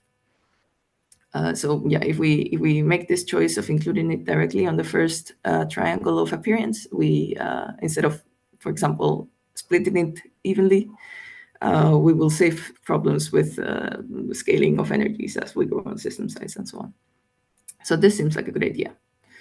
Okay, this once we do the full decomposition and transformation, as we did in the minimal example of the 4-body click, this is the physical graph that we end up with. Here in blue, you have the triads of qubits, the triads of logical qubits that the closest pair of qubits is describing. The orange links correspond to the links that are encoding problem energies, as well as the local couplings. They're also encoding problem energies. That's why they're in orange. And the black links correspond to the strong ferromagnetic couplings. I don't think I mentioned this, but yeah, essentially, well, yeah, I mentioned it here because if you look at the shape of this interaction, but all these couplings need to be ferromagnetic. So this JP here is negative. No, it's negative here. Sorry. Okay. So yes, as you can see from the full scheme, the number of qubits already scales as n-2 times n-1, essentially n squared. So this is a similar scaling to the LHZ scheme. Okay, so let's take a tiny step back and look at what actually happens when we collapse all the strongly coupled ferromagnetic links. So the strongly coupled qubits ferromagnetically essentially act as a single logical qubit via repetition code. And thus, if we do this, we end up with, well, a model that is minimal with respect to the one where we started with, because we actually have 1 qubit less. And what we have done is essentially remove the Z2 symmetry that we started with, because we were working so far with Ising problems that don't have local fields. So this is kind of nice. This encoding would be optimal in a sense for this transformation. And well, same happens if you do this for larger sizes, of course. And here we can also see what's well, more clearly the logical variables that we're encoding, which are the edges that contain the selected node, which remember that in our previous example was node number 2. So that's why you can see here the 2 repeated. And the edges that actually remain are the interactions among qubits that are not the selected node. And this is still an all-to-all connected model, so we know that we are doing things right, because an all-to-all connected model goes to an all-to-all connected model. Okay, once we have the scheme for the case without local fields, we can very easily check what is the case when we introduce local fields by simply from the 4-body click scheme encoding this case over here. So just adding like a fixed qubit that would encode within the couplings the local fields of each qubit. This is fairly straightforward practice. And with this and doing this full route of the collapsing that we have done before, we can very easily see what the Hamiltonian, the physical Hamiltonian of that encodes this cell with now local fields would look like. And yeah, so we will essentially, to the 2 qubits that we had before, add an extra sign qubit that will tell us whether the all parallel configuration that we had before means all spins parallel pointing upwards or downwards, and so on and so forth. And this will give us, again, the Hamiltonian for a single triangular cell. So if we apply this to each of the triangular cells that we have before, we end up with this configuration. So we essentially added an additional layer with all these sign qubits, which is what I'm going to call them. And you see immediately that there are some qubits that are not connected actually to the cell that they're describing, but only amongst signed qubits. So these are immediately removable because they are not really imposing any condition on their actual cell. So once we do this, and you run the same algorithm as before, including local fields only on first appearance, and have gotten rid of useless qubits, you end up with something that looks like this, which in a bit cleaner schematic essentially looks like the picture that you have on the left. So each arrow represents a logical chain, and this green links encode the local fields. Encode different local fields. This purple chain here encodes another local field, or another sign qubit, in particular this one. And the dots that you see here, I'm sorry if it's a bit misleading, but these are also interactions, not anything weirder. So these are not qubits, and they correspond to the interactions between the different chains. So the orange lines that we see here. And overall, all these logical chains are of two kinds. We have the sign chain, which carries the sign of the selected node, and the parity chains, which encode the parity between selected node and another node, as we said before. So let's make a short recap of the full architecture before we move on to a couple of more general points that I would like to go through. So the previous construction, which I'm going to, by the way, I'm not seeing the clock, very unfortunately. So if I'm going over time, please do tell me, or maybe tell me when there's 10 minutes left or something like this, if you can. Okay, I'll let you know before 10 minutes. Okay, yeah. Thank you. How am I right now on time? You've spoken for about 23 minutes. So, okay. You've great. Got another 22 minutes. Okay, perfect. Thank you very much. Okay, so as we may notice in the previous graph, this actually has degree 3. So we have 2 local interactions with degree 3, which is quite nice for superconducting qubits. Still, degree 3, as you will see now, and as anyone doing circuit design will tell you, it's still challenging. But what's funny if there's no challenge? But still, it's quite low. Like, it's the lowest that you can go, actually. So this encoding is minimal in that sense. And this degree equals 3 is interesting because in order to take a closer look at this packing problem that I was talking at the beginning of this talk, if this is a standard schematic of an exchangeable flux qubit, you're essentially going to have this kind of elements around it. So you have the size of the main loop, the Z loop, and to this Z loop, you need to couple a variety of things. Essentially, if you want to couple it to D qubits, you have to include D coupler loops that will then go to their own qubits. But these coupler loops are not supposed to speak to each other, so there has to be a certain distance between them. You will also need to couple it to a feed line that can also not talk to that should also not talk to the rest of the elements, and to a different sub-circuit that is the persistent current readout. This is at the very least.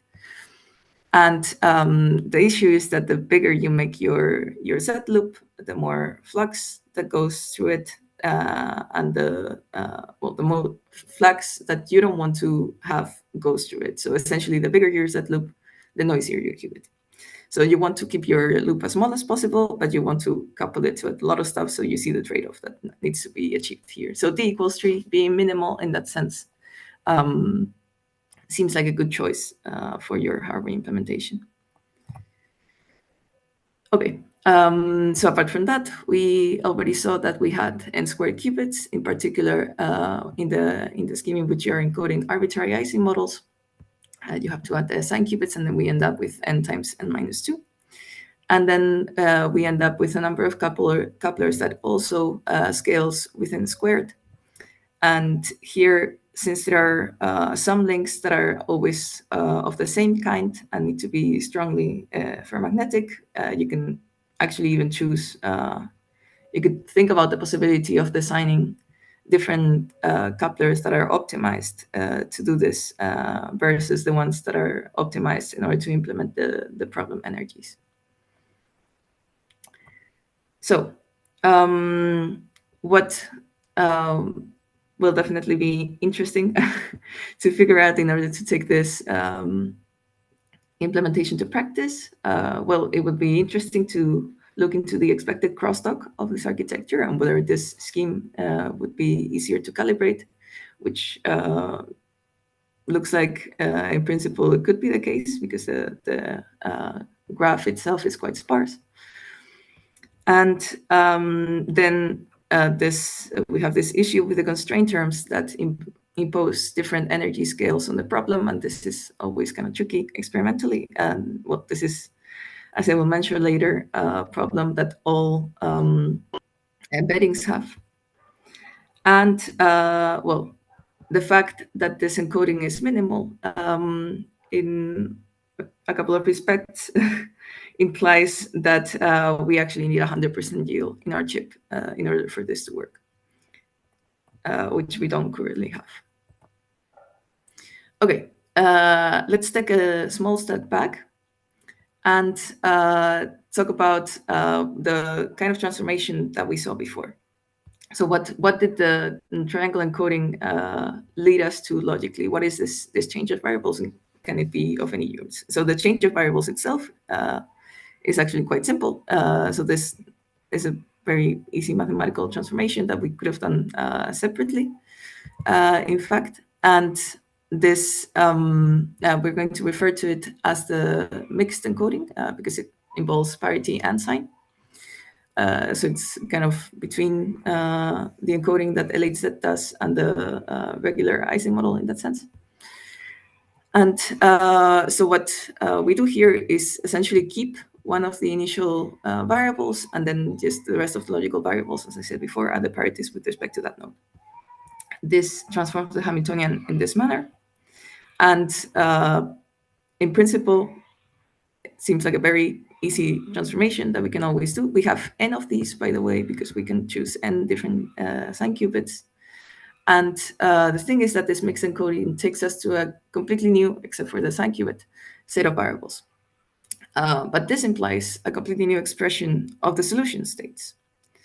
That means that what was 0, 1, 0, 0, 0 can now be 1, 1, 1, 1, 0, 1 without any kind of any further computation.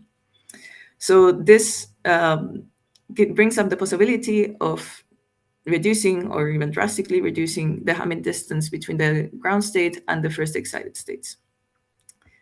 This is kind of an illustration of the potential energy landscape of what it looks like when you have a classical problem where the ground state is a large Hamming distance away from the first excited state. You have this pronounced local minima that are far apart, so this is hard to tunnel through.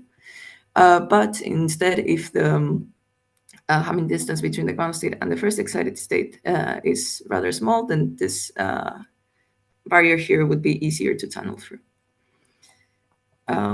Okay, so this possibility of removing faraway local minima and essentially reduce the tunneling that is required to go from this local minima to the ground state points towards a potential gap improvement. And indeed, if you do some very simple simulations, you can already see that this is the case. So here we are plotting for this small instances of two kinds, a randomizing model and the unique 3-SAT. We are plotting the gap between the ground and the first excited state for all the possible choices of the selected node, plus the standard Ising formulation of that problem. And we see that even though there are some choices that may make your scaling worse, there are actually a number that may make it better. In fact, here in the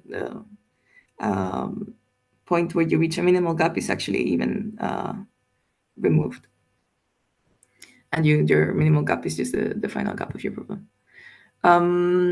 This is very nice, but it is unlikely to have an important effect for large first excited subspaces for the simple reason that if you are making this drastic change in your eigenstates, but you have many eigenstates in the first excited region, then it's very likely that while you reduce the Hamming distance to some, you increase it to others, and then you see no important difference.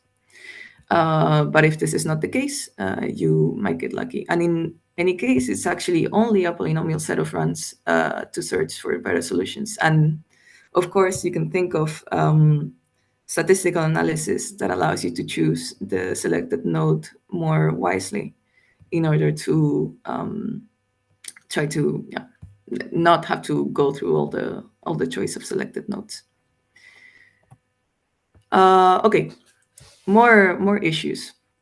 With moving to a larger Hilbert space, these are kind of general features, but I wanted to mention them because I also wanted to talk about scaling, scalable embeddings of quantum annealing a bit more in the broader sense. So as I mentioned before, the coupling, the scaling of the constraint couplings is an issue. This is what's going to guarantee the preservation of the logical ground state as the physical ground state. And well, if you want to go beyond that, even the lower excited states.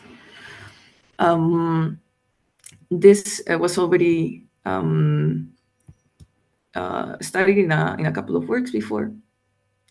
Interesting papers, by the way, in which, well, they were comparing in this first reference by Albash, they were comparing the performance once you find an optimal coupling strength between LHZ and a minor embedding, so the wave scheme. And in this second paper, they were essentially looking at the scaling of this coupling strength itself in order to preserve the ground state and the first excited state in a number of in a range of Ising problems. So essentially, these studies concluded that depending on the kind of problem, this scaling can go for interesting problems between linear and quadratic, and on average, of course. And yeah, this is something that we need to tackle with good coupler designs. Essentially, we need very large ferromagnetic ranges in order to be able to impose this very large coupling strengths. And luckily for us, the current designs of well, the standard quote-unquote technology for superconducting couplers already present a much larger range of ferromagnetic coupling than antiferromagnetic coupling. So just expanding the power of these couplers would be maybe a feasible route to achieve this very, very strong ferromagnetic couplings. Excuse me, you have 10 minutes, Anna. Okay, good. We're still good. Thank you. Okay. Okay, and this is a problem on the one side. An independent problem is that if we're doing an embedding on a larger Hilbert space, the gap now shrinks with, well, assuming that this embedding now requires n² qubits instead of n. The gap now will shrink with the number of physical qubits that you have. So with a power of n² when it's polynomial, and with a power of 2 to the n² when it's exponential. And this is a big difference. So there's a large portion of the Hilbert space as we scale up embeddings that we are not interested in at all. And we need to account for this in our embedding schemes, in our annealing schemes, in order to avoid getting lost on that useless part of the Hilbert space. So the standard initial Hamiltonian for quantum annealing is this like equal superposition of all the basis space in this very large Hilbert space. And this is kind of equivalent to an unbiased random guess over the whole Hilbert space. And we are not necessarily interested in this for the reasons that I just mentioned. So what we are working on currently is trying to restrict the evolution as much as possible to a space that is of a dimension that is closer to the logical subspace. So what the idea that we are pursuing is trying to confine the evolution between within the ground space of the symmetric Heisenberg ferromagnet, essentially the ISO what's the word? Damn it. The homogeneous homogeneous ferromagnet move it in space through all directions of space. That can be described by a particular symmetry operator, and we would like to kind of be imposing this symmetry along the evolution as much as we can. And if we start with a Hamiltonian as the one that you see here, which requires stochastic couplings, but XX, this helps keep the ground state throughout the evolution within this smaller subspace. And this in turn provides with a larger gap, which is kind of what we're after. But yeah, there are certain things that we are looking for, that we are looking at right now here. Essentially, the relationship between the success of this confinement with the first point, how well we are imposing the preservation of the logical ground state and first excited states. But this, we believe, is going to be quite interesting, and I believe that is the way to go in order to produce successful embedding schemes that don't get lost in the dimensionality of the embedding Hilbert space. Okay, coming to the end of the talk, let's do a quick recap of general embedding schemes that we have looked at today. So we have the L8 set with a qubit scaling of n squared, which has a bit harsh Hamiltonian requirements, but again, this is already experimentally feasible with KPOs. We just, well, the thing is that it also needs, the coupling also needs to be very small, very strong with this complex interactions. So this seems a bit trickier to produce. Since this L8 set model is also minimal, it has no tolerance to low yield, but it also doesn't require pre-computation. Minor embedding, the qubit scaling is a bit, well, it's hard to put into a function because it requires an optimization process and so on. But as we said, as the number of qubits that you want to encode exceeds the maximal connectivity of your graph, this becomes exponential. So it's not infinitely scalable, has nice and simple interaction requirements, and it is robust, but requires pre-computation. And well, I'm not gonna bother you with all the details of the triangle architecture again, but again, scales n squared, and it's not robust to low yield, but is feasible in all the other respects. So, okay, to conclude, let's collect all the important points that we have been talking about right now. So we have proposed this triangle architecture, which is an alternative route for scaling up quantum processors for embedding the Ising model.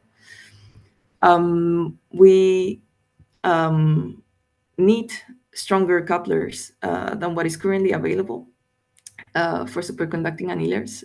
This is an engineering progress that we need to work on. We also need to work on the improvement of the yield of our chips. we also, apart from the engineering challenges, need to think of algorithmic ways to limit the evolution to a space that is smaller than the full physical Hilbert space in all the embedding schemes. And well, we talked about a bit about this mixed encodings, which naturally arose from this triangular picture. And we just like to mention that this is another utensil in the toolbox that we can use to try and get better solutions. And for more things to look into, yeah, the expected cross-off of this triangle architecture, and as I was mentioning before, the different initial Hamiltonians in order to try to focus on the part of the Hilbert space that we are interested in. These are the things that we, in particular, are interested in pursuing in the future. And that concludes my talk. Thank you very much. If you have any questions, I'd be happy to take them now. Okay, so thank you very much. Any questions, comments?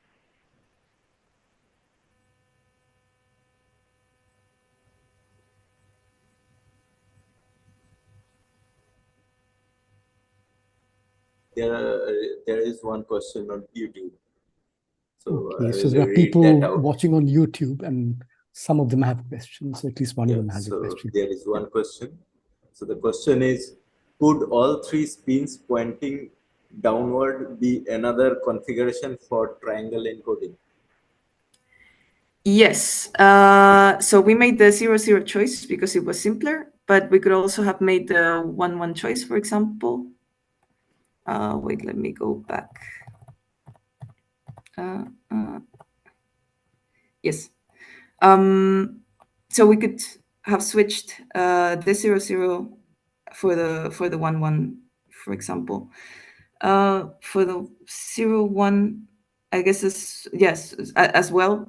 So this choice that we make here is completely arbitrary. Until we fix the first configuration, what is important is that the configuration that we assign to the all spins up is going to be special in a sense, and its opposite is also going to be special. That's going to be the non-interacting edge. That's essentially the requirement. Because if you, oops, where are we? If you see here, if you were to try and link the 0-0 configuration and the 1-1 configuration to anything else, then you would need interactions that are no longer too local. That's why essentially whatever is opposite to what you assign to the 0-0 is gonna need to be the non-interacting edge.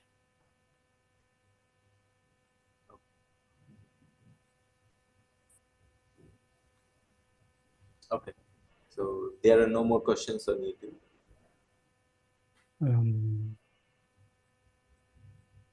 Okay, so any other questions, comments? Okay, yeah. Okay, I just had a question, which is that, so you're looking for an architecture for the async model, but if we have a different problem, a different physics problem, for example, so the architecture probably would have to be could be different for optimal results, right? Yeah, so at least you cannot take this scheme and try to do something that is not a classical optimization problem. Okay. Because this explicitly relies on the repetition code, so it relies on your final Hamiltonian being in a product state along a particular direction that you can read out. Architectures that include general models, that is a very, very interesting topic that it actually also falls within the scope of Rocket. Yes. Okay. All right. If there are no other questions, then thank you very much for a very enlightening talk. And once again, muchas gracias to you for taking the time to give us your to share with us your knowledge of some of the recent advances in quantum annealing. Thank you very much again. Okay. Thank you. Okay, all right. So I think now I think we have a different session, which is more of sort of discussions on I'm sort of trying to take stock of the symposium so far. I mean, what we have discussed, what we've learned in superconducting qubits, and trying to look for the way ahead. And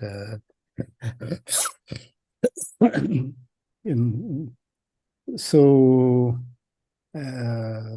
we can have discussions on that. I mean, so people on YouTube are also welcome to. Sorry? Our schedule is starting from 2. Oh, 2 o'clock. Oh, I'm sorry. Okay. Yeah. Excuse me. I miss it. I mean, some people. Yeah. Okay. So maybe we'll take a break for about 10 minutes or so, and then those of us who would like to join us for a discussion on superconducting quantum computing and the way ahead. So can join us in about 13 minutes from now. Okay, then. Thank you. Okay. Snehal also has sent a mail to all the participants. Oh, okay. Yes, I have opened the Zoom link on the website. All right, fine. So this is now open to all. I have also integrated this on YouTube. Okay. So another 12 minutes or so then? Yeah. Okay. All right. Fine.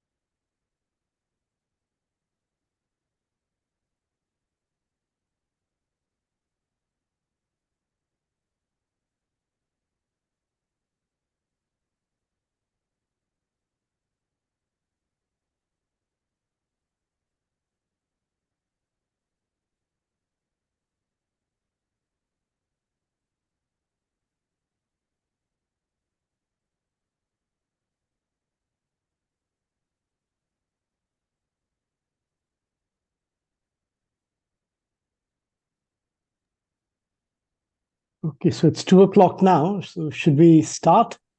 Yeah, I think we should. Yeah. Okay, and so Snehal, Yes. yeah. So how many people are there on YouTube? So it's only three. Three Okay. people. Okay. So, so I thought it's good to have a discussion because we've had so many very interesting talks, and many of them are about recent developments. So I thought it's good to talk about some of those things and how what we could do. I mean, that is collaborations both within India and internationally. So I thought, we could discuss some of those things. Now, this is just the beginning. We will have more such discussions in the future. So I would like to open this up for discussion. And if you have any ideas, you're welcome to present them. And so those who are on YouTube are also welcome to say what they think can be done in this field. So then let's start our discussions. So who would like to begin this interaction? I see one person, Dr. Sudarshan C. Okay. Oh, yeah.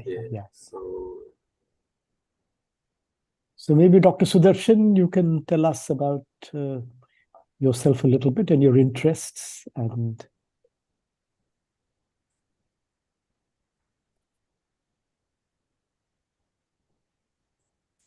Dr. Sudarshan, can you hear us?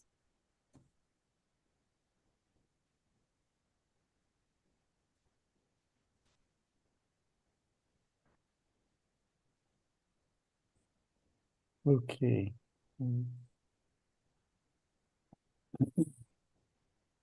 Nihal, did you get any response from him? No. He has So you may be on mute. Is he on mute? No, he has unmuted his mic. Okay. I see. Yeah, he's unmuted. Yeah. Okay. Dr. Sudarshan, we can't hear you. So please check your audio.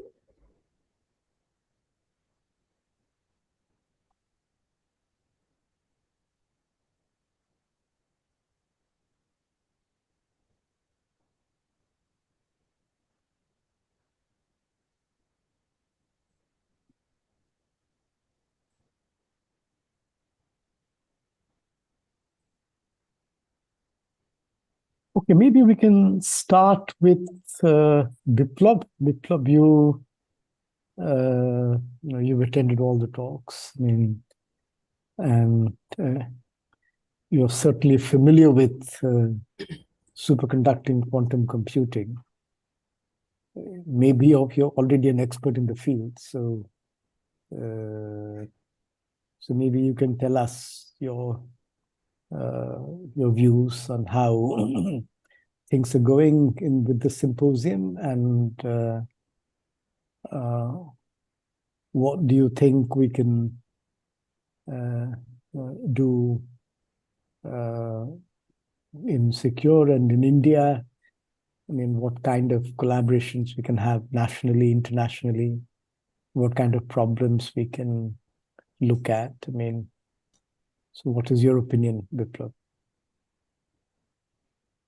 Yes, sir. So, well, I'm very happy to see the response that we have got the past edition of SQCSQ. So yeah, and the talks over the last 2 days were excellent. I have enjoyed them a lot, and I have also learned a lot of things. And yeah, those were very, very helpful for me. Yeah, and about the research, like at our center we are at like 60 in the beginning, So from those talks, I learned that yeah, we still have to do much. Still, we are in the beginning though, but yeah, we can do a lot in the upcoming years. Yeah, that's all. Mhm. Any specific problem or direction do you think we could pursue? You think which seems feasible and interesting? For now, we are looking at the materials perspective. Yes, I think this is the right direction we can go for now. And then yeah, we can explore more things in coming years. Mhm. No, I mean anything in particular, any specific problem that you can think of that we can work towards? I mean, Yeah, currently I am like working on, like I am exploring how to increase the coherence time of superconducting qubits. Hopefully, we will be able to do things in this direction. Mhm.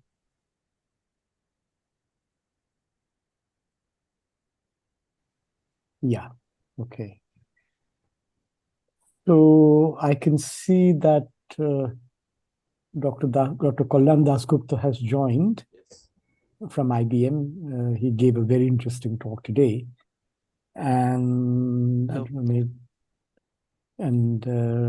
Dr. Radhika, I mean, I think all of you know Dr. Dasgupta. So, Dr. Radhika, you have joined. Can you just introduce yourself a little bit?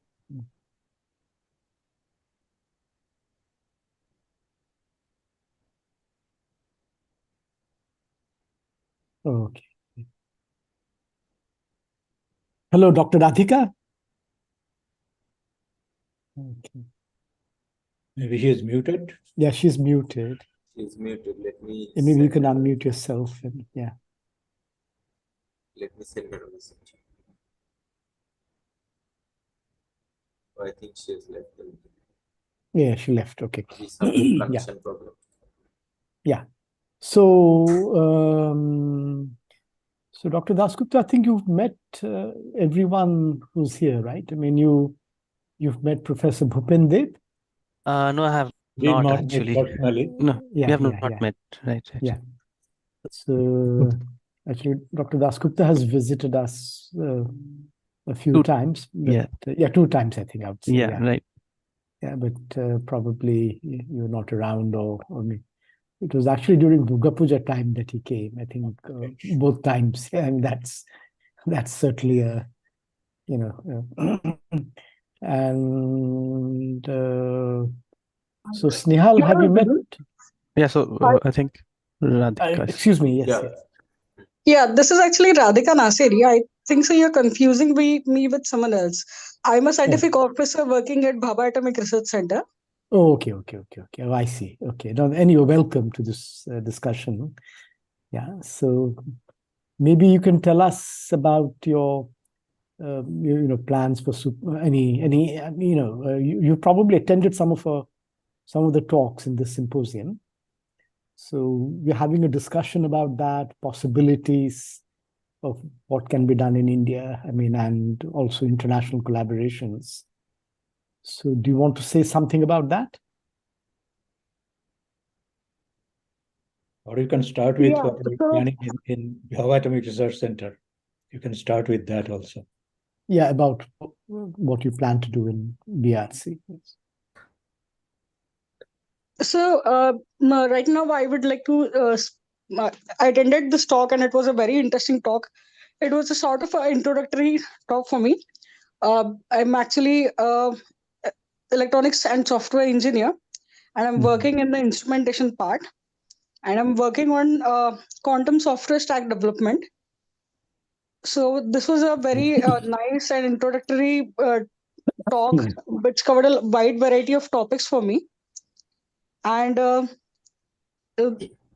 I would like to further see how the program is shaping in India.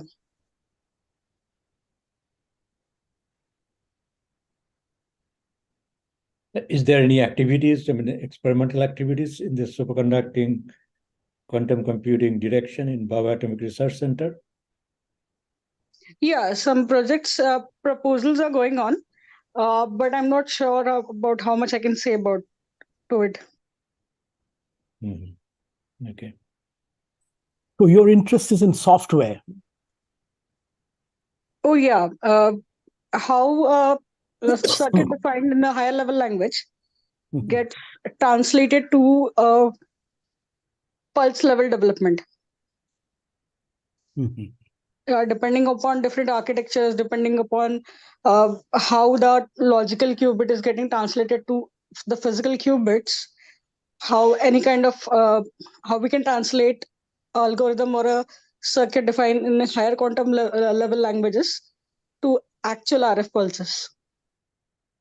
So, are you building towards some kind of a software development kit, like Qiskit kind of a thing? Like Yeah, we are exploring Qiskit right now. Okay. I see. Okay. Usually, the programs are written in Python, right? And then microwave signals are generated. Right.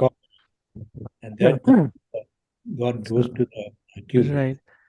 Right. So I think that there are three levels actually. So like we can draw a comparison with our classical computers. So one is the machine language, let's say, right? Like that we have in our classical machine. So that would be at the level of let's say the microwave pulses that go in, right?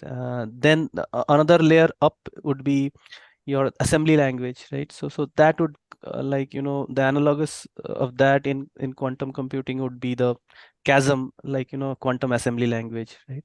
And then on top of that, you have the high level kind of a language, which is which is your Qiskit, like the Python thing that we have, right? So that's the high level thing.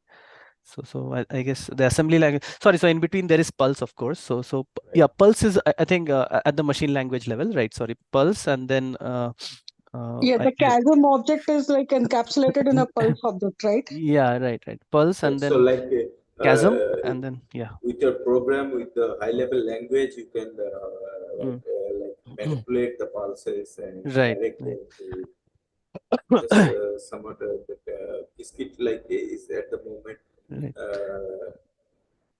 Right. So I think most of the user-friendly thing.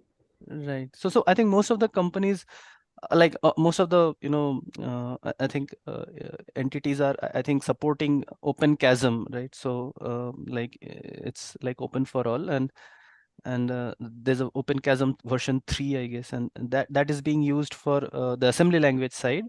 And there's another thing that there's open pulse as well, like so that is another like kind of open source kind of a kind of a language, you can say, that is at the the machine language level, right? And Python anyway, like Qiskit, Python, and SDK, anybody, like we all have access to.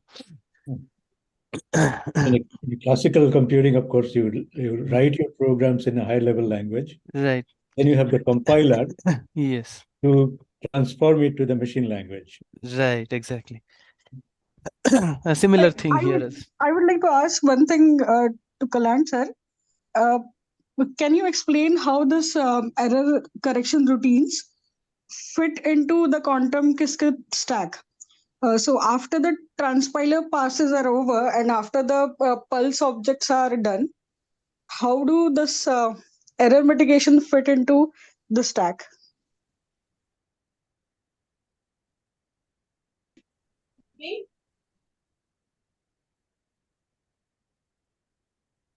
Hello.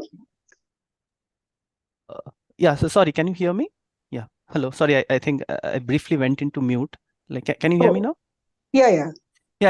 So I'm not an expert on error correction per se, but what I can say is error mitigation is something is totally different. So error mitigation happens at the at the high level language side, right? So you have like you could program your mitigation directly into your, into the Qiskit SDK that you're writing, right? So basically you could have your modules like ZNE or PEC that could come into your program directly. Right now we have those runtime objects, right? So you could directly program your PEC like probabilistic error cancellation or zero noise error, ZNE zero noise error correction. That could be programmed directly into the high level language.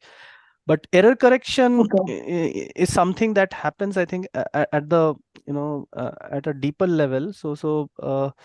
I mean, so right now IBM is aiming at error corrected qubits. So that will happen at the at the very hardware level actually. So of course you have error correction methods where you have logical qubits and physical qubits, and then you can do it on your own, like you can develop algorithms based on those.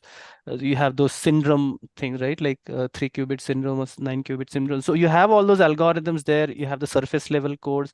They can all be programmed at at a very high level. But I think the the goal right now is to have error corrected qubits at the very end of the hardware.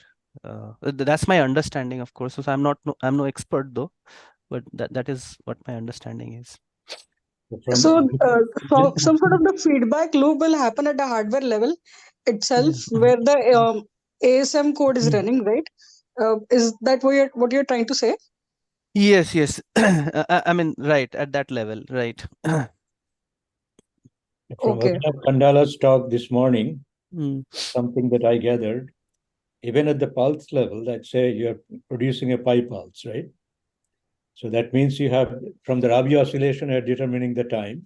For pi of a particular time, and then you can actually generate a pulse that's a little longer or shorter duration. Yes. And but that was that was mitigation actually. Mitigation. Right? That was not error correction. So for zero noise error correction, what they did was they increased the error, right? And you do some Richardson extrapolation to get to the zero noise error. So so that is more of a mitigation. But translating to the machine part, just the microwave pulse, the width that you have to change there. Right. That you can write in the code itself. Yeah. So that is pulse level code. Right? That is also pulse level code. But right. But now mitigation has moved on to the more at the high language HL, like at the higher level, you can say, and error correction is more at the lower end. Yeah, it's just fine. But what I mean is that even in that case, for example, you have to produce, let's say, an X gate or whatever, right? So then your Hamiltonian times the time, how long you operate that. Right. At that time you determine if you have to produce pi, so that time you determine from experiments, then you know the value of that. Right. And now you can actually apply that pulse for a little longer time or a little shorter time. And that's how we can produce that. So in the code, you can write that. And then it will be translated into a longer duration pulse or shorter duration pulse. Right. So Qiskit Pulse has that option, like you can mention the timing, like have those time duration of those signals. Yeah.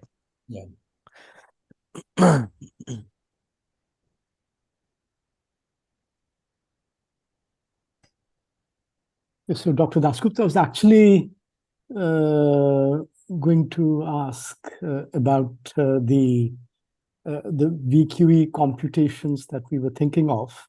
Okay. For the dipole movements. And now it seems one can even access this 1000 qubit machine or something. Someone told me that one of our students told me that it's possible to. Yes. Yeah. So now it has been made free for 127 qubit machines. So 127. Okay. Yeah. So 1000 qubit. Sorry. I'm sorry about the one. Yeah. You're right. So 127 qubit, like 1,001 was just announced Well, day before yesterday. day before yesterday. Yeah, yeah. So, Dr. Yesterday, right. Dasgupta, can you please give us some view on this quantum chip that got released? Yeah, so that is like, I think the Condor processor, and it has like more than 1,000 qubits. I can tell you more about it.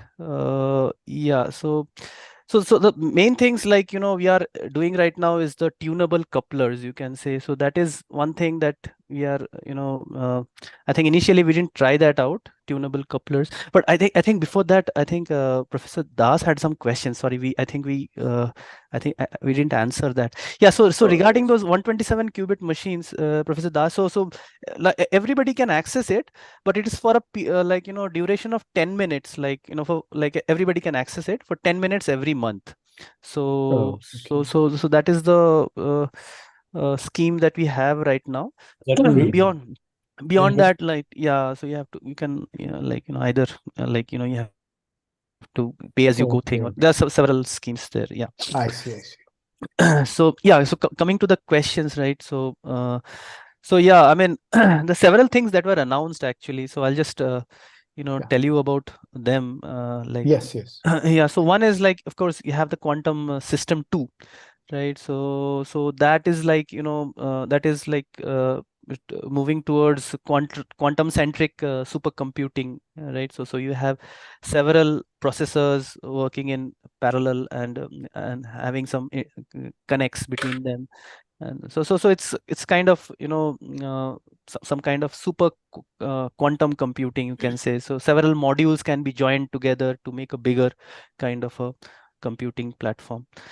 So that was one kind of an announcement. So system 2, I think Tokyo University will be our first customer, I think. So, like, apart from the ones like the the IBM labs, I mean.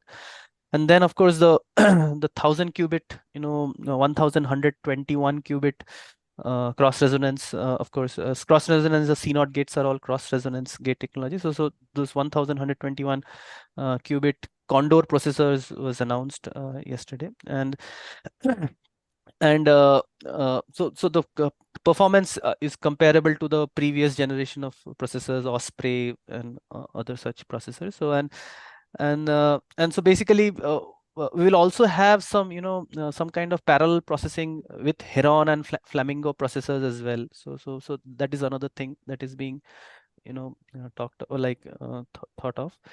And then you have of course, so you have this special Qiskit patterns preview, like, like patterns that is going to be released. So first of all, Qiskit 1.0 is going to be released, so which is like a stable version of Qiskit that was announced. And and the Qiskit patterns. See, so right now the problem is, you see, every month, or every 2-3 months, you see, the way to write a code changes, like especially in Qiskit. So the first time I started off, right, it was, I mean, the codes that I had written, it will no longer run now. So many libraries got deprecated, and I mean, so it's not easy. So to keep up with these changes. So now we have a stable version, plus we have something called Qiskit patterns. So you have those template codes that will be there. So anytime you wish to, let's say, do a VQE for some problem, right? So you have those templates, you can plug and play. Just have your molecule, or write your geometry, like, and you can run them. Hey, it could be for anything like QML, or some some combinatorial problem, anything. So you'll have those templates now. So it's called the Qiskit patterns. Of course, there's the quantum serverless thing that that is also there. That's on the middleware level. And there is one more important thing, of course, is the I think the target of Heron reaching 5,000 gates in 2024. And the target is to the ability to execute 200 qubit circuits, and I think around 100 million gates by 2029. And then there is the plan to have 1 billion gates across 2,000 qubits by 2033. So that is, I mean, these are all error corrected qubits. So that's the goal, to have these many qubits and that many gates, all error corrected by 2033. So that's the plan.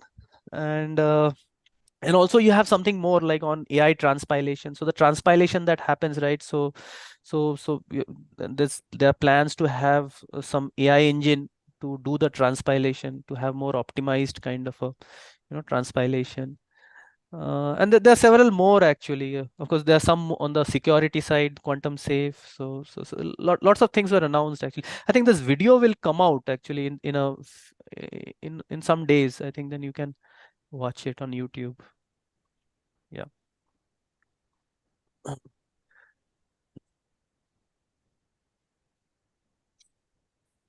Yeah, so going back to our problem, I mean, the dipole moment molecules. Yeah, right. Yeah, so we can probably resume that. Yeah, sure. I mean, I think we did with, I think me and Prasanna, I think we had worked on that strontium hydride thing. Yeah. So I think we were planning to do it on magnesium hydride, if I'm not wrong. So yeah, so I had run those things on a simulator actually, the CHASM simulator, and yeah, I mean, if I'm not, I mean, Prasanna can say better, but I think the errors were a little like, the fluctuations in the, while the optimizer optimizes, right? Like, the convergence. So at convergence, what happens is the fluctuations even on convergence is, I think, was higher than the, the chemical accuracy, I think, region. So that was one problem that we had, I guess. Right, Prasanna? Like, I mean, if you remember correctly. Yeah. That was one problem. The other is, of course, the depth is too high, so we have to do a lot of resource reduction to make the circuit shallow enough that we can then run it and still do mitigation and get reasonable results. So most of our efforts over the last couple of months or so have been on resource reduction. So although we don't aim for a very large qubit calculation, the fact that we use UCC ansatz makes the circuit very deep. So yeah, so till we reduce by resource reduction, I mean, till we reduce the circuit depth to a point where it's reasonable. If we give it on hardware, then we are going to lose a lot of quality on the result.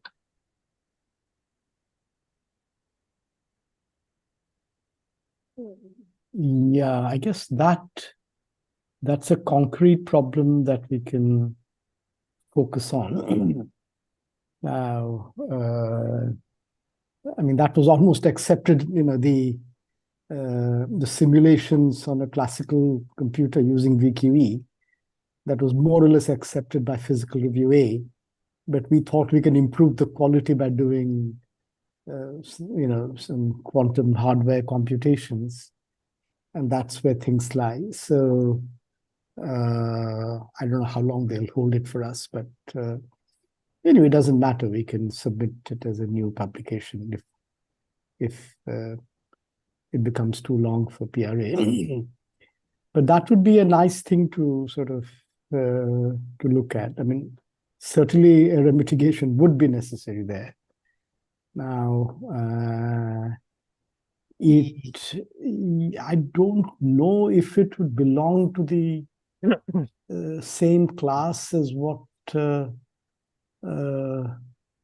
Kandala presented today. Yeah, what I think the one that he presented was more of a kind of a evolution problem, I think, right? Yeah. Ising Hamiltonian and yes, right. Yeah. But you see, it's something useful that can be done before we have access to fault tolerant computers. You see, so that was the subject of his talk. I mean, so so he was comparing his results with simulations on a classical computer. And then I think as the problem got more and more complex, it became difficult to do this on a classical computer, but it was still possible to do on a quantum computer. I mean, and I think the accuracy were about the same. So that was so this may not be in that category, but still it's something we could look at. Yes. Yeah.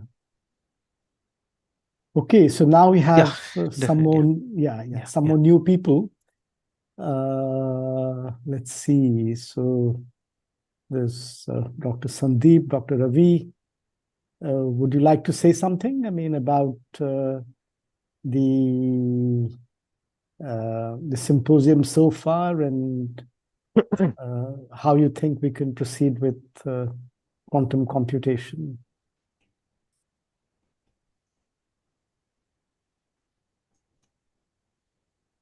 Any comments on that? Okay. Hi. Hello. I'm Ravi. I'm still a PhD student. I hope my voice is audible. Yeah, but yeah. I'm working on the superconducting qubits. Sorry, you're working on superconducting qubits. I see. Where? Yeah, from Taiwan. Oh, I see. Yeah, but I'm an Indian. Yeah. Of course, I can. Yeah. So which institute or university are you at? From NCHU. Okay. Yeah, I see. I'm really privileged to be part of developing Taiwan's superconducting qubit platform. So, yeah, but I would like to participate in Indian side as well. So that's the main reason I'm attending this talk. And So try to collaborate with people. So you're working on hardware?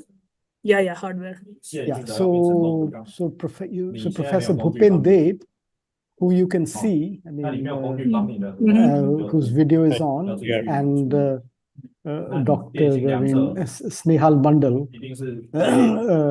So they are working here at the Center for Quantum Engineering, which is part of TCG CREST in Kolkata, on building a superconducting qubit machine. So yes, I think your interaction with them would be very useful. I mean, yeah. I see. So maybe you can tell us about the progress you have made and the current status of the, of the superconducting quantum processor in Taiwan. So far, we have made a 5Q quantum processor unit based on this superconducting qubits, but the roadmap, according to the roadmap, next year we might be switching to 20 qubit one. What is the architecture or the topology of your 5 qubit?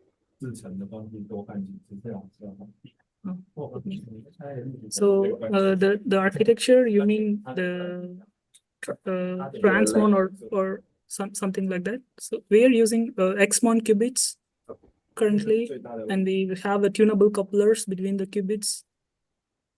Yeah, basically we follow Professor Martinez. I hope you know from who was the chief of Google a few years back, and we were following pretty much their design. I see. So you are getting fabricated in your institute there, or university? Yeah, actually, there is a collaboration between different universities here, particularly Academia Sinica of Taiwan and National Central University and NCHU, which is where I'm pursuing my degree. So we are a team of these three institutions. This project. So about the fabrication, where are you fabricating the chips? I was about to ask that. Sorry? I was about to ask this question. Oh, okay, please. Okay. So I think Snehal, you should ask this question. No, no problem. Yeah, please go ahead. Yeah, fabrication, it's kind of, I think you know Taiwan has a very good semiconductor fabrication industry as well. So we have a research institute called ITRI, and there is some process we are doing there, like making high-Q resonators. But regarding the junctions itself, we are just doing on Academia Sinica currently, and we have a one-step e-beam writer. Mhm. Yeah. So how many universities are part of this collaboration or research institutes? So far, 3. I see. So, what are these junctions made of? Like use aluminum? Yeah. Currently, it's aluminum and aluminum oxide between, but we're Dolan bridge. Dolan bridge technique. yeah. It's Dolan Bridge or yeah. And we are trying to make niobium resonators. So yeah, there is also some research going on for the niobium qubits. Recently seen a paper from yeah, I think Stanford or something.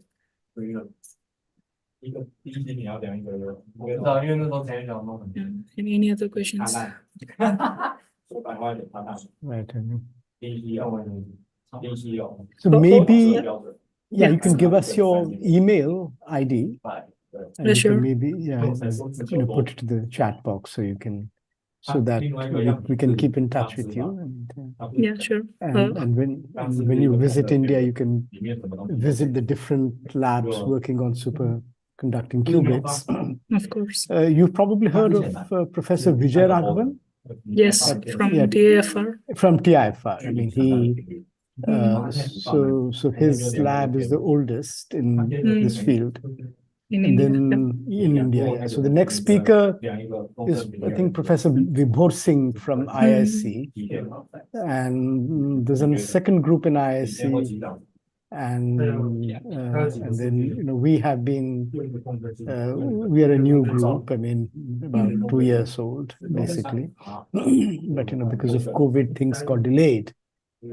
So it's just actually, it's only this year that the dilution refrigerator arrived, and so we're just beginning to take off. So you're welcome to visit us, and we can keep in touch with you to know about the developments and so on. Yeah, sure. Happy to hear this. Yeah. Yeah. So Professor Das, I have this question. Like the qubits that you are going to have is it like you are collaborating with the TIFR on that? Like so I think Professor Deb can answer this question. We are collaborating with initially, of course, I mean, we already have some used qubit. We have to do our practice on that, characterization, all these things. So our setup is almost ready. Last week, there's some background kind of electronics have been integrated. Yeah. Okay. Yeah. And our control electronics that we have to hook it up with that. I see. Qubit controller initialization. I see. The system will be ready for measurements. Okay. And Vijay has his used qubits, so we'll get first 1 qubit of that, and we'll start with that. And then gradually we have to explore other possibilities, because eventually we target to make fabrication facilities here. Okay. But without that, we cannot do a lot of things. Right. If you want to do a tunable coupling, then which coupling is right, to find it out, you have to go through different stages of fabrication. Right. And in order to make it programmable, right? Like from like that is another challenge, I guess. Right. Yeah. So here we'll work from 2 perspectives. So one is from materials perspective. So where we'll explore different materials using which we can like increase the coherence time. Okay. Then there will be another perspective where we will optimize at the pulse level so that we can achieve so increase the coherence time using optimized pulse levels. So mainly we will be doing the gate-based computing to start off with. Okay.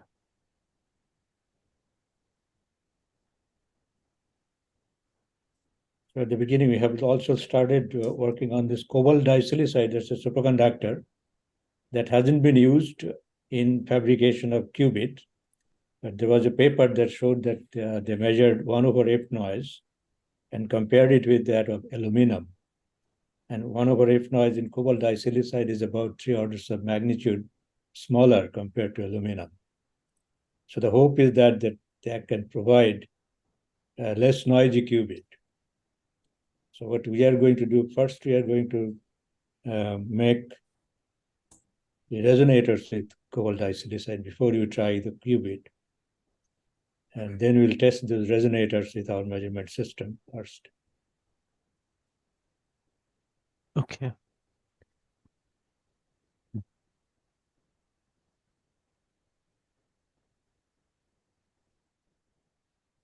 The fabrication of resonator is relatively easy. It can be done with optical lithography, and we will have to take help from someone to do that.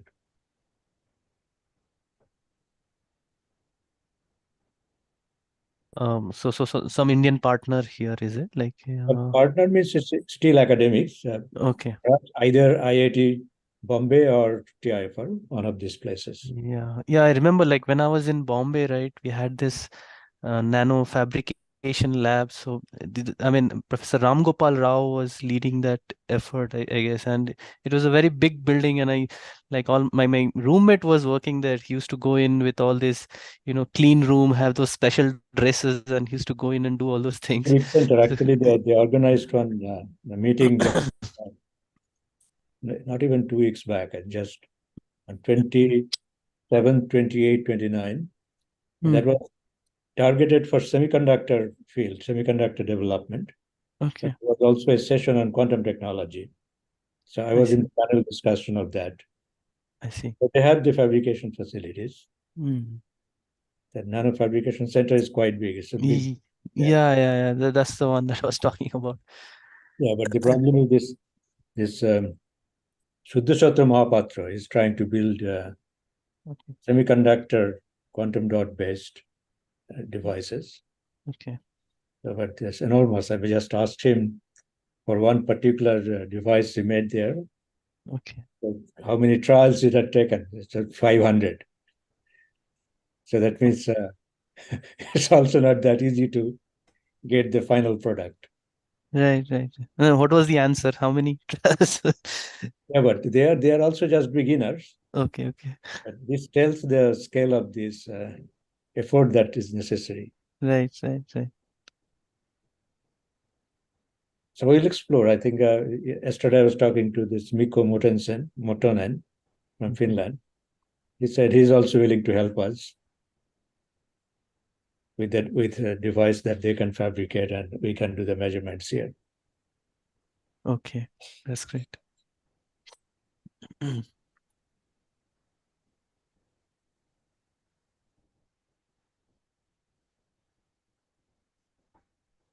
So we'll explore all these possibilities. Even William Oliver, next time that Indo-US called, that he agreed to submit a joint proposal with us.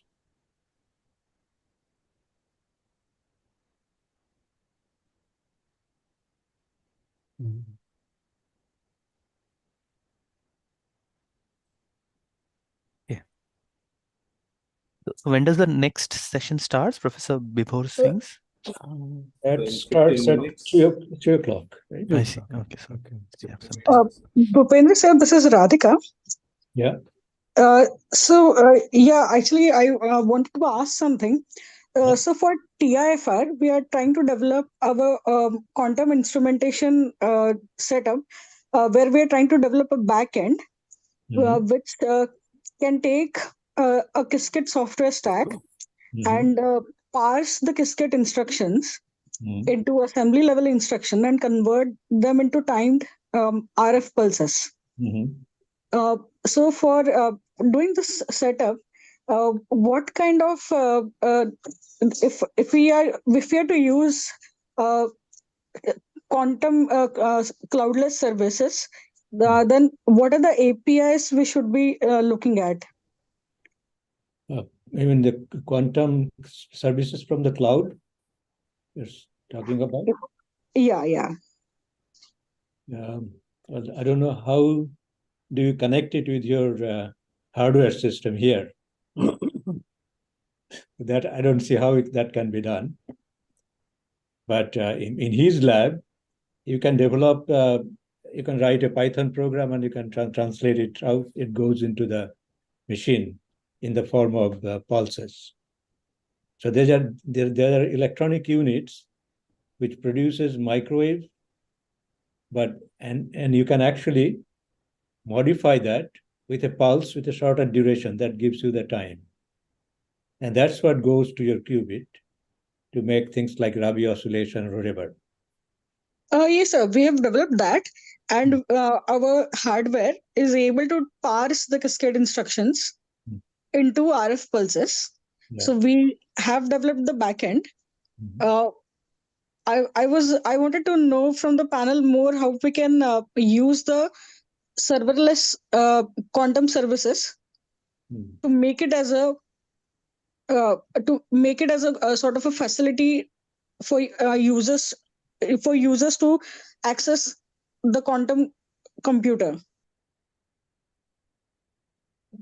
I'm not sure how we get the cloud services, which is mainly software based, and they give you an output, right? Yeah. Actually, I heard somebody say that the Qiskit will be now focusing on quantum serverless services and the AI transpilation engines. I think Dr. Dasgupta may answer this. Dr. Dasgupta, are you there? Yeah, could you repeat the question once again? Yeah. So sorry, I lost for a moment. Yeah. Yeah. So actually, I wanted to ask how the quantum serverless APIs can be connected to a backend. So we have passed the Qiskit instructions into assembly level, our own assembly level timed processor, and we are able to basically we have developed the backend. Okay. But how the APIs for the serverless engine would work? Okay, so that is, I mean, beyond me actually. So, I mean, yeah, but maybe I can point you to some, some papers and documents that I have that can help you with that. But right now, I don't have the answer actually. Okay, so that would be helpful, sir. Yeah. So, Dr. Radhika, so what instruments are you using at the moment for your, sending your pulses and all these things? So at basically what we do is we take the quantum instruction set architecture and parse it into a custom assembly level language. There's a timed processor which is running on FPGA, and all the quantum instructions are parsed into assembly level language which is understood by the timed processor, and that time processor has some sort of a DDS architecture which can take the amplitude and modulate the RF. So you're saying that you're basically making an arbitrary wave generator? Yeah, exactly. AWG. We have written the backend for, so basically we have taken an AWG and we have connected it to a Qiskit software stack.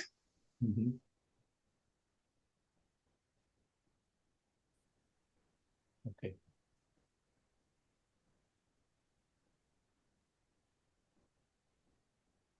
Right. So in our case, that's what we are going to do, that we have this modules from quantum machines that produces the RF as well as the arbitrary generator. So those I'm aware of the quantum machines which runs. Those outputs can be directly connected to our qubits. Yeah, which runs the QuA language, right? Right. Yeah. Yeah, hi, Dr. Radhika. I'm a little bit interested about this kind of architecture.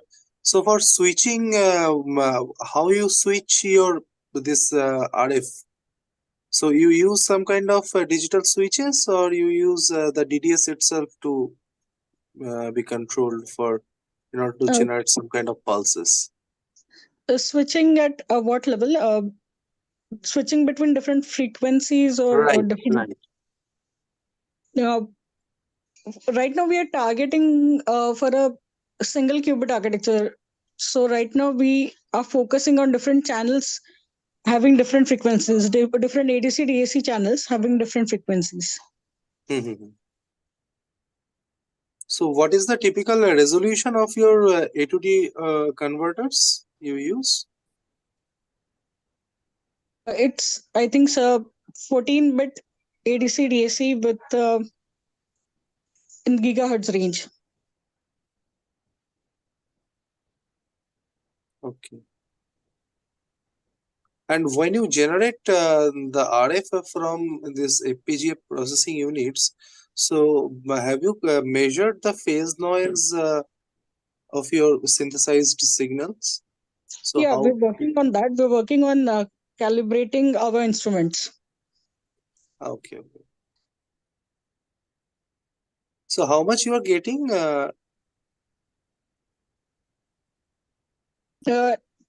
I don't have the numbers as of right now. I'm more into the software stack, Okay, okay.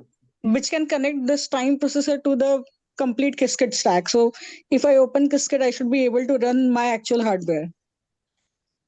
So I can get all the facilities and all the algorithms which are there in the open source domain, and I can translate that easily into my instrumentation. And again, like related to the instrumentation, what kind of FPGA you are using? It's off the rack. Okay. So some zinc processor based RF board solutions, what they have, this kind of things, or Yeah, some that can smart. be used. That can be used. Right now, for me, it's more focus on the time processor. So the time processor I can run on any FPGA domain. And once I am able to connect it to the software stack, that can be ported to the FPGA, which meets the qualification. Thank you. Thank you, sir.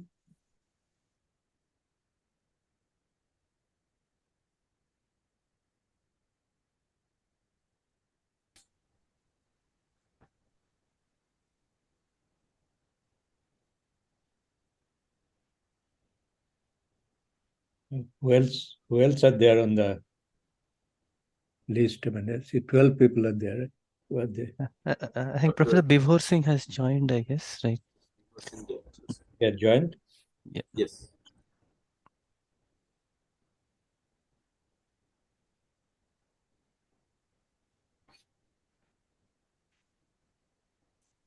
Hello, Professor Bhupen. Hello, Dr. Singh. How are you? I'm fine. How are you doing? Nice to see you after a long time. Yeah, yeah. Same here. How are things going? Going okay. You will hear some of the things today shortly.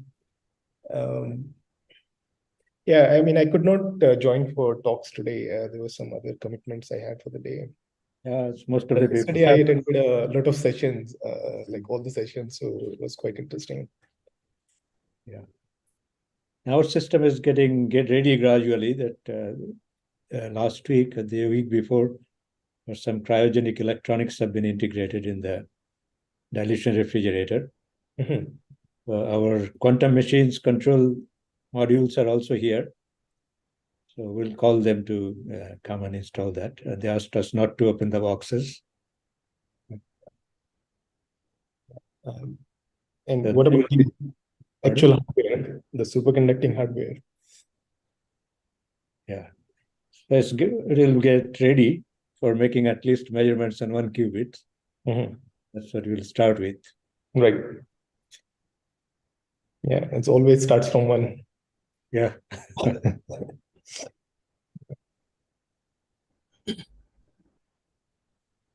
So you're concentrating more on the optomechanical things, right? Yeah, I think I initially, for the first 3-4 years at IISc, I did that. Now the students are graduating in that domain, so we are more focusing on superconducting qubits. We have a couple of projects on optomechanics still going on. That's something close to my heart, so I like to continue that. But yeah, in parallel, we have 2 projects on which are more focused on quantum computations. Good. So you'll have more people. Yeah. This community. Yeah, certainly. There are also some collaboration with people in other departments in IISc on the control hardware, as well as some machine learning ideas we have. So yeah, those are also being pursued. Yeah, we have a theoretician here on machine learning. Okay. Our center. I see. Yeah. We have 5 theoreticians in our center. And you should come sometime here and visit. Yeah, I have never been to the that part of the country. You've never been to this part of the country. That's surprising. Yeah. Yeah, I have been to other 3 directions, not the east. That just looks like it's high time to come here. Yeah, I mean, if I look at the trajectory, it's actually going north, west, south. So the what's going to happen is something towards this likely to happen. Right. The last time we met, I mean, you have been doing something, and I asked you a question: how much was the radiation pressure on your membrane? Yeah. So you gave me a number the next day. Yeah. I think this was in Mysore, I suppose. No, that was in your department in Bangalore. I went for this review committee meeting. Yeah. That's right. Remember you were in UGC program. Yeah, UGC review. Yeah, that was there. And we went for that. Yeah. Professor B.M. Arora and I. Yeah, now I recollected well. Yeah. Right. So we are almost there in terms of time. 3 minutes. So I hope there is no issue with the bandwidth, because IISc network is very notorious. Yeah. Because it will fail suddenly without any warning. So it's very notorious. It has happened several William times. Oliver, we had some problems. I think his Zoom was getting kicked out. Yeah. Quite often. And finally, we had to resort to the older way. I think get his talk on PDF and then display it from here. So the disadvantage is that he could not show the animations. Yeah. Videos.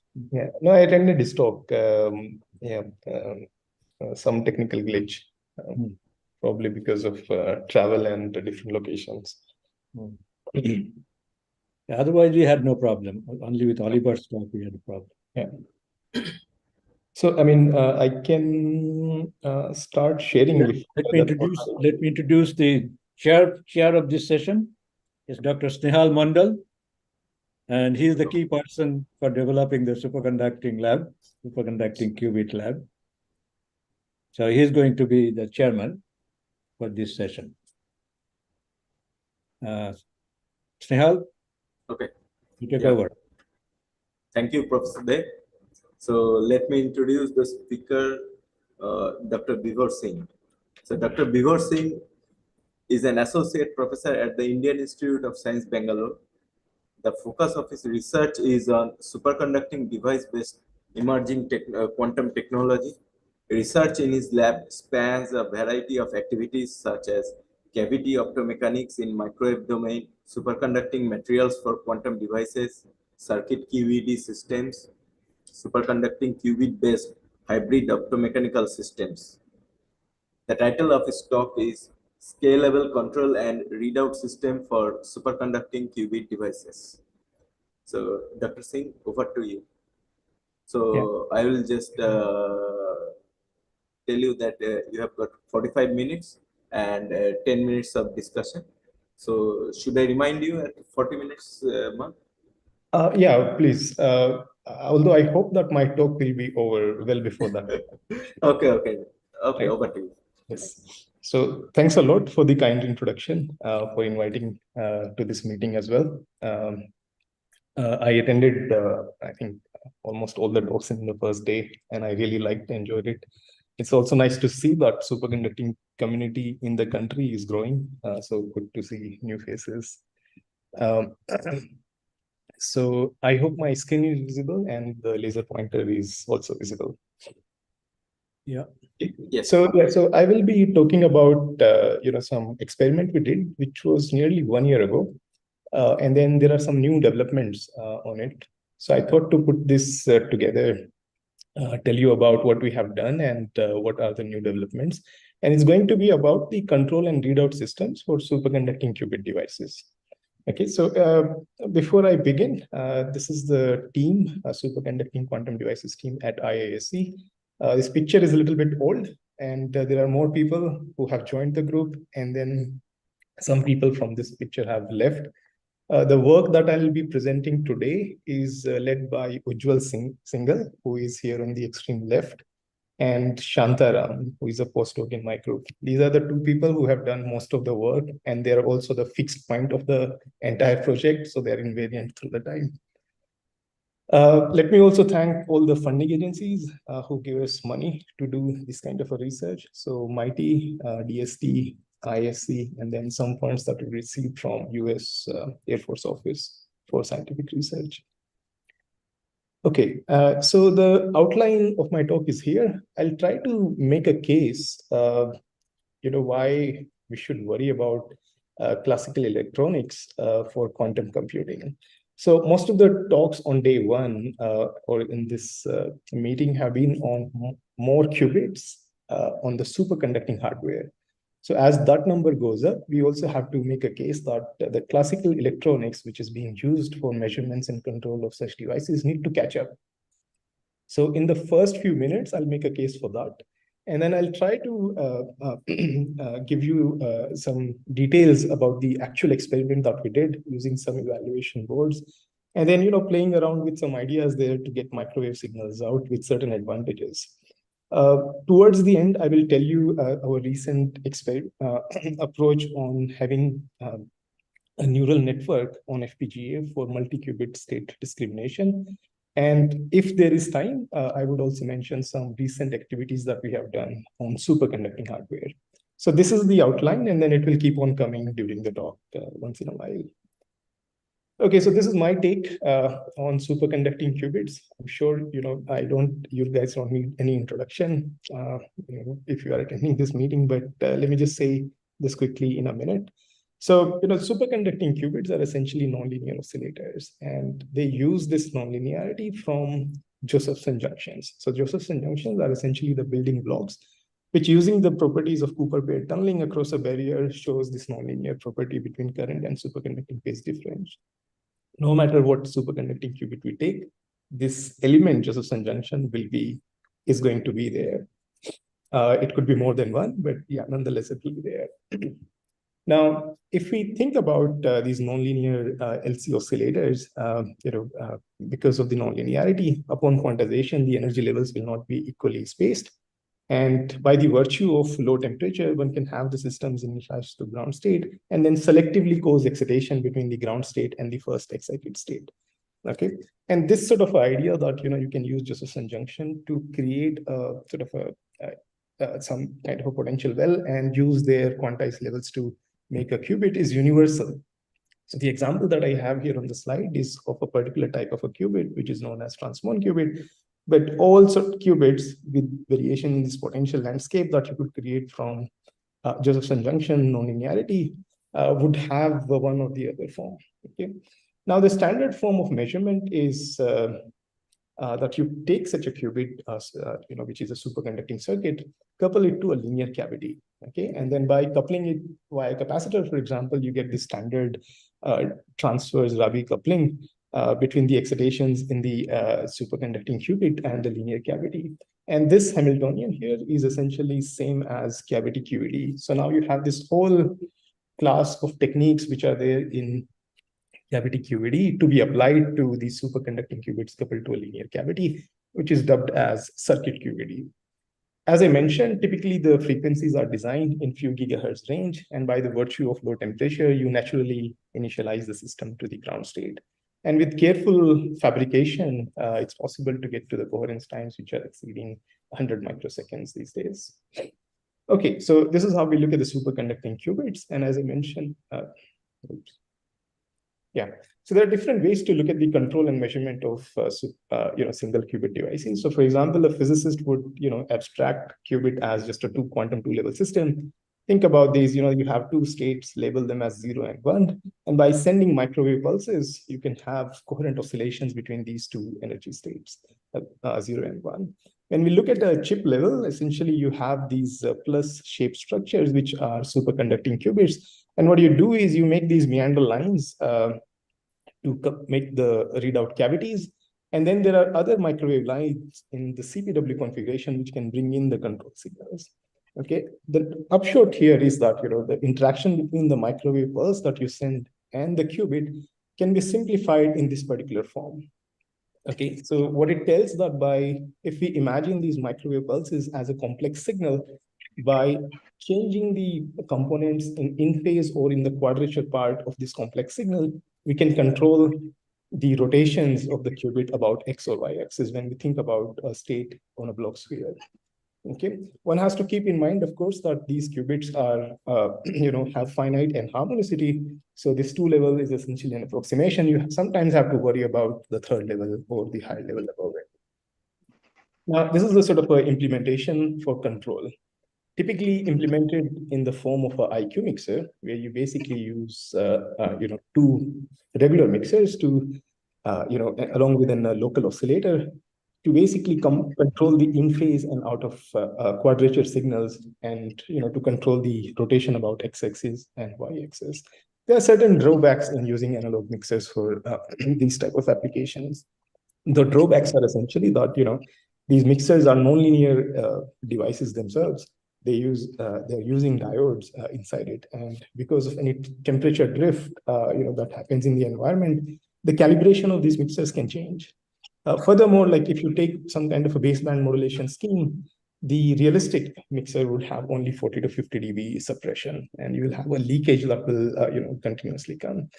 Often you have to kind of do periodic calibration or or have some scheme where you continuously sample the output, and with the feedback, correct for the drifts that happen. Okay. Now, these things are important because any error that happens on the control pulse is going to result into an error on the single qubit gate. Okay, so it's in order to have a better single qubit quantum gates, it's good to have a good electronics. So that's the sort of a message that I'm trying to convey. And then these traditional approaches based on analog mixers have certain limitations. So if we think about a typical implementation, right? So this is our picture from my lab for a 4-qubit setup. You see 4 vector signal generators and 1 arbitrary waveform generator with 8 channels. So those are the things you require in order to generate 4 vector signals. And the size of the rack becomes, sorry, is there a question? Yeah, so the size of the rack becomes really large, even just for 4-qubit. Now, what I want you to imagine, a system with 1,000 superconducting qubits. So it would require 1,000 vector signal generator, and you need to have some kind of phase synchronization between them, among them. So it's basically like increasing the complexity of the classical electronics. And once in a while, you have to do some kind of a calibration to ensure that the outputs that you're getting, they're still correct. And then one has to keep in mind, of course, the cost. That should not grow linearly. Okay. More importantly, the case that I want to make here is that this high-speed control and readout electronics is essentially necessary for feedback protocols. So if you think about quantum error corrections or any reinforcement learning, you need to have fast electronics. Okay, that's the only solution. So a traditional way of doing the measurements is not really sustainable for future as we increase the number of qubits in the quantum processor.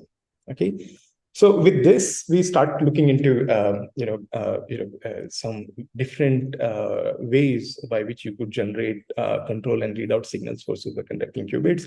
And in recent times, what has happened is that with a push coming from the 5G technology, several of these evaluation boards are now becoming available.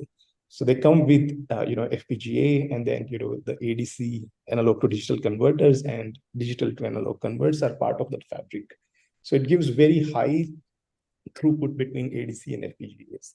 Okay, and these systems can have multiple number of ADC channels and DAC channels with sampling rate, reaching something like 4 gigasamples and 6.5 gigasamples per second. Okay, so with these type of boards in mind, we started asking question that, can we use these multi-channel DACs with FPGA to directly synthesize microwave pulses for qubit control? We don't want to take the route with analog mixer, but directly generate the microwave pulse from these boards. This will result into a robust signal generation, and we could circumvent this issue of periodic calibration, because everything happens here in digital domain, so it will be more robust against the temperature drifts or other kind of issues. While doing this, one has to keep in mind, the approach should be in a way that it can be scaled. It should be scalable, modular, that if you want to have, remove one unit, put another one, it should be modular. And, from a user's perspective, it should give an easy interface. And then, depending on how much resources we use on FPGA, it can lead to the possibility for, implementing feedback-based protocols or error correction protocols, depending on the amount of FPGA resources used for simple generation and analysis of the signal.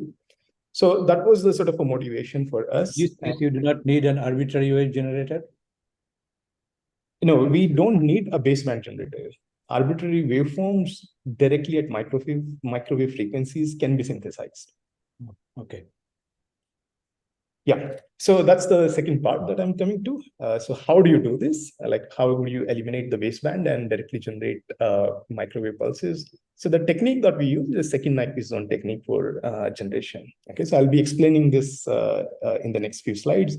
And my apology, the slides are very elementary. So if anyone feel offended, my apology for that. So let's take a quick, relook at how direct digital signal synthesis happens. So if you think about, what is happening inside a signal generator, which is doing the direct digital synthesis, you give it a waveform, and then what it does, it basically, write down certain values of that waveform in a lookup table, which is stored in the memory. And what DAC is doing, it's taking up this value from the memory, multiplying it by a reconstruction waveform, which could be just like a rectangular window, and then it plays it sequentially with each clock cycle. And that way you could generate a sort of a signal, which is sort of shown with these sinusoidal form here with edges. And once it goes through the low-pass filter, it gets smoothened. So these sharp edges are removed by low-pass filtering. Of course, one can put it mathematically. So RT here would be the kind of a reconstruction waveform that we use. XT are the sample values which are stored in the lookup table.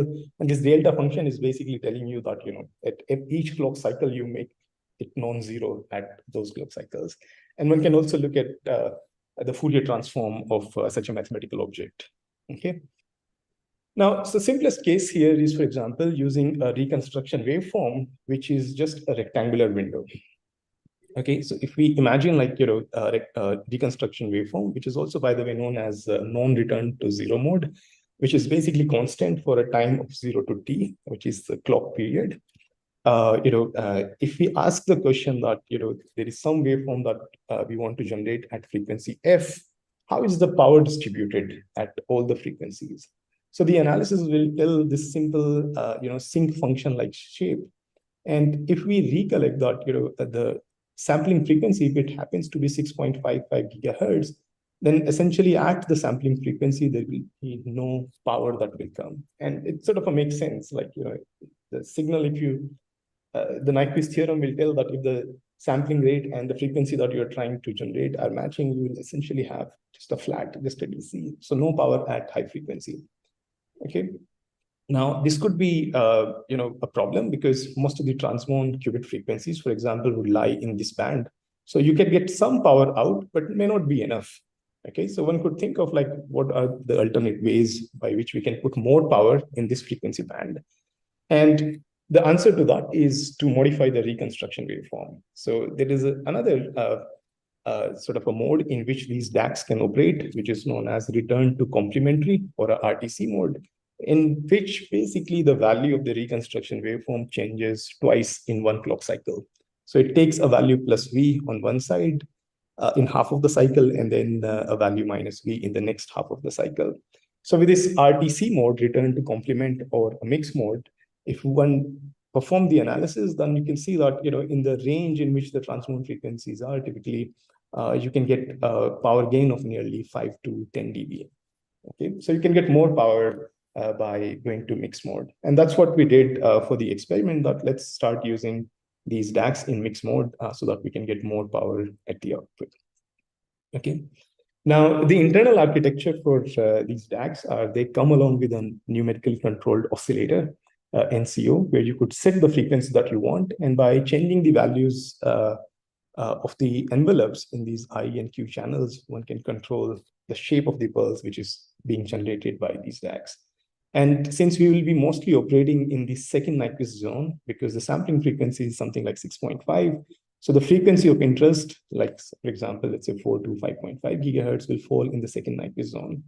So any images that are generated in the first or in the third Nyquist zone can be filtered. Okay, so that's the overall scheme for signal generation. So once you implement it, let's look at the RF performance. How well this board behave. So this is the power spectrum, or power measured as a function of the generated frequency, which is normalized with respect to sampling rate. So here we can see that when we operate it in a normal mode, we see there is a reduction in the power, but by going to a mixed mode, by changing the reconstruction waveform, we can get a more power gain. So, around the qubit frequencies of interest, you can have, signal levels something like -7 to -6 dBm, which is sort of okay for many qubit manipulations. And any other images which are present can be filtered out. So this is just the amplitude performance as a function of frequency when we use this method. One can look into the phase noise performance of signal which are generated. So this is a single sideband phase noise measured, at a carrier frequency of 4.5 gigahertz. And if we compare it with some of the standard testing measurement instruments, we see that at certain frequencies, in fact, this method that we are using outperforms the commercial equipment. Okay, so phase noise wise, again, it's a sort of a thumbs up for the signal generation. When we compare other parameters such as spurious free dynamic range, that's basically asking the question that if you are generating maximum power at a frequency of interest, what are the power in the images? Okay, and how far are those? So here we could get a SFDR of something like 25 dB. And the frequency happens to be, the worst frequency happens to be far away from the qubit frequencies. And, by putting some kind of a better filters than the one we used, it can certainly be improved. And, 45 dB is still a reasonably good number. And there is a scope of improving it further by 20 dB or so. So this is another figure of merit on how good is the microwave being generated. So let me now mention about the readout things that we have developed. So, the top part here in this schematic shows the generation of signals, and lower part is the, how the readout pipeline is implemented. So for readout, for example, when a microwave enters, one could use, for example, the onboard digital mixer, and using the same techniques that I introduced for generation, which is second Nyquist based, one could get the IF frequencies, okay?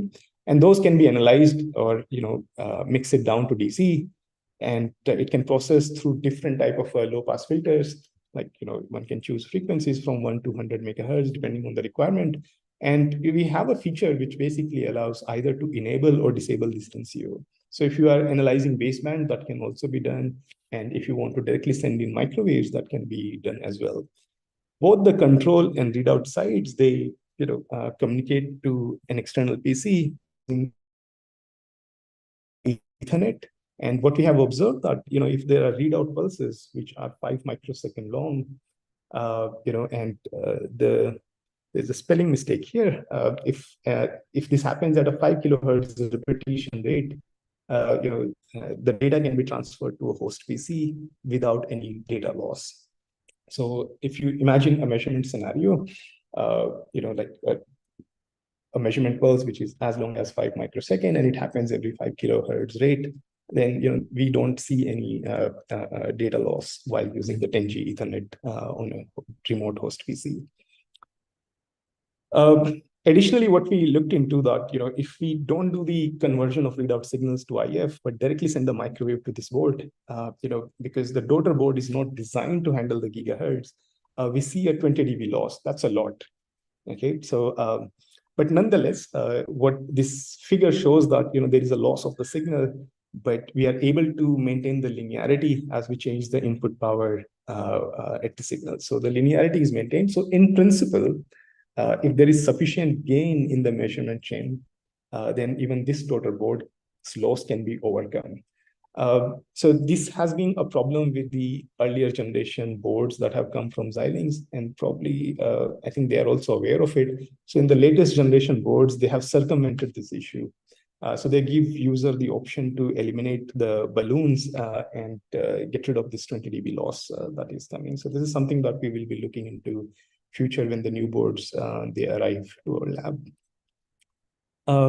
So I told you about so far about how to generate the signals and then how to perform the readout.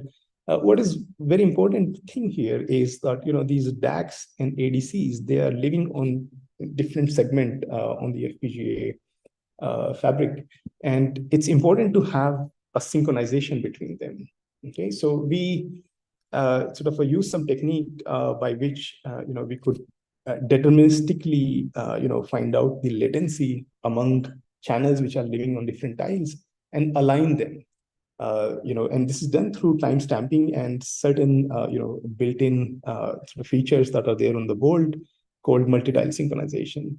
So here is a result after doing the MTS, and we see that there's a phase difference of 1 degree, but that's sort of irrelevant. What is important is the sigma. Okay, so there's not much of a standard deviation or phase drift that happens over a period of 6 hours once we do the MTS synchronization. This is quite crucial for 2-qubit gates, where the phase alignment between the channels is a crucial source of errors. Okay, so this is the MTS part, and now is the user interface. So this entire thing is written in Python. So we have some sort of abstraction layers, several classes, which are openly available on GitHub. So all these codes are available on GitHub, and the interface is Jupyter Notebook based, where you could write your code and get the things that you want to get done with the board. There are also several examples that we have put where simple things like changing the amplitude, frequency, or relative phase difference between two channels have been shown. Okay. The current limitation that we have on the board is its VRAM size. So currently the AWG sequencer memory is only 300K samples, which is good enough for few qubit devices, but may not be enough if we are scaling to more number of qubits. Although there is a room for increasing the memory to up to 2 GB, as long as some fixed latency is acceptable. This is something which we have not done and would be doing in future.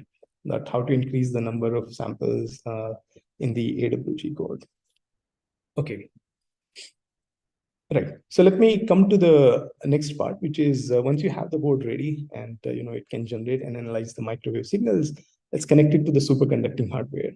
So, for this type of a thing, we made simple devices like fixed frequency transform, for example, in a 3D cavity, very easy to make.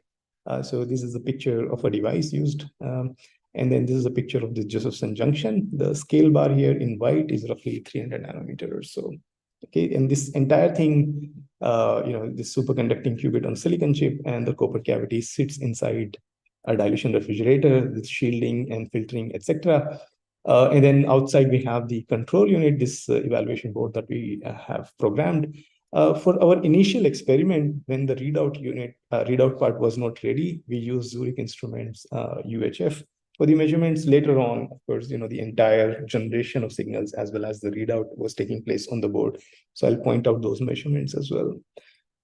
So, here you could see that, since there are 2 units involved, you also need to have some kind of a mechanism of cross-domain triggering. So that we implemented again through the board. And here are some results. So these are standard measurements on a single qubit. For example, you could look into Rabi oscillations in time domain by varying the duration of this control pulse. Or you could perform the measurement of energy relaxation, by having some delay between the trigger and the arrival of the measurement pulse. Other experiments such as Ramsey fringe or echo are also possible. Since the measurements become so straightforward, with simple codes, one can have them run for many, many hours and look into, for example, what is the distribution in energy relaxation time over a large span. So this is some early measurement that we did with the board. All right. So this is again like some improved Ramsey data that we got later for different devices where we could measure it up to 23 microsecond. This is the complete pipeline, after finishing the readout part. So as I mentioned, the control pulses are generated using second Nyquist, and we enable the multi-tile synchronization. For the readout, here, for example, we directly use the gigahertz and feed it into the board, and which makes the task a little bit harder because of the 20 dB loss that we get from the rotor board.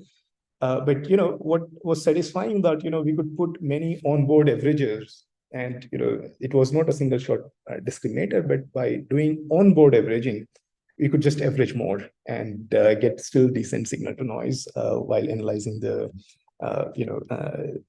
results. And then it also proves the multi-tile synchronization that we have implemented between DAC and ADC boards. So these are the results that we have. So this is basically a comparison between standard equipments. So this is a measurement of T1 using AWG, and which is again some test and measurement unit that we had in the lab. And this is the one which we have developed. So the T1 looks more or less similar. We don't see any issue that's coming from the board. And similarly, this is a measurement, T2 Ramsey measurement on the same device using AWG versus RFSOC. Here we see there's a marginally reduction in the Ramsey, but it's not clear whether it is statistical or any phase noise is affecting the qubit. It's not clear from the measurements. So point I'm trying to make here is that the measurements that you can perform with RFSOC using its built-in control and readout pipeline, they are as good as that you would measure with standard equipment. So this is the part that is completed, and there are some ongoing work which is on introducing the template matched filters and ML-assisted multiplexed readout schemes. And those are also we are trying to implement on FPGA, and I'll try to explain them shortly in next few slides. The other activity that is going on is multi-board synchronization. So the synchronization that I talked earlier was multi-tiles, which means on the same board there are different tiles which need to be synced. But if you have a collection of boards, then you need synchronization between multiple boards. So that's an ongoing part where we have some new ideas to achieve synchronization, which is currently ongoing. All right, so let me make some comparisons in terms of effectiveness. So if we replace this entire rack by a single board here, the cost comes down nearly by a factor of 10. That's a sort of a decent saving. It helps a lot in terms of calibration. Like, for example, here we were doing very periodic calibrations. Here, once you have the board, started up, you only need to do calibration once. And, once it's done, then, you can get whatever power you like.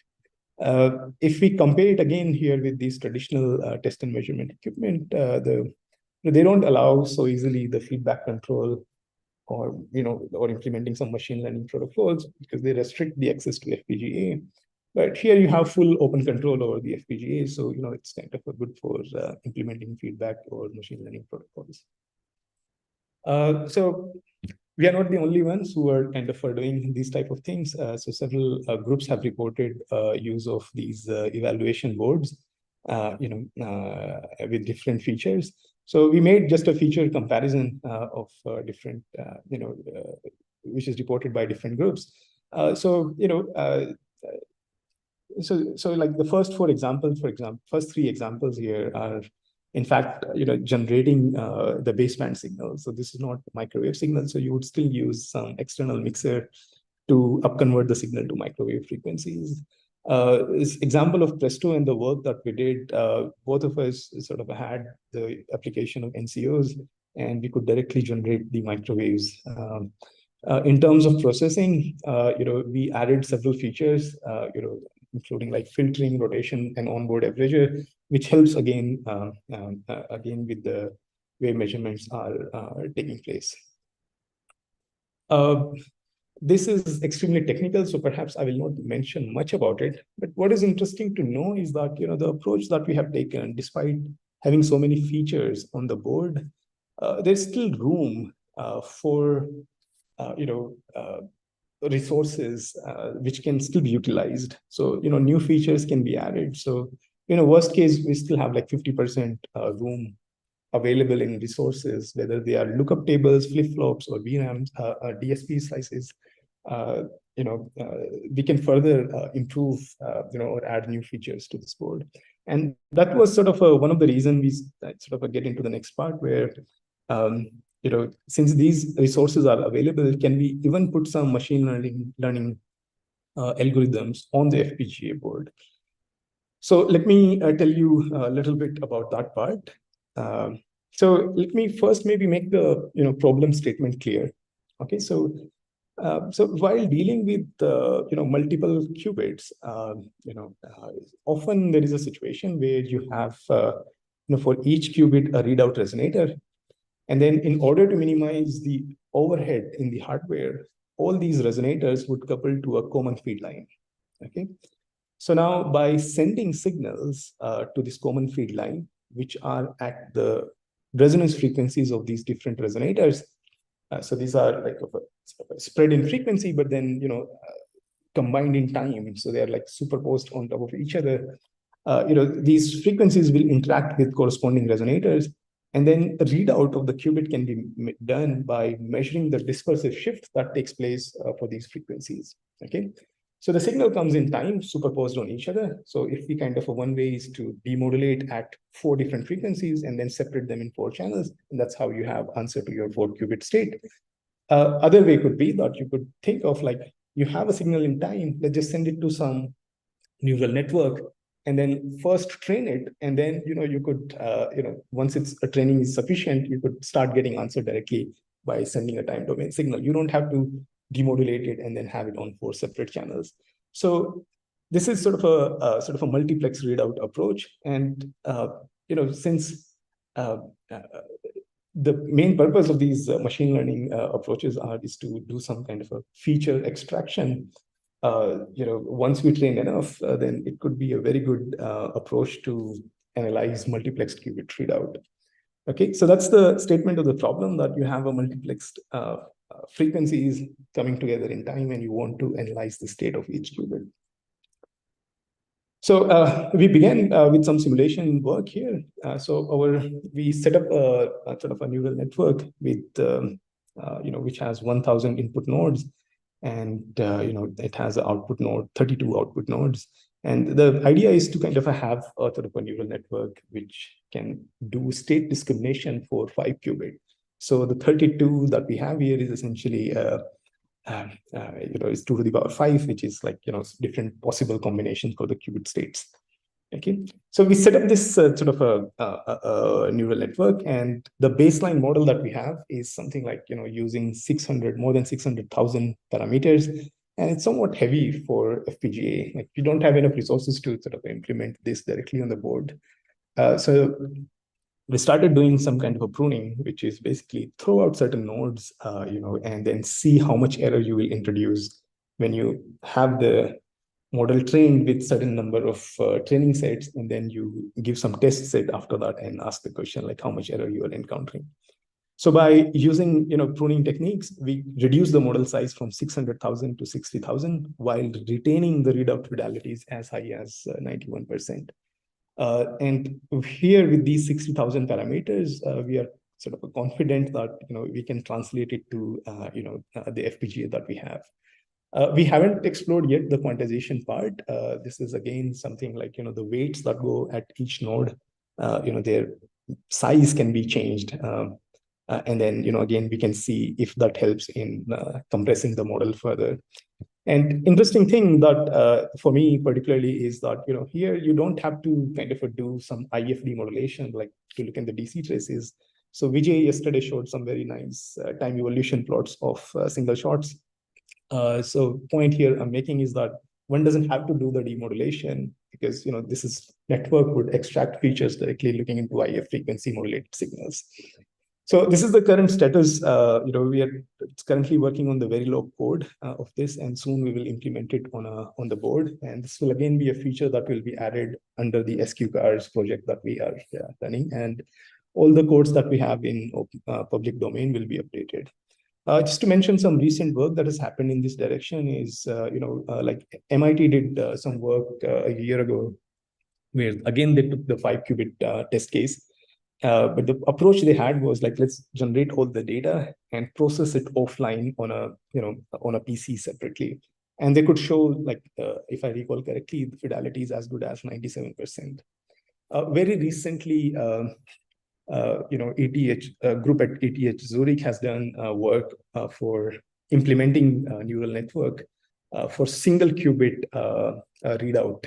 So that has been done, and I think they were looking into some kind of state optimization, like what kind of a pulse will take you from one place to the other on the block sphere. But this was done on the board, but for a single qubit. So these are the references. If you're interested, you can check those out. Okay, so right. So the other recent activities that our group is doing, I think I can mention them now here. So in terms of these superconducting hardware development, so we started with these aluminum type qubits and struggled with them for a while. And then, this paper on tantalum qubits came out from Andrew Haug's group from Princeton. And then I think many people now have reported high coherence qubits using tantalums. So we sort of started in that direction. So we developed some recipes for growing tantalum at high temperature on sapphire. And we can get some decent transition temperature, which basically tells something about the quality of the film that we are growing. And then following standard lithography processes for patterning. And then, we could pattern these things in tantalum. And using iron milling processes, we can make aluminum Josephson junctions here. It took us like some time to sort of tune up our iron milling parameters, but I think we learned a lot here about iron milling, that too little or too much of iron milling is going to be bad for the junctions. So you really need to have it some sweet optimum spot. The devices that we started making, to test the quality of these tantalum qubits were in the form of diamond. So yesterday we just talked, a trimon qubit was introduced, which are essentially 3 strongly coupled transmons. And because, ultimately there are nonlinear circuits, so you have some kind of a residual ZZ coupling, which allows some kind of a ZZ interaction between these newly dressed qubits. A diamond is a sort of a younger, cousin of trimon. And, it's essentially 2 strongly coupled transmons. So if you take 2 transmons like the one, I have in this picture, you can imagine that, there can be 2 type of modes. Modes where the charges on these intermediate pads, they are opposite. For example, this guy gets more negative charge and this guy gets more negative charge in one cycle. So in that case, the dipole moments of these 2 transmons would be aligned, and it will couple strongly to a cavity field if it is in the same direction. You could have a quadrupolar mode, for example, when these intermediate pads get the same type of charge. So given the symmetry in the Josephson junction, you could have same amount of charge on the 2 pads. That way, this intermediate capacitance between these 2 pads doesn't matter. And the net dipole moment in first approximation, you would say is 0. So it will be more like a quadrupolar mode. Okay, so by aligning the dipole moment to the field of the readout cavity, you could call this mode as bright and the quadrupolar mode to be dark. And the reason for choosing this was basically to sort of get some protection against the Purcell decay. The quadrupolar mode is dipolar forbidden, so it kind of naturally gets protected from the Purcell decay.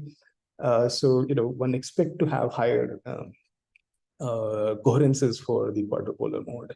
And since these are two nonlinear circuits which are coupling with each other, so even if you do the normal mode analysis, there will be some residual ZZ coupling, which will produce a slightly different dispersive shift to a single readout mode. Okay, so both modes can be read out by a single resonator. Just to remind you, you have got 5 minutes. Okay, I think that's good enough. I should be done. Yeah, thanks. So yeah, so this is like when we cool down such a device in dilution fetch, we can map out all the transition energies and these frequencies. And so the thing that you compromise when you make these multi-mode qubits is the enharmonicity. So by strongly coupling them together, because of this added capacitance that comes, the enharmonicity is compromised. But you can get large strong coupling. So we could identify all the energy levels in this 2-qubit manifold. And it's sort of an interesting idea, and we also mentioned this yesterday, that here, for example, the 2-qubit gates are much simpler. They can be done by single microwave pulses. And to implement single qubit gates, you need to have like 2 microwave pulses superimposed in time. So that's one benefit, like it's easier for multi-qubit gates. Here are some coherence measurements. So, the bright mode that we have measured here with this devices made with tantalum, we could get something like 80 microsecond coherences. And then for dark mode, close to 100 microsecond. There's also like a decent improvement in the echo and Ramsey times for these 2 modes. And now, for example, for the dark mode, we get Ramsey time and echo time, which is exceeding 100 microsecond.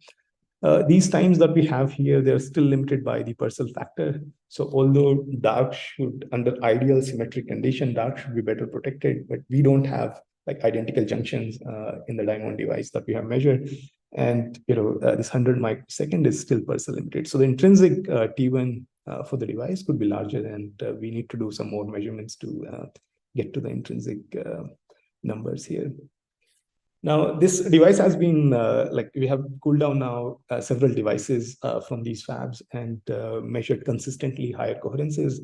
And sort of tells something about the robustness in the fabrication that we have now. That these films are of good quality, and then we can do milling and mid junctions which are decent quality. And then some of these devices have been sent to Vijay's group at TFR and then back here, and multiple cool downs. They have consistently shown higher coherence. So it gives some sort of a confidence in the robustness in the application. And among several, between several cool downs over 3-4 months, we only see minor frequency drifts in the devices. So again, telling something about the quality of the junctions. Okay, so I'll stop here. So I'll just summarize my talk. The first part of the talk, I showed you some sort of a technical things like how to generate microwave pulses using second Nyquist method. And then what we find that performance is comparable to the traditional test and measurement systems that we typically use for qubit characterization. We could also implement multi-channel synchronization. So this is really a cost-effective, scalable, and low latency sort of a system for superconducting qubit measurements. These results have been now published. This paper here can be read for more details, and some of these codes that we have are publicly available on the GitHub. Currently, ongoing work is on this multi-board synchronization and then implementing the neural network on the FPGA. So hopefully we'll have some results here before the summer next year. So thanks a lot for the your attention, and again, thanks for the invitation to this meeting. Okay, so can now have questions. Hello, sir. This is Radhika from BARC. I have 2 questions. Yeah, please go ahead. My first question is, have you used any kind of libraries or packages for developing the higher level applications, like say you want to implement a randomized benchmarking algorithm and you want to implement it onto your user interface. So are you using any standard libraries or you're developing those on your own? Yeah, so a very good question. So we haven't used any standard library. And this is sort of a part where, I mean, we'll be happy to talk to someone how to do that. So, I mean, so currently we don't have like a software person in our team who could do this. So we focus on the programming of the hardware. And all these, small codes such as RB or interleaved RB, those we have written ourselves. But it would be interesting if, someone could use existing resources and have them interfaced with the board. We are not currently doing it. So actually, we are trying to develop. So what we have taken is we have taken the Qiskit experiments library, and we are trying to generate. We are trying to parse the Qiskit instruction set or architecture into the APIs which can be used by the AWE. So we are able to do that right now. We have developed the backend.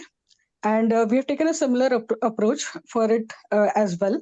And we are able to successfully convert some calibration experiments, some sort of predefined experiments given in the experiment library, take the configurations from the standard JSON files which are provided by the fake providers, because we are not sure about the architecture of the qubit as of yet. And we are able to convert all those configurations into instruction set architecture, and then we are able to parse that instruction set architecture into, say, any language. For example, we are able to do it a little bit for Go as well. Yeah. No, good to hear that. So, I mean, I'll be happy to talk to you if you need more inputs. But like I said, this has not been the focus of the work that we are doing. Okay. And one more thing I wanted to ask, for the hardware development, are you using the RFDC evaluation guides or some sort of a standard package library, or you're developing the complete signal chain architecture? So we have done both actually. We have actually done both. So we have the complete signal chain written in C that we have done. For most of the work, that I presented here, we have used Pink, which is sort of a standard library which is shipped with these Xilinx RF SoCs. That's the sort of intermediate library that we use, and we built upon that.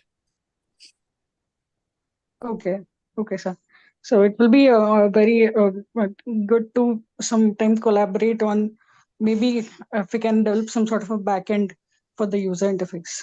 Yeah, I totally agree with you. I'll be happy to talk to you offline. Yeah, thank you, sir. Okay. All right. So, any other questions? Yeah, I would like to ask questions. Your tantalum qubit that we have shown, is that the pad is only tantalum? Josephson junctions are tantalum, or they are aluminum? Oh, Josephson junction is aluminum. Everyone makes aluminum Josephson junction. Pad is only. Yeah. Right. Yeah. So most of the pad is basically tantalum. So this is a picture here. Like, this entire light bluish is tantalum, and then this highly saturated white pixels here, these are the aluminum junctions which are dropped later. Right. Your junction architecture also shows that you are not using this tilted deposition, right? No, turns out like we tried, and it's a decent thing to do, but we sort of were stuck with these Manhattan type junctions because they are more natural for milling. That's what we felt. But people have shown that even Dolan bridges, they work fine for.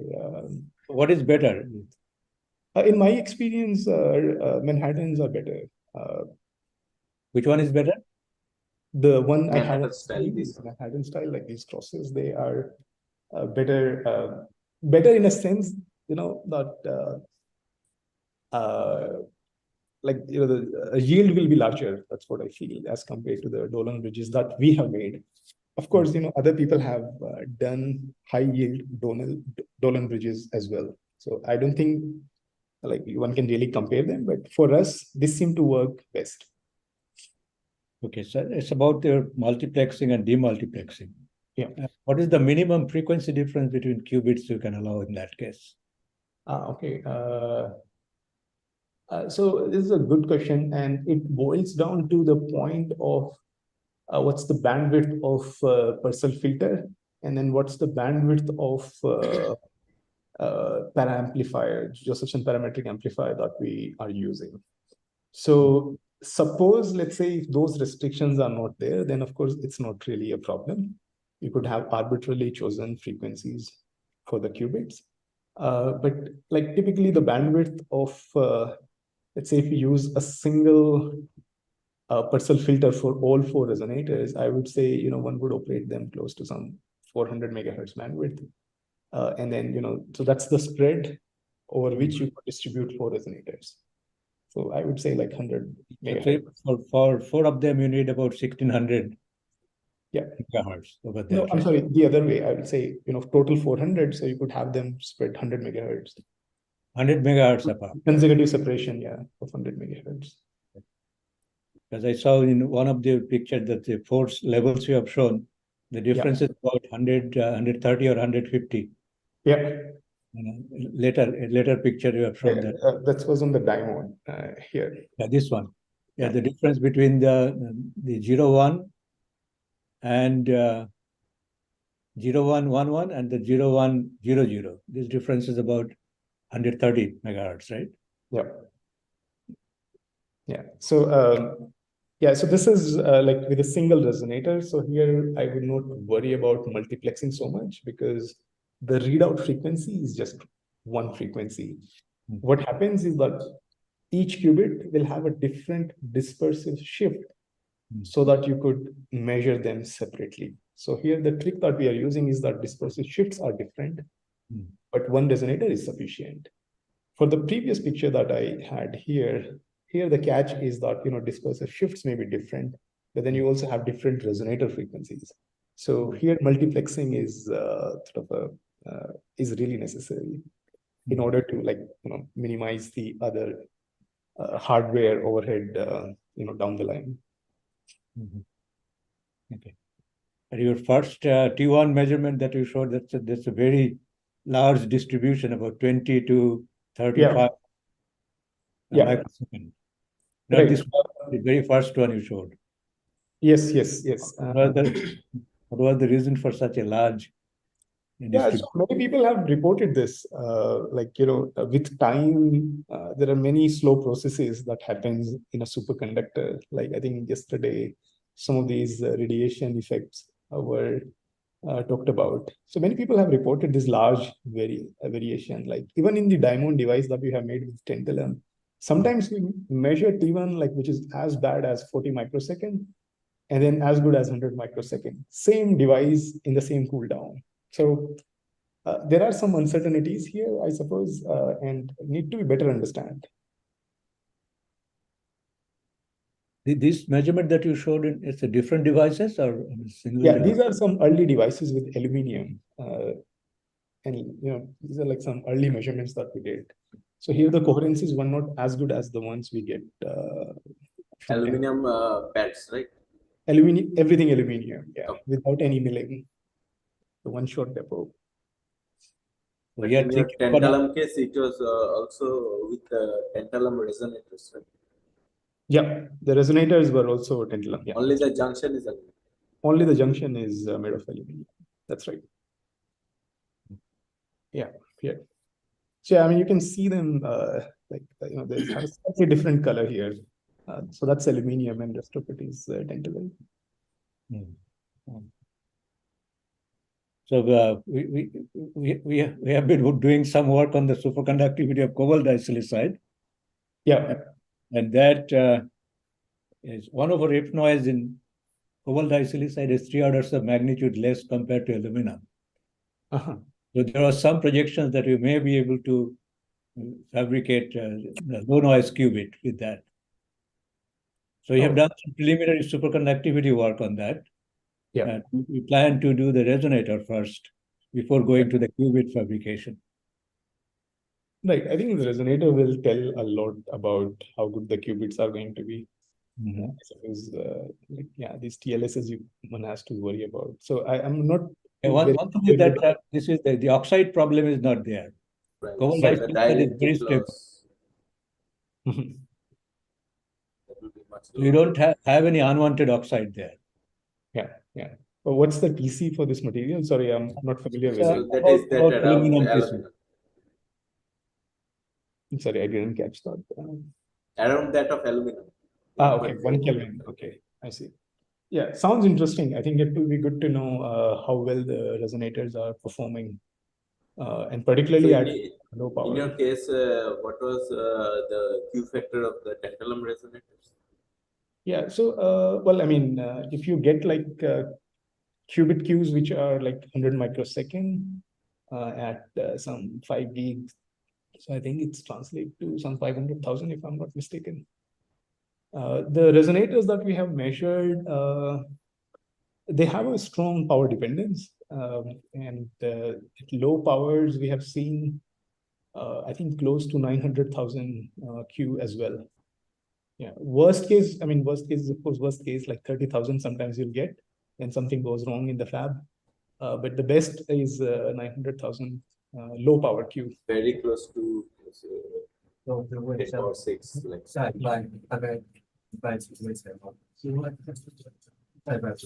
I think Ravi has some questions. Ravi, Yeah, I also have some question.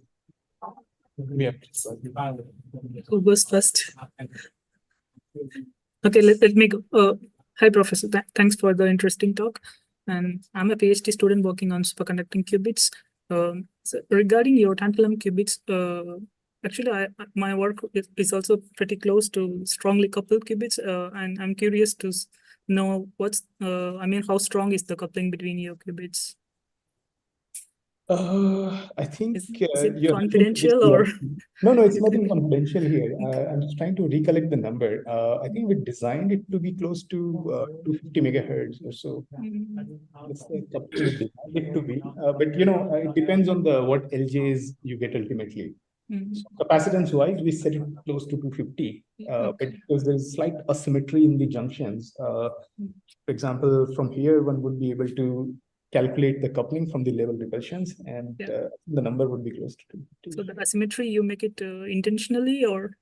So it just happens unintentional. Like you try to make two junctions and they will have slightly different junction resistance. And so for us, like when fabrication doesn't work, you can have like easily, we have seen worst case like even 30% variation in the junction resistances. One more question is regarding your modular generator device, and may I know what is the resolution of the pulses that you can generate, and have you performed any gate operations like single qubit or 2 qubit gate operations and compare the fidelities between the two different systems? So if you're asking like, have you done a RB or something using these boards? We haven't. And that's the sort of a related question, because one has to sort of program things, and then that's where we're lacking. I mean, in principle it can be done. I don't see any problem. But if you say that like any error, for example, may show up in these Ramsey measurements, right? So there, once we set the detuning to 0, and you see Ramsey times up to 60 microseconds, so that gives some idea about the errors that may be there while performing 5x2 rotations. Nice. And is the device that you put here, is it still tunable? No, these are fixed frequency. Okay. Okay, thank you.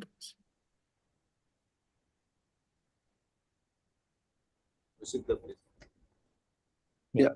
Hello, Dr. Weaver. Thank you for a wonderful talk. I am just wondering that the FPGA processing what you have shown, in that you have told that you implemented the direct digital synthesis. Yeah. So have you directly implemented inside that FPGA code, or you have used some separate DDS chip? and then interfaced it with DTS? No. So this comes on the board. So when you buy board, it comes with an NCO.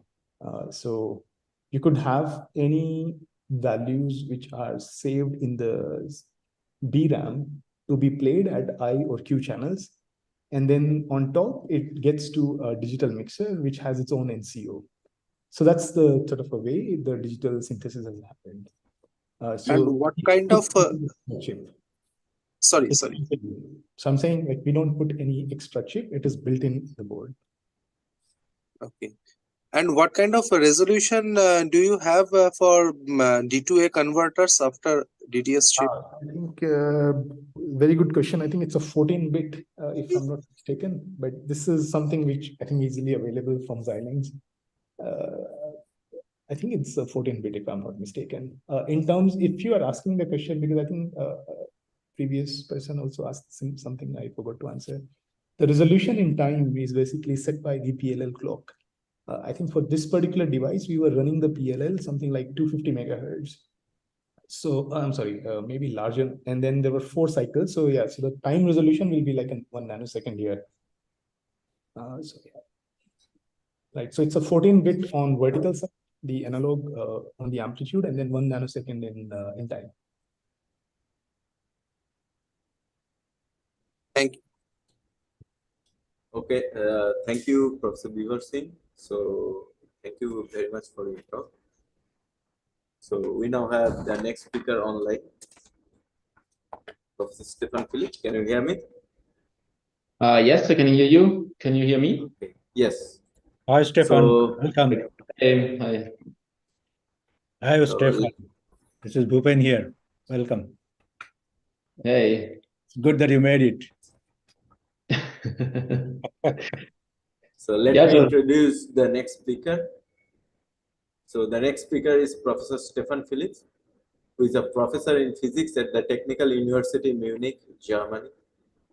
He also serves as the director of Walter Meissner Institute, where they are conducting fundamental and applied research in the field of low temperature physics with special focus on superconductivity, magnetism, quantum phenomena, and quantum information processing with superconducting quantum circuits.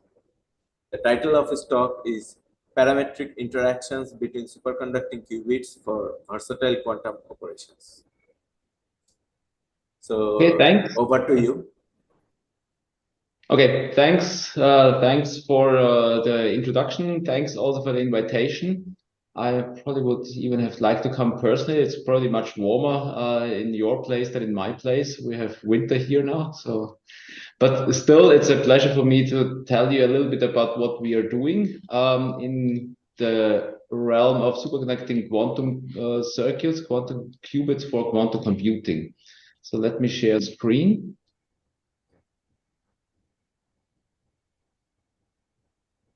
So you should now see the PowerPoint presentation.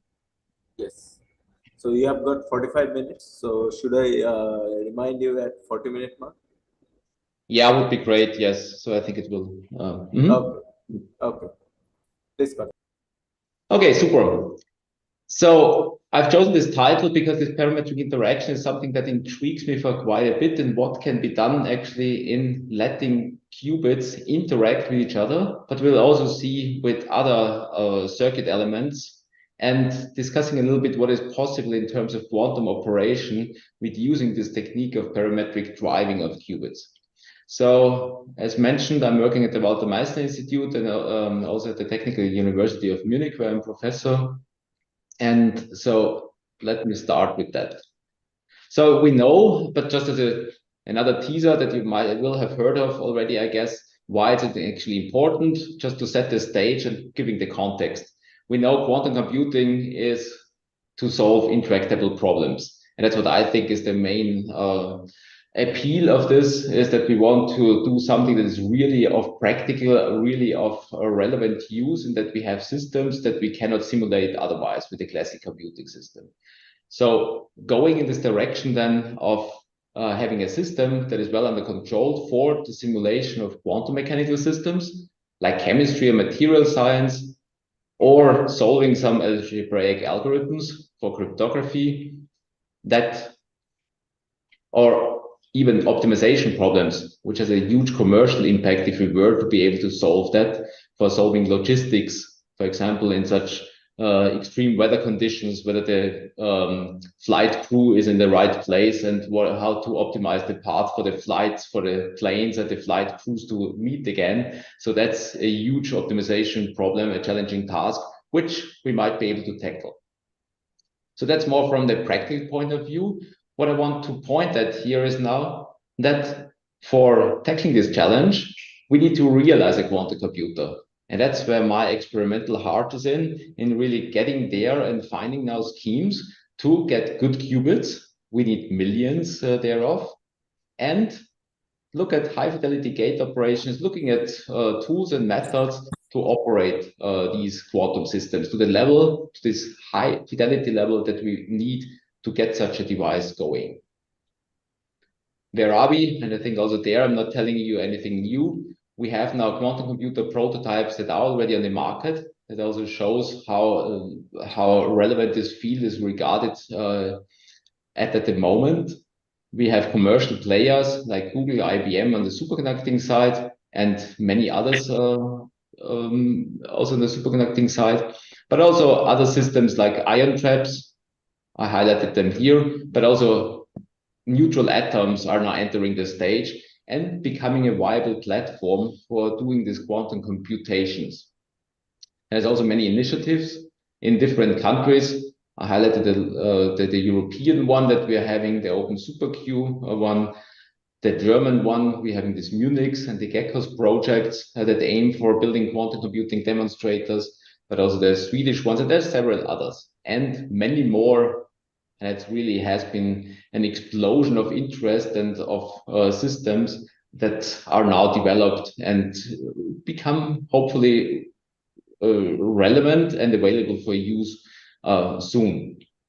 What is the next milestone still is that we need this practical quantum algorithm. We need to show that there is really this quantum advantage, or some people call it now also a utility at the moment, so that we can use a quantum computer that does something better than a classical computer. And in terms of error correction, we need to have these logical qubits. Just another teaser, we have superconducting qubits, we like them. We like these quantized nonlinear superconducting circuits because their typical frequencies are in the microwave range. We've heard that we can well control them with electronics that is readily available. I mean, there is then some, we have to look into the details, how to really control them well, but we can do this, and we can do control these qubits on fast timescales, nanosecond timescales, which matter at the end if you really want to run an algorithm, that it's also a fast system. We can do high fidelity gate operations. Now that has improved a lot actually in the last years. The 2-qubit gates, which were lurking around somewhere at the 95, 97% some 2-3 years ago, so I'd say. But now we're also seeing there 99 point something coming to the next 9 for the 2-qubit gates. So there's lots of progress has been done here. We also like them because we can operate them rather stably. So if we have calibrated them well, they are typically stable, and we can run them for almost 24/7. And it's also because we can rely on fabrication technology that is useful for scaling up. So if we have now a system, if we know how to make Josephson junctions, seen here, how to make a qubit out of that, and then we can integrate it into processors and scale this up. And I mean, that's now a little bit maybe too naively put. It's in principle, it's scalable, but we have to care lots about details when it comes to more and more qubits.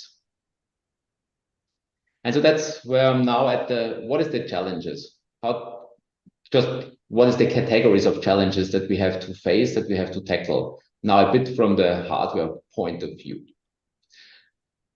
So one side, it is exactly the scaling. So when I say we have scalable fabrication technology, that's one side, we have those, but making sure that we can not making single qubits that are highly coherent, but put high coherent qubits into a scalable design and have it still high coherent if putting many of those together, that's an enormous task. We will suffer then cross-coupling, crosstalk, will suffer issues with how reproducible we can make these devices. Also at some point, how do we even control those? If you think about millions of qubits, how can we actually think of having millions of cables? Or what is the concepts that we need to think of to be able to control these qubits? What is the thermal budget that we have available? On the system side, I mean, many of us are physicists, some are engineers, and it's also a nice thing that typically different disciplines now come together. But we have to think not only in the physics domains and how to build some nice materials that make us nice qubits, but we also have to think in the systems level. We have to guarantee that we have these stable operation conditions. That means we have to think about how to create a runtime environment, an operating system for such a quantum device. That includes calibration, bring-up schemes, efficient characterization, verification, also how to integrate this into compute architectures, into HPC computers, and so on and so forth. Then we are going down the level. That's basically the essence of what we indeed need to have. We need to have coherence. It's very important to maximize the lifetime of these quantum states. Without that, we would be lost immediately. And so we have to identify what is the loss channels, what is the noise sources, how can we mitigate two-level fluctuators, how can we mitigate this either by design or in fabrication by the choice of materials.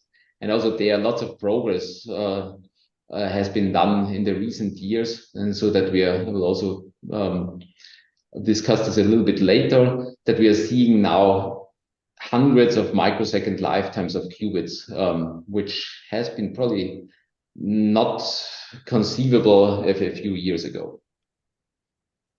If we have good qubits, then we need to be able to control them. We need to have coherence-limited high-fidelity gates, quantum gate operations.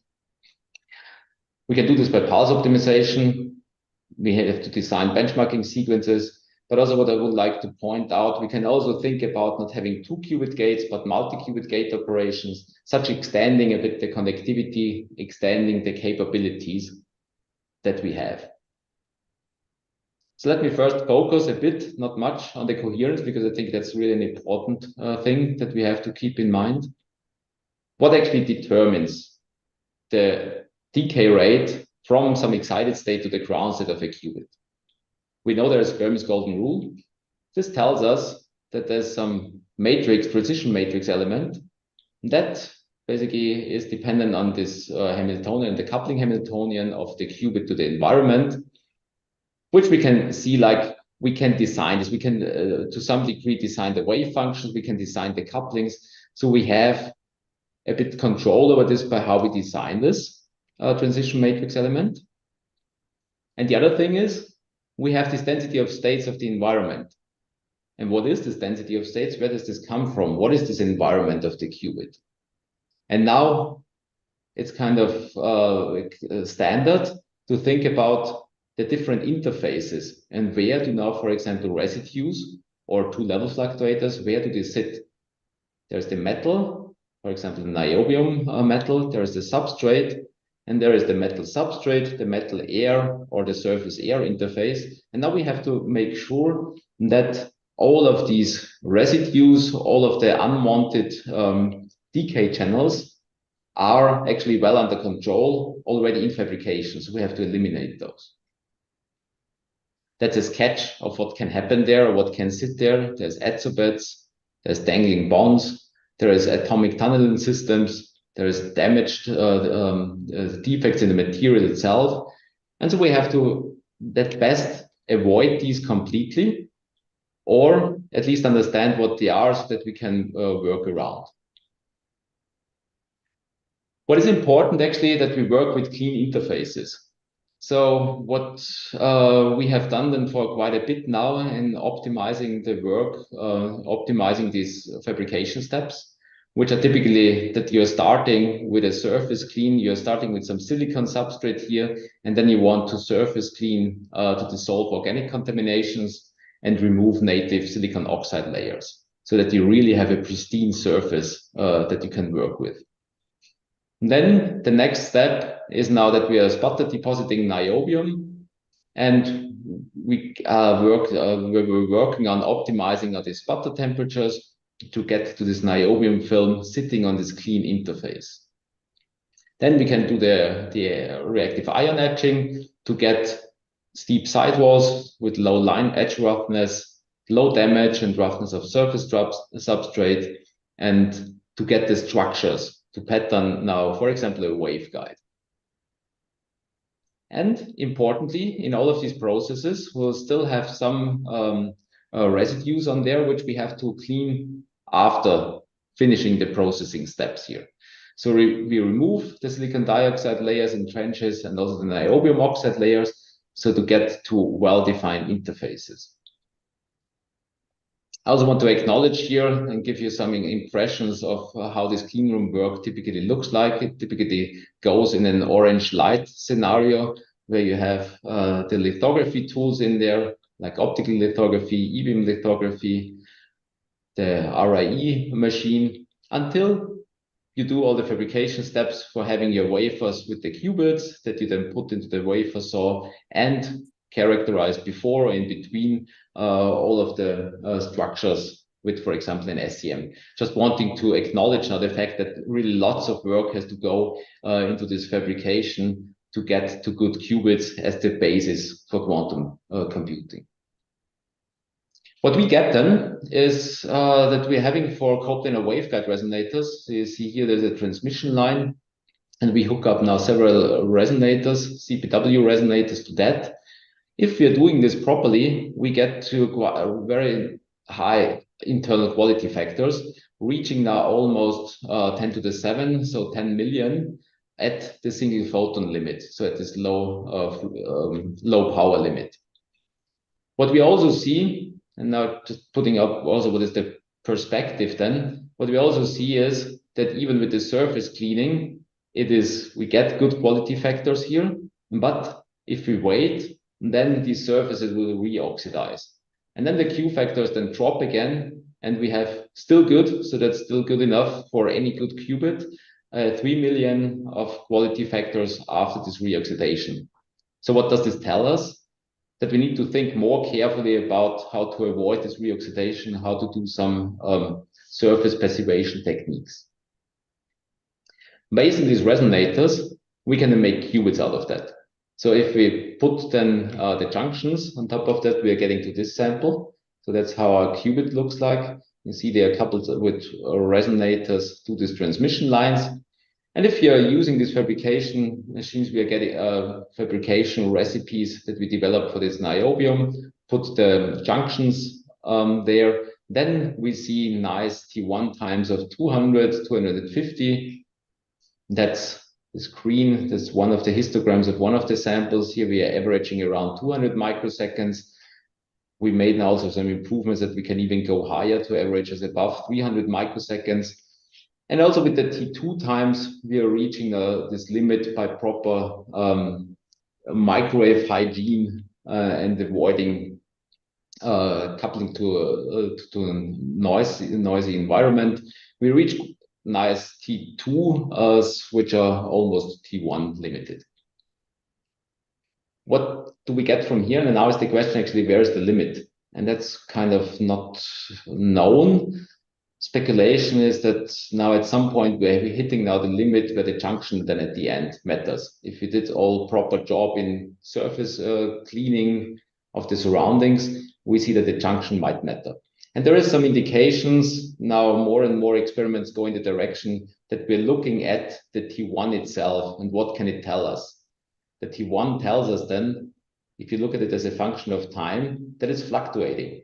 And now it gets more and clearer and clearer that that's caused by the fluctuating environment. So these TLSs, these two-level systems that are in the vicinity of the junction or close or in the junction, they move in and out of resonance with the qubit and cause the T1 to drop and remain there for a certain time and then go up again.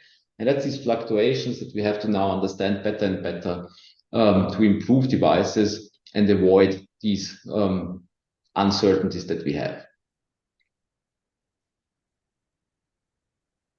So let's focus now on this next part, on the control part, because I said that I want to discuss these parametric interactions and how these can be used for high fidelity quantum operations. So the idea, what is a parametric interaction? So the idea is that let's look at a 2-qubit, a simple system. The simple system consisting of fixed frequency qubits, Q1 and Q2. And that's a reason for that is that with fixed frequency qubits, we are eliminating this influence of the magnetic field of this tunable frequency on the qubits itself. So we don't have any flux lines connecting to that. And they can then be made pretty stable. But then for coupling, we can either use cross-resonance gates, that's done by IBM, or we can also use a tunable coupler. We can also use now a DC tunable coupler, but another way of working this tunable coupler here is to apply magnetic fields that are modulated in time. So we have this modulation, and this modulation of the frequency of this tunable coupler gives us a modulation of the coupling between the qubits. So that's if you look at the Hamiltonian in the lab frame, you have this J. This J is now a function of time. So we are modulating now this by modulating the detuning of this tunable coupler to the qubits. So that's here, we modulate this grid loop inductance via the external flux at some drive frequency, this omega d, and some amplitude. This modulates the qubit coupler detuning, this delta, and with this we can modulate the effective qubit-qubit coupling, this J of t. And that's this parametric interaction. So parametric because we are modulating in time the parameter that is that determines this XX coupling. That's how this looks like when we convert flux to frequency of the coupler. So we modulate the flux of the coupler, meaning that the frequency of this coupler changes. And if you modulate now the flux, then we are modulating also the frequency of the coupler, and we are modulating the J, the coupling between the qubits. Now, one parameter that we have is that we are modulating now the frequency of this modulation. And by modulating this frequency, we can use now this parametric interaction for driving different transitions. We can drive first the I-swap operation. So if we now choose this drive frequency to be at the qubits difference frequency, so kind of we are providing the energy to bridge the frequency gap of the qubits with this omega d being equals to delta, we can do I-swap operations. We have now this XXYY interaction, or just the swap interaction, the flip-flop interaction. We can also operate at the qubit sum frequency.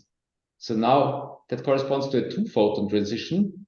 We are going from the 0,0 to the 1,1 state of the qubit. So the energy in this parametric drive now corresponds to 2 photons, would correspond to this plus minus interaction. So creating and initiating 2 excitations at the same time. If we drive now at the difference frequency between the 1,1 and the 2,0 state, then we can actually use this non-computational state, this 2,0 state, to induce a phase shift on this 1,1 state. So we can use this for getting a controlled phase shift because switching on this interaction now only affects the 1,1 state. And so with this, we can get controlled phase operations. So this tunable coupler creates now XXYYCC interactions. So that's nice for 2 qubits. We have characterized this. We have characterized now and compared I-swap and C-phase gate operations.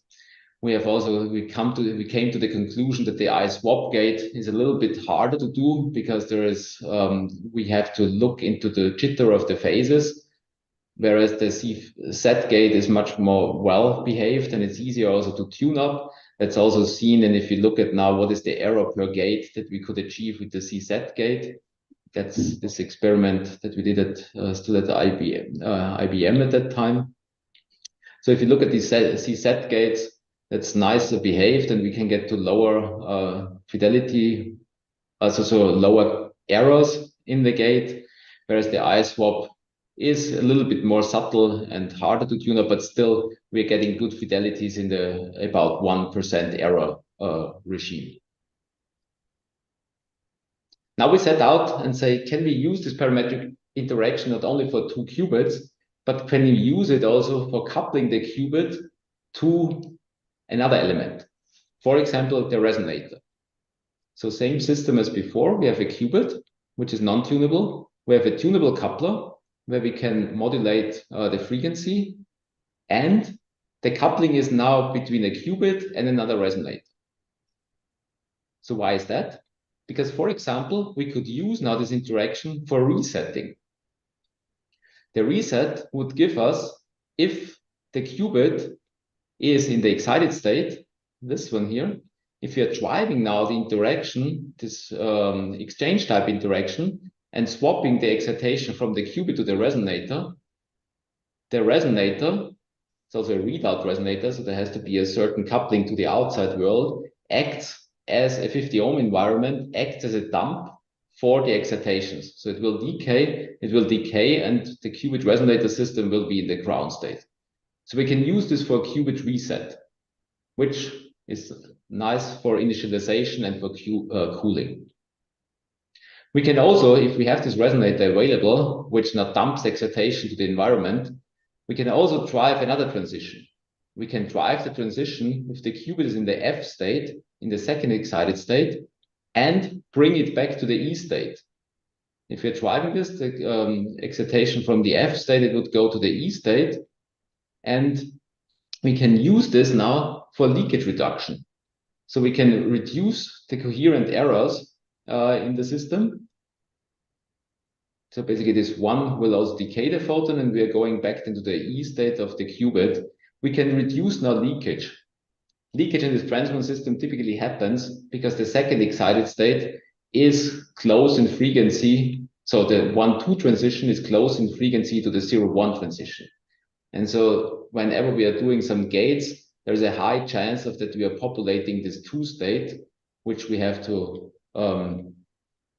avoid using optimal control, but still there might be some leakage in this state. Then, because I said this is typically the readout resonator that we can use here, we can also, without bringing the qubit closer to resonance, we can tune now how strongly the qubit couples to the resonator. And by this, we can also find a way in doing the readout by parametrically driving this transition and enhancing the chi coupling by enhancing the coupling strength to the readout resonator and having the qubit decoupled or far away from the resonator, but then switching on the interaction when we want to do the readout. So we have a means for doing a tunable readout of the qubit. So we studied this. We studied also possible architectures, how and where this could be useful. So first, there could be a tunable coupler sitting between the qubit and the readout resonator. And with this, we could do all the operations. We would have this extra element of the tunable coupler that now is between the qubit and the resonator. So we would have a resonator for the reset, leakage reduction, and tunable readout of a single qubit. We could also go a step further and say, not only one qubit is coupled to a readout resonator, but we can also use this coupler for, as before, coupling 2 qubits plus a readout resonator. So we're having a multi-element coupler, a shared 2 qubit, 1 resonator coupler. And that would also then save on control lines. So that would be also from the architectural point of view, a pretty interesting thing to have. If we go one step further, we could even think of how many of these qubits can be coupled to a single resonator, to a single coupler, and this coupler to another readout resonator.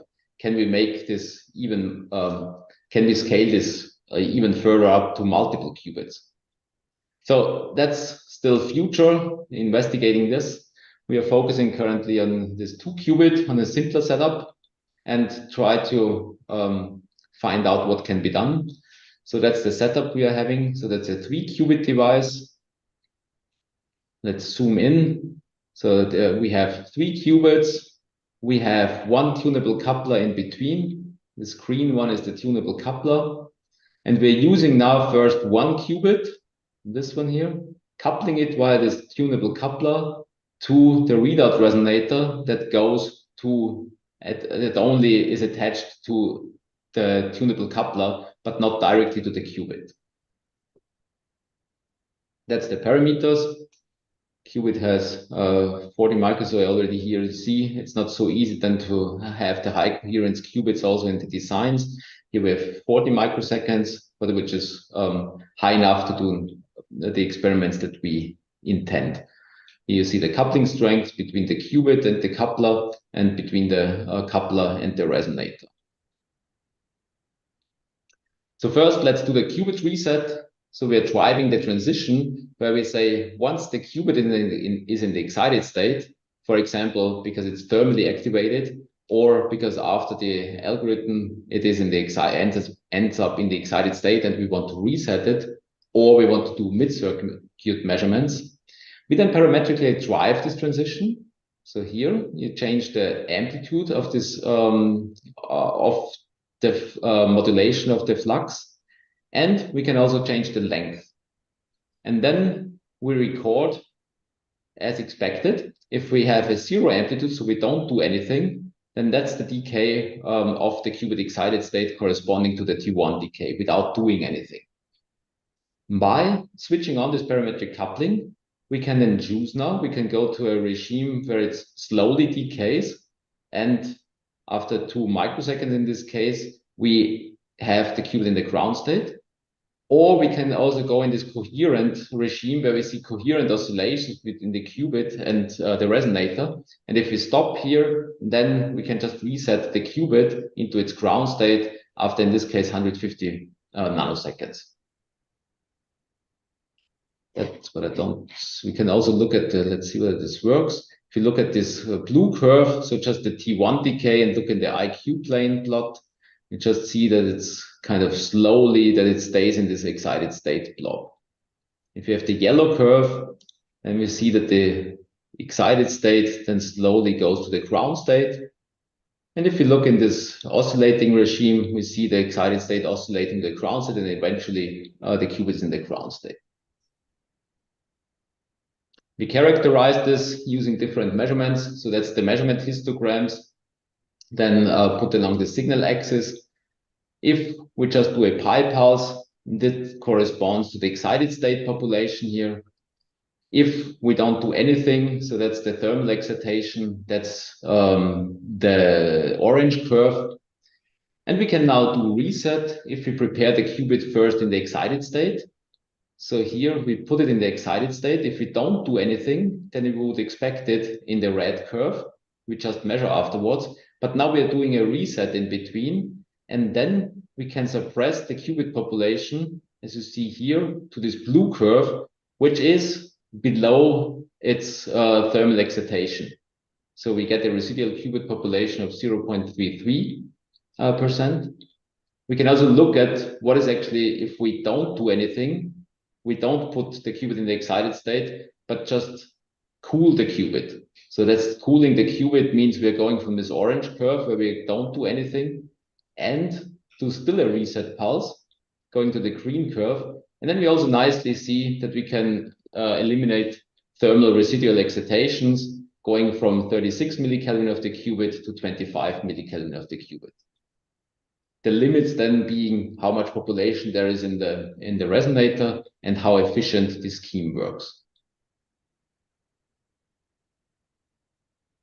Let's go to leakage reduction. Same scheme. We have the parametric interaction with the qubit and the cavity. What happens now is we have the qubit in the F state. For some reason, there was an error in the algorithm. The qubit is in the second excited state, and we want to bring it back to the excited state. We're driving this transition at the right frequency. We have to check then, I'll show this with randomized benchmarking, that the computational subspace should remain intact so that we are not leaking out of this, that we are not affecting if the qubit was in the excited state before. That's, for example, relevant for quantum error correction, where we could avoid now this leakage accumulating over multiple error correcting cycles. The curves are pretty similar. It's just the axis change, basically. We're starting now in the F state. If we do now this parametric interactions, we see that we can swap now from the F state to the E state, from the green to the orange, and transfer all the population that was before in the F state to the E state. So here you see the pulse scheme. We are preparing the excited state, then we are preparing the F state, and then we are choosing this leakage reduction with a specific length, and then we measure the qubit states. We also tested whether that's affects the fidelities in the computational subspace. We tested this by using randomized benchmarking sequences. So here we are having Clifford gates. We have a number of Clifford gates that we invert at the end, and we look at the population in the ground state, which should be 1 if there is no error happening in the system.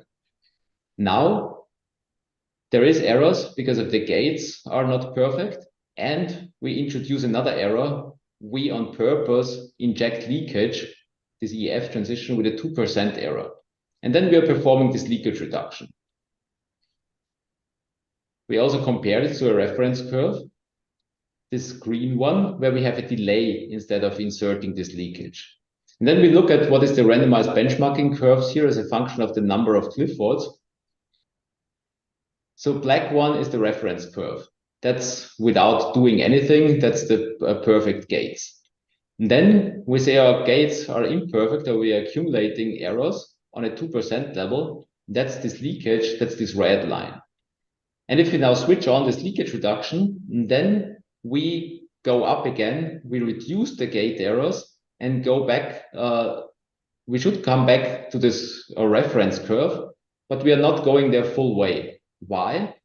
Because when doing this, there is a delay in between. So what we should compare with is this green line, where we have instead a delay instead of injecting this leakage.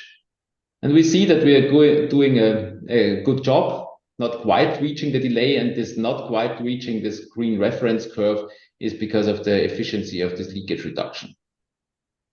Where we see clearly an effect is if we now look at the F state population. If you look at the second excited state population, and then on this curve, here it's excited by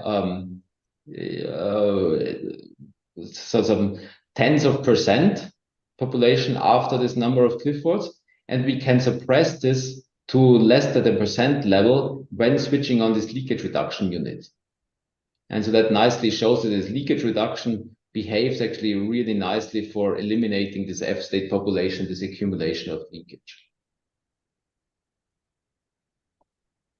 The other thing that we tried is how can we use this now for on purpose couple the qubit to the readout resonator and modulate or change the coupling to the readout resonators, so that we can basically far detune the qubit per cell protected or protected as much as possible from the influence of the readout, and only turn this on, turn on the readout turn on the interaction by this parametric pumping of the tunable coupler during the readout.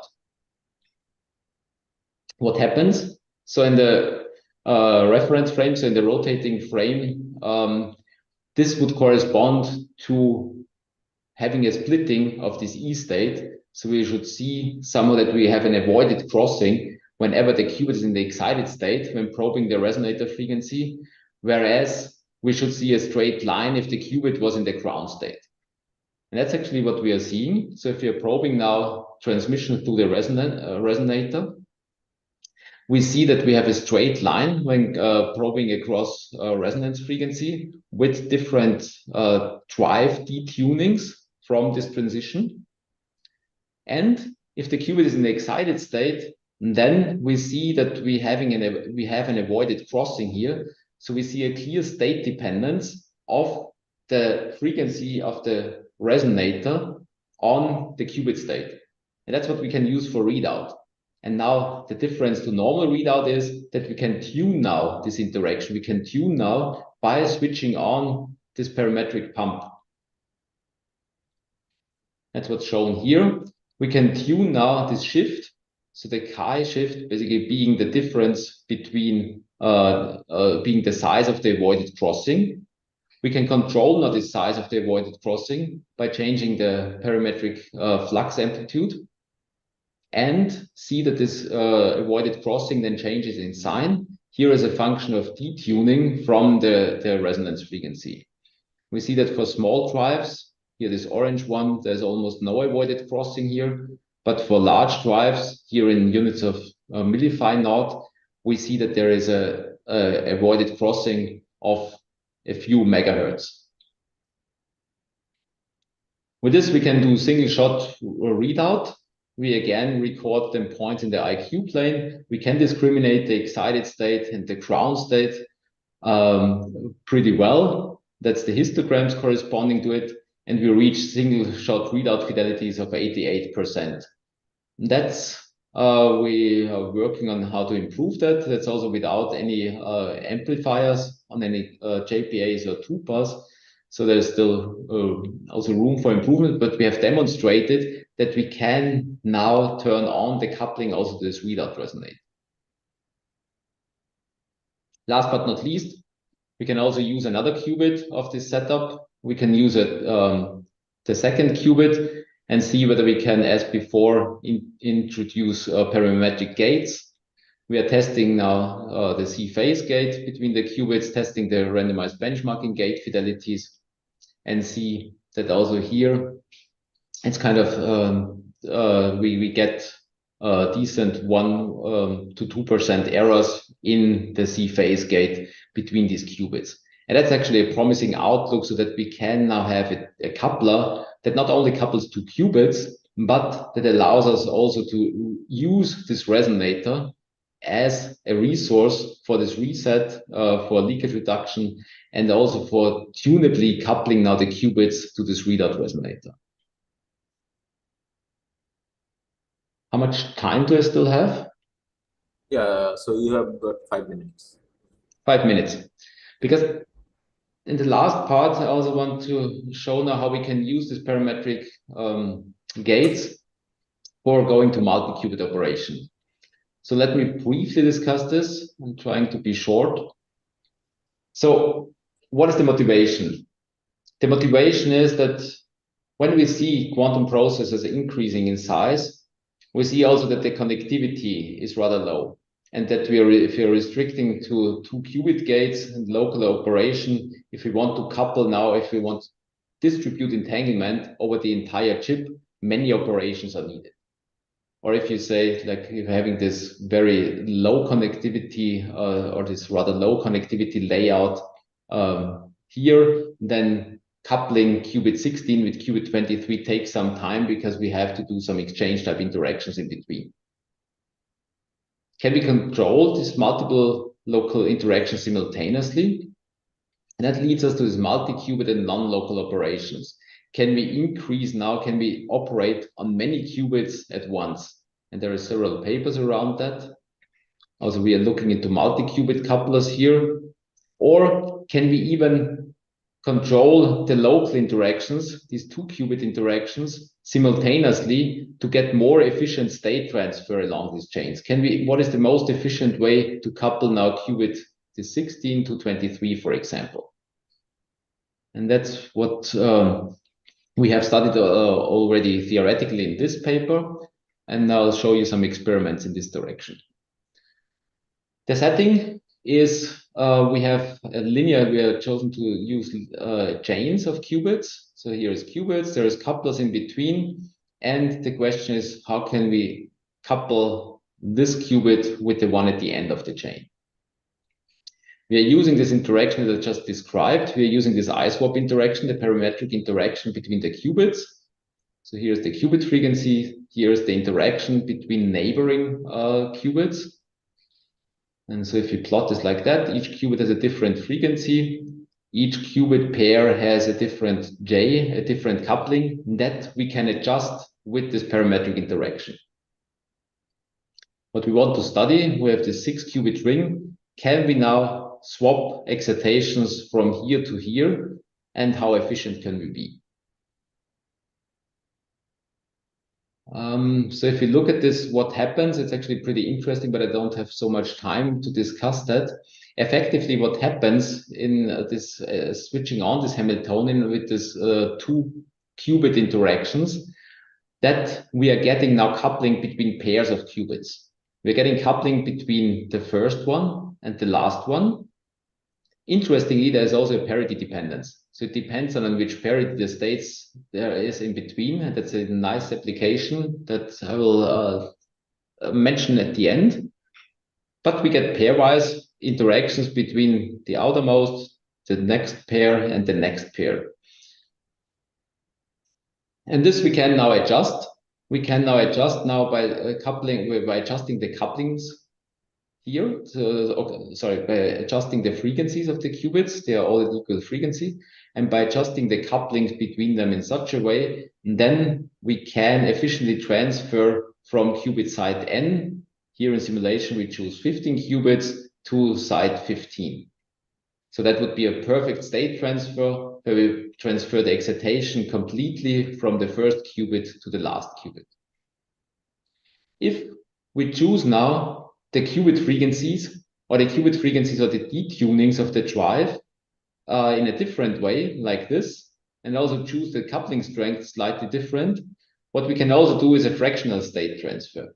We start with one excitation in qubit 1, and then we can actually make a shared entangle, so we can entangle now qubit 1 and qubit 15 by having the excitation at the end being shared between these two qubits. So that's then like a fractional swap between these two states. That happens now also simultaneously in mirror symmetric pairs as explained, but let's not go in details here. We have then tested on a smaller chip that we can actually adjust the rotation angle, and as a function of the parameters of this parametric coupling, we see that there is a pretty good match in what this theta angle, so how the I swap, actually what angle does the I swap include as a function of the detuning. So we see that this pretty well matches with theory.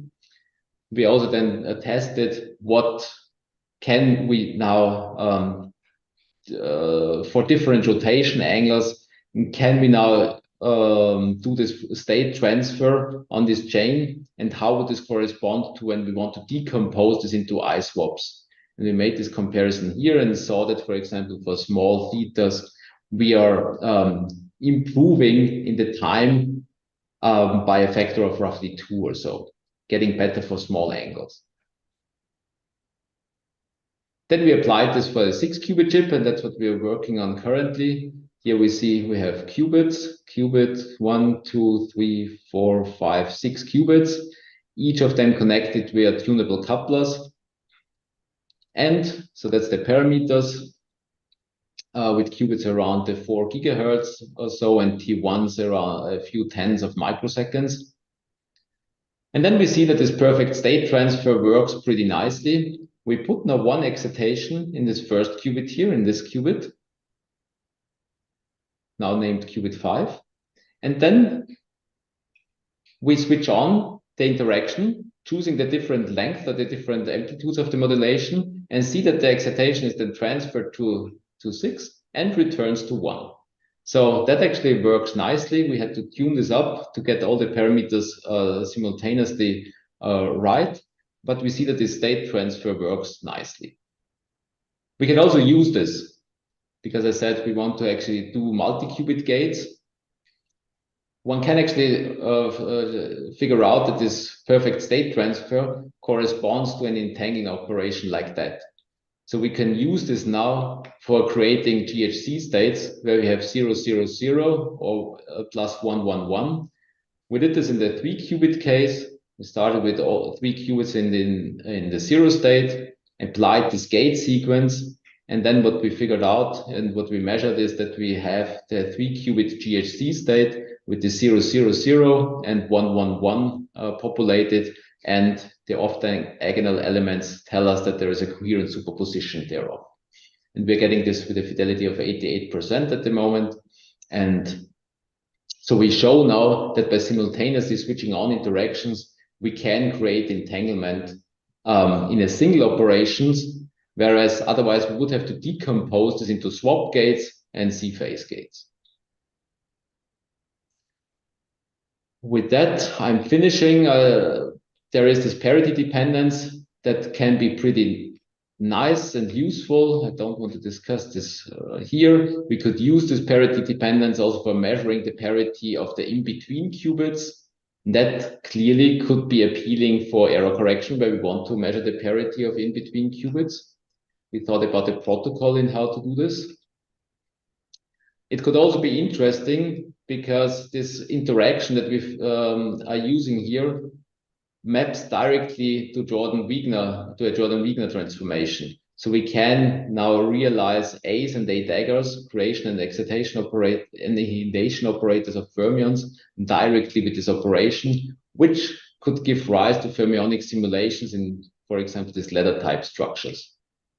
And we are investigating that. Let me briefly say the framework. I'm working in Munich, and we have a Munich Quantum Valley that has the aim of building quantum computers with, in our case, superconducting qubits, and in general, building a full stack quantum computer. We're having different partners. Here's the list of direct partners that work on superconducting qubits, trapped atom qubits, trapped ions, and neutral atoms. And we're working on the full stack for getting applications to run on these German or Bavarian quantum computers. It's also funded by the federal government of Germany. We have these 3 platforms, and with these 3 platforms, we are trying to get a combined ecosystem, quantum computing demonstrators that are also of practical use. Just briefly what it is, but let me finish here with the summary. So I've shown you that with improved fabrication methods, we can reach high coherence times up to several hundreds. I've shown it 250 microseconds, told you that we can even go higher. Further improvements need to be done, and further improvements most likely then are at the junction level. I've shown you that we can do with this parametric driving, we can think of architectures where we can have a reset, leakage reduction, and tunable readout at the same time. Next steps is extending this to multi-qubit couplers and extending this to a full architecture. And I've also quickly discussed in how to use these parametric drives when driving simultaneously pairs of qubits for state transfer, that we can do a fractional or a perfect state transfer and demonstrating entanglement generation. Next steps, extending this to larger multi-qubit gates, or using this for simulation or for parity measurements. With this, I want to thank all the team members for their hard work on getting this done. And thank you for listening and for inviting me to this workshop or symposium. Thanks a lot. Thanks, Stefan. That was a nice talk. So the talk is now open for questions. We may have a few quick questions. Yeah, Stefan, that's an excellent talk. And I have a few questions. It's very interesting to see that you can control 4-qubit coupling with one parametric coupler. So what is the maximum number of qubits you can couple with one coupler? Yeah, so that's a good question. I think the optimistic answer is that we can do 4 qubits easily. I think that's also what was the motivation, really having this architecture that I showed with this plaquette of 4 qubits and then maybe another readout resonator. With transmons, this gets actually tedious because you might guess already, because there is the second excited states. There you have lots of frequencies that are around. And what I didn't go in details with this parametric driving in the system that we have currently you're also not creating only this parametric drive at one frequency, but you're creating this at higher harmonic frequencies as well. Together with having multiple frequencies or multiple transitions that are possible, that at some point seems to be repeating.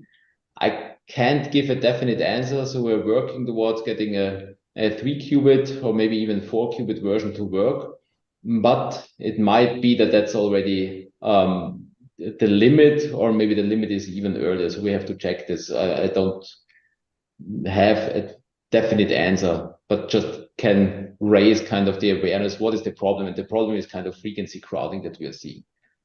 Maybe with different qubits, Fluxonium qubits, different couplers, that the story might look a little bit different, and we can increase the number of qubits. Okay, so towards the beginning of your talk, you mentioned this T1 fluctuation with time. So after 6 hours, we see a big dip and then again another dip. Why does it happen? Because the oxidation process probably goes linearly. It doesn't suddenly change at some point. So you mean this plot here? Yeah, this one.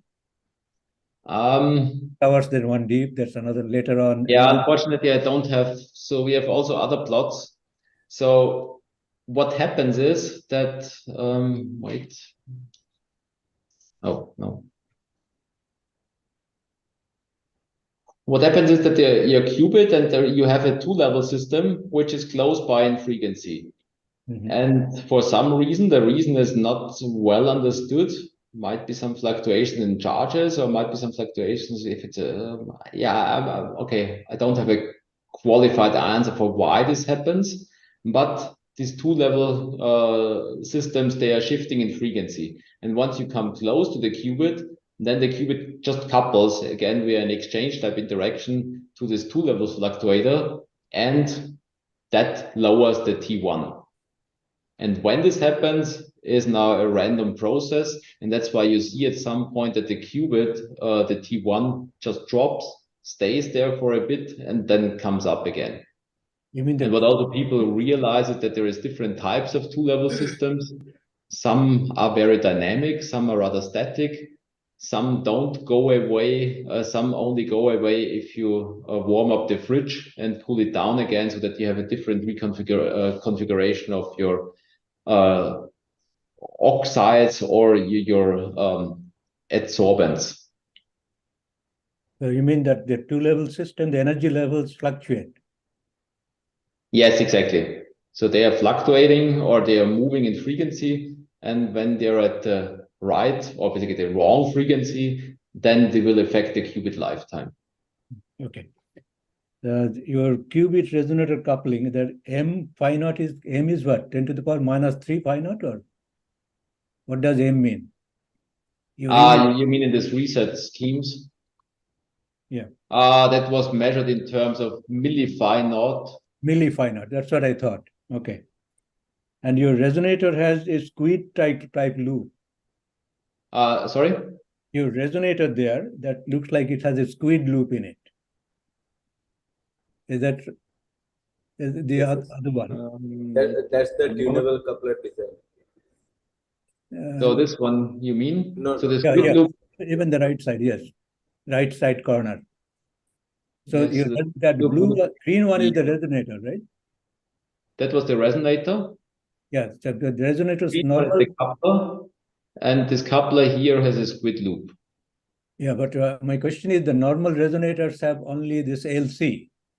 But you have, instead of L, you have two Josephson junctions, a squid structure.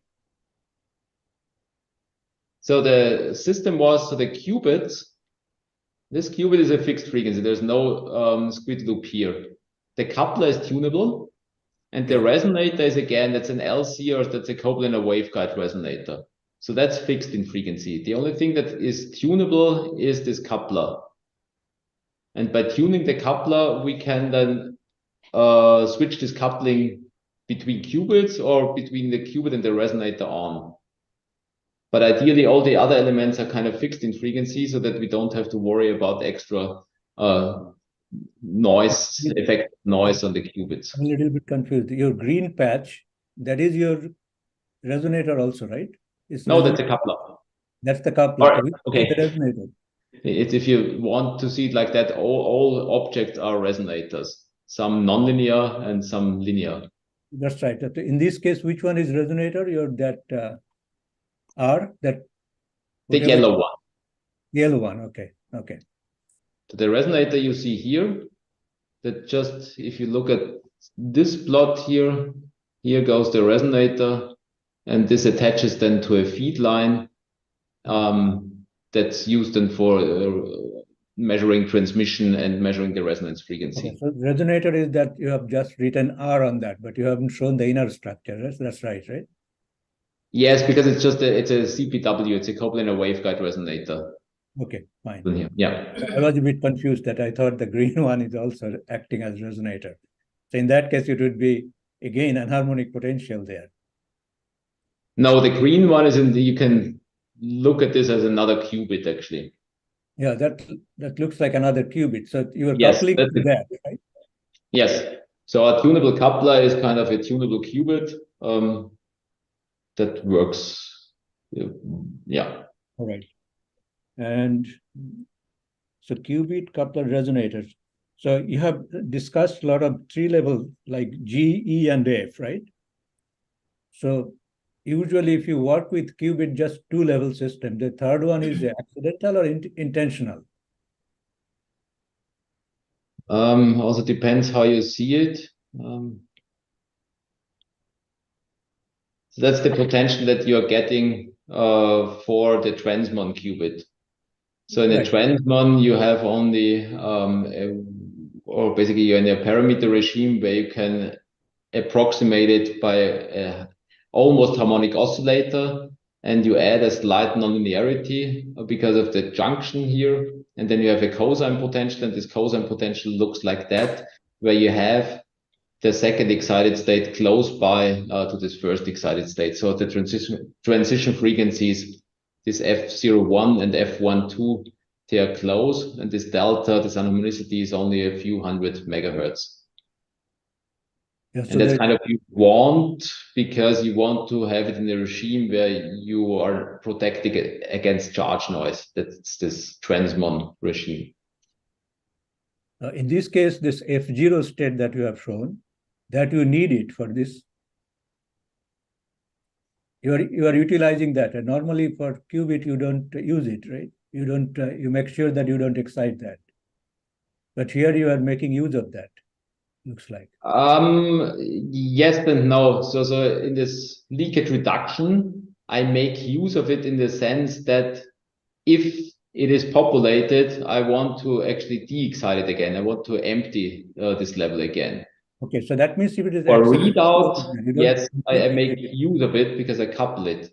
Also for the C phase gate, I make use of it. That's the typical way of the C phase gates. Where was it? Let me see.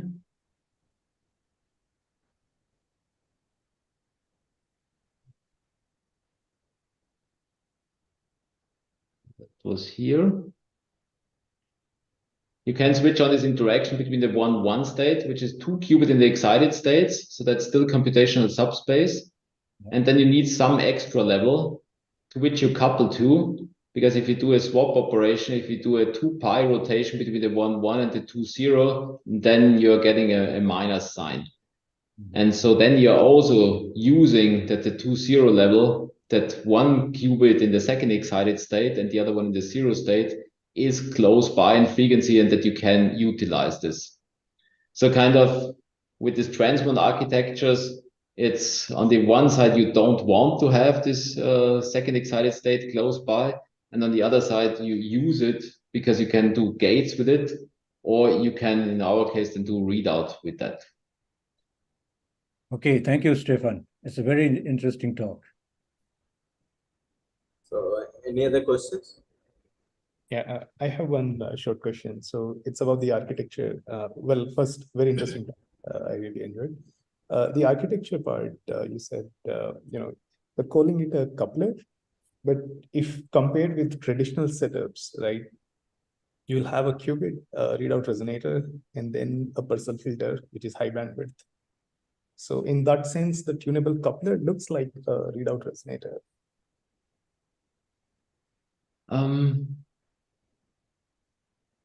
Wait, the tunable coupler looks like a readout resonator. This I don't understand. So if you think about like, usual circuit QED setup, have a qubit which is coupled to a readout resonator. And then, you could add a Purcell filter there, to add protection and to get high bandwidth when it comes for measurement.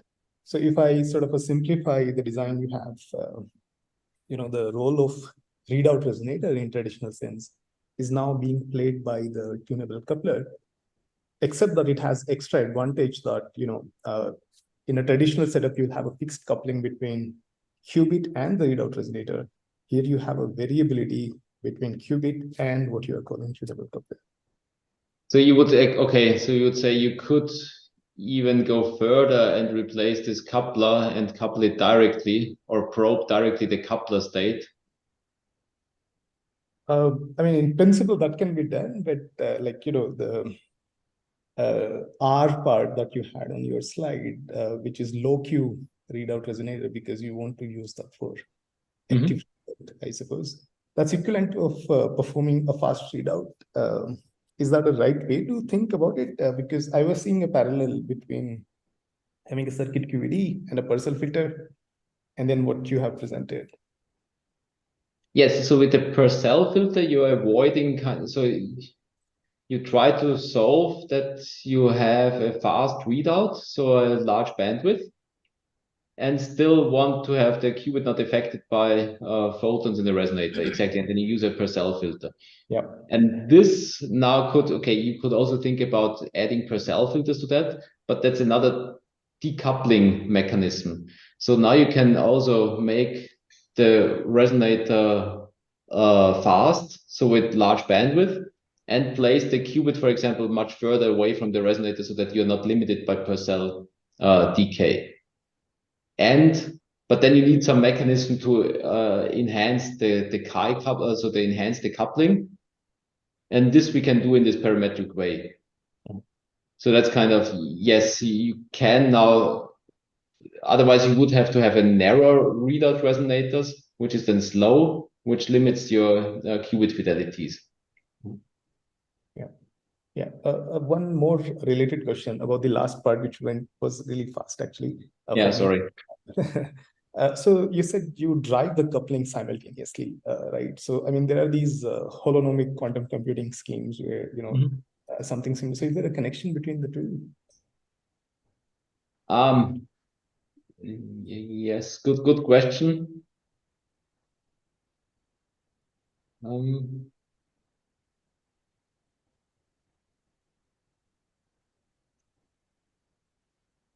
Because these issues of partial state transfers, they show up in those approaches.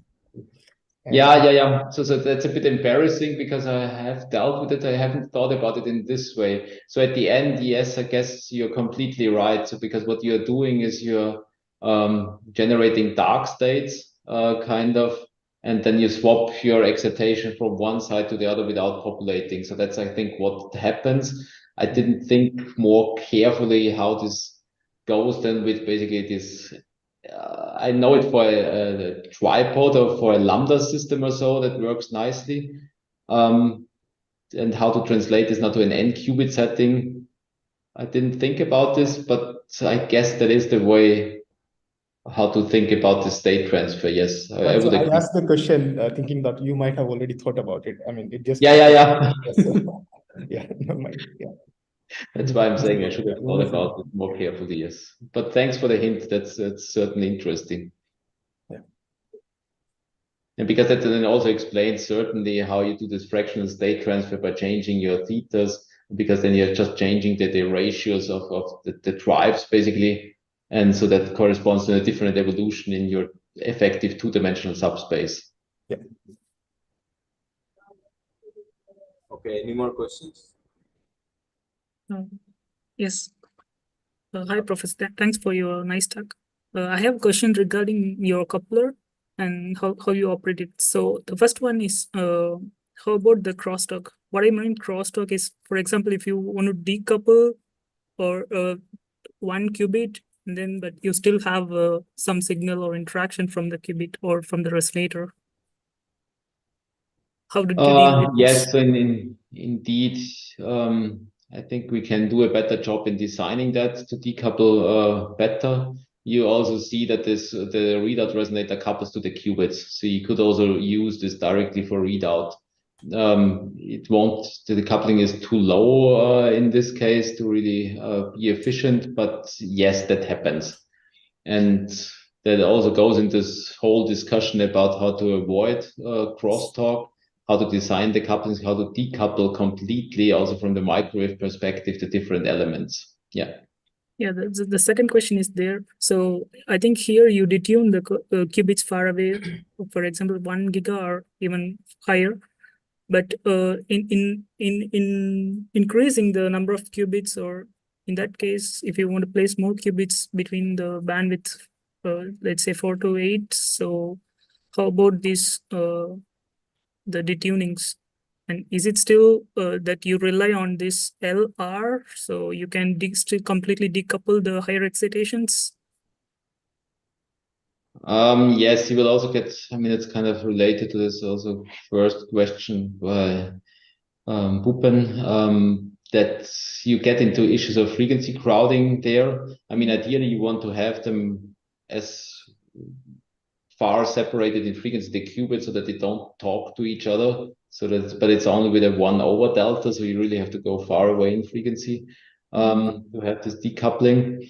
And then how many of these qubits, I think I don't have a concrete answer again here when this will become an issue.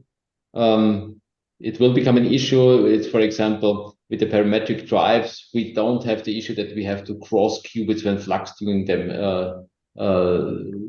across each other. So we can just switch on the qubits directly, so that might be an advantage. But how much frequency space you have available, that certainly there's a restriction there. I would completely agree. Yeah. Thank you. Okay, so if there are no more questions, so let me thank the speaker. Thank you, Stefan, for a very nice talk. And with that, I close the session. So over to Professor Dev. Okay. Yeah, so, Stefan, you managed finally to get this 1 hour for the talk. I mean, that's very nice of you. And we had a very fruitful symposium so far. And your talk is the last, and we go to the valedictory session after this. And we got other ideas. I mean, involving 3 qubits, we didn't have any, not qubits, 3 levels. We didn't have any other talk. Yours is the first one, third and fourth, whatever, using those. Okay, yes. No, but that's, yeah, an interesting, I mean, there's also more and more papers using these higher levels as Q-trits or Q-dits or so. Right. Yeah. But it's also... Right. So we didn't have any Q-dits or Q-treats, any talk. But here also you don't use it as a Q-treat or Q-dit. You use it as qubit, but you are utilizing the higher states for other job. Yeah. No, I mentioned the charge dispersion. So kind of how sensitive are these states to charge fluctuations? And then it turns out in this transmon, at least, that the higher levels, they are much more sensitive to charge fluctuations. And then is the question how useful they are really, because their coherence time is rather low. And you might want to go to different types of qubits, and but that's ongoing research, I'd say, at the moment. One thing that I find very interesting, that with one control, one coupler, you can control so many qubits. When you have to pack a large number of qubits, then probably this is going to be very effective, right? No, exactly. That was one of would be an interesting thing, and then lots of technical challenges and seeing how far this can go, and that's what I find pretty interesting to research and see how far we can drive this. Okay, I unfortunately have to leave now, but thanks again. Thank you. Thank you. And yeah, have a nice day. Bye. Thanks. Bye. So that's the end of our technical sessions. And let's now go into the valedictory session. Right. So a very good afternoon or good evening and a warm welcome to all of you to this valedictory session of the Symposium on Quantum Computing with Superconducting Qubits. So on behalf of our Center for Quantum Engineering, Research and Education, I'd like to express sincere appreciation and gratitude to all the speakers, participants, and session chairs for very active and frank discussions, which I think have made the symposium very fruitful. And I thank all of you. Besides speakers from India, we have had speakers from Japan, Singapore, Finland, Germany, Spain, and USA, many of who had to speak at the not so convenient hours of the day. I'd like to thank them for accepting our invitation in spite of their busy schedule. In addition to participants from India, we have had participants from 32 countries from all the continents, except Antarctica. So, and with 366 registered participants, and yesterday there were about 350 views on the YouTube, and today I don't know how much now, but till noon there were about 100 views of our YouTube site. So just to give you an idea about the registered participants, India, of course, the largest number, 287. Then Bangladesh, Nepal, Pakistan, Iran, total 18. Israel 1, Taiwan 2, Japan 4, Italy, France, Spain, Belgium, Portugal, UK, Germany, Sweden, Poland, Slovakia, Norway, total 22. USA, Canada, together 8. Then from Africa, Cameroon, Kenya, Nigeria, Ghana, Morocco, South Africa, about 19, 17. South America, Mexico, Peru, and Mexico is of course not South, it's Central. Peru, Brazil, Colombia, together 4, Australia 1. So nobody from Antarctica. Well, maybe if there are people in Antarctica, probably we could have got some attendees from there as well. Well, over the last 2 days, we have had 14 enlightening talks covering both experimental and theoretical areas. Engineering challenges in building the superconducting quantum computer hardware and stepwise solutions to encountered problems have been discussed. We also had quite a few talks addressing theoretical aspects covering both gate-based and annealing-based quantum computing. So I would like to thank, finally, all my colleagues for helping with the organization of the symposium. And a special thanks goes to Bhanu, Professor Bhanu Pratap Das, for pushing us for the symposium and contacting many speakers. And the star members of the organization team are, of course, Dr. Snehal Mandal and Mr. Biplav Biswas, who did the hard work. And so we didn't have to take much pressure in organizing. Okay, so with these few words, I end here. Bhanu, would you like to make some remarks?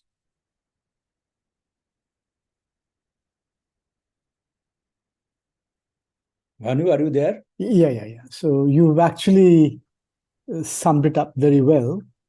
So I just want to say a few sentences that I think we should continue such symposia and continue to interact and wherever possible collaborate with groups working on areas that we work on.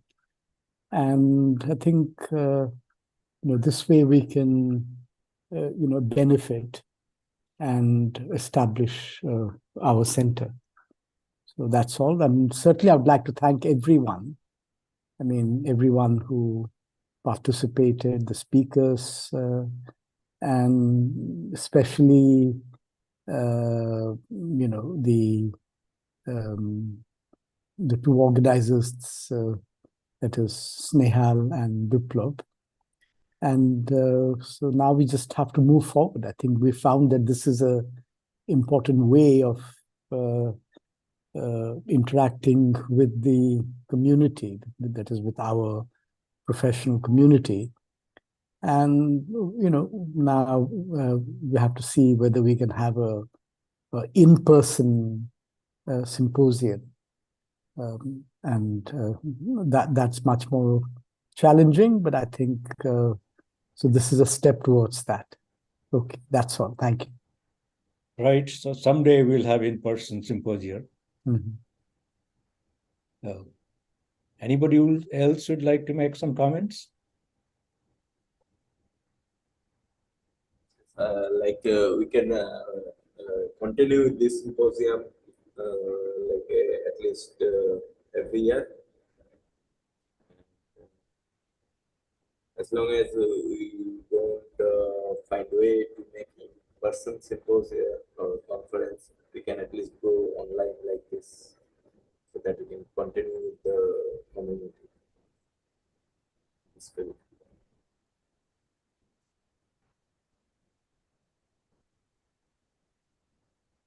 There are not many people. Sorry, I just want to thank for the opportunity and thank you for arranging this wonderful conference or the event.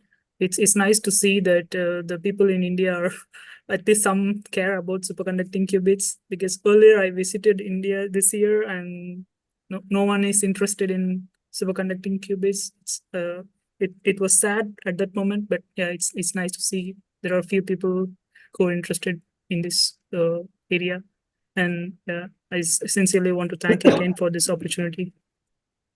So when you visit India next time, do get in touch with us. Yeah, sure, Professor. And if you have the time, we'll try to arrange your visit to sure. Kolkata, and perhaps you can also visit Bangalore or IISc and Mumbai TFR. Yeah, sure. Yeah, very good. Definitely. Thank you so much. Thank you. Bye-bye. See you, everyone. See you. See you. Bye. Get in touch. Bye-bye. Thank you. Bye.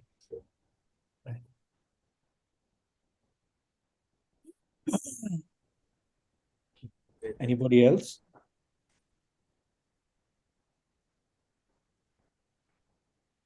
We don't have many participants on Zoom, but I don't know whether there are people on YouTube now. On YouTube, there are only 6 watching. Okay. All right. So if there is no more comments from the participants, we can close the symposium here. Thank you. Thanks to all of you once again. Yes. So thanks to everyone. Okay. So I'll end the meeting now. Thank you, Siddha, Tanmaya, Biplab. Thank you, Professor Das. Thank you.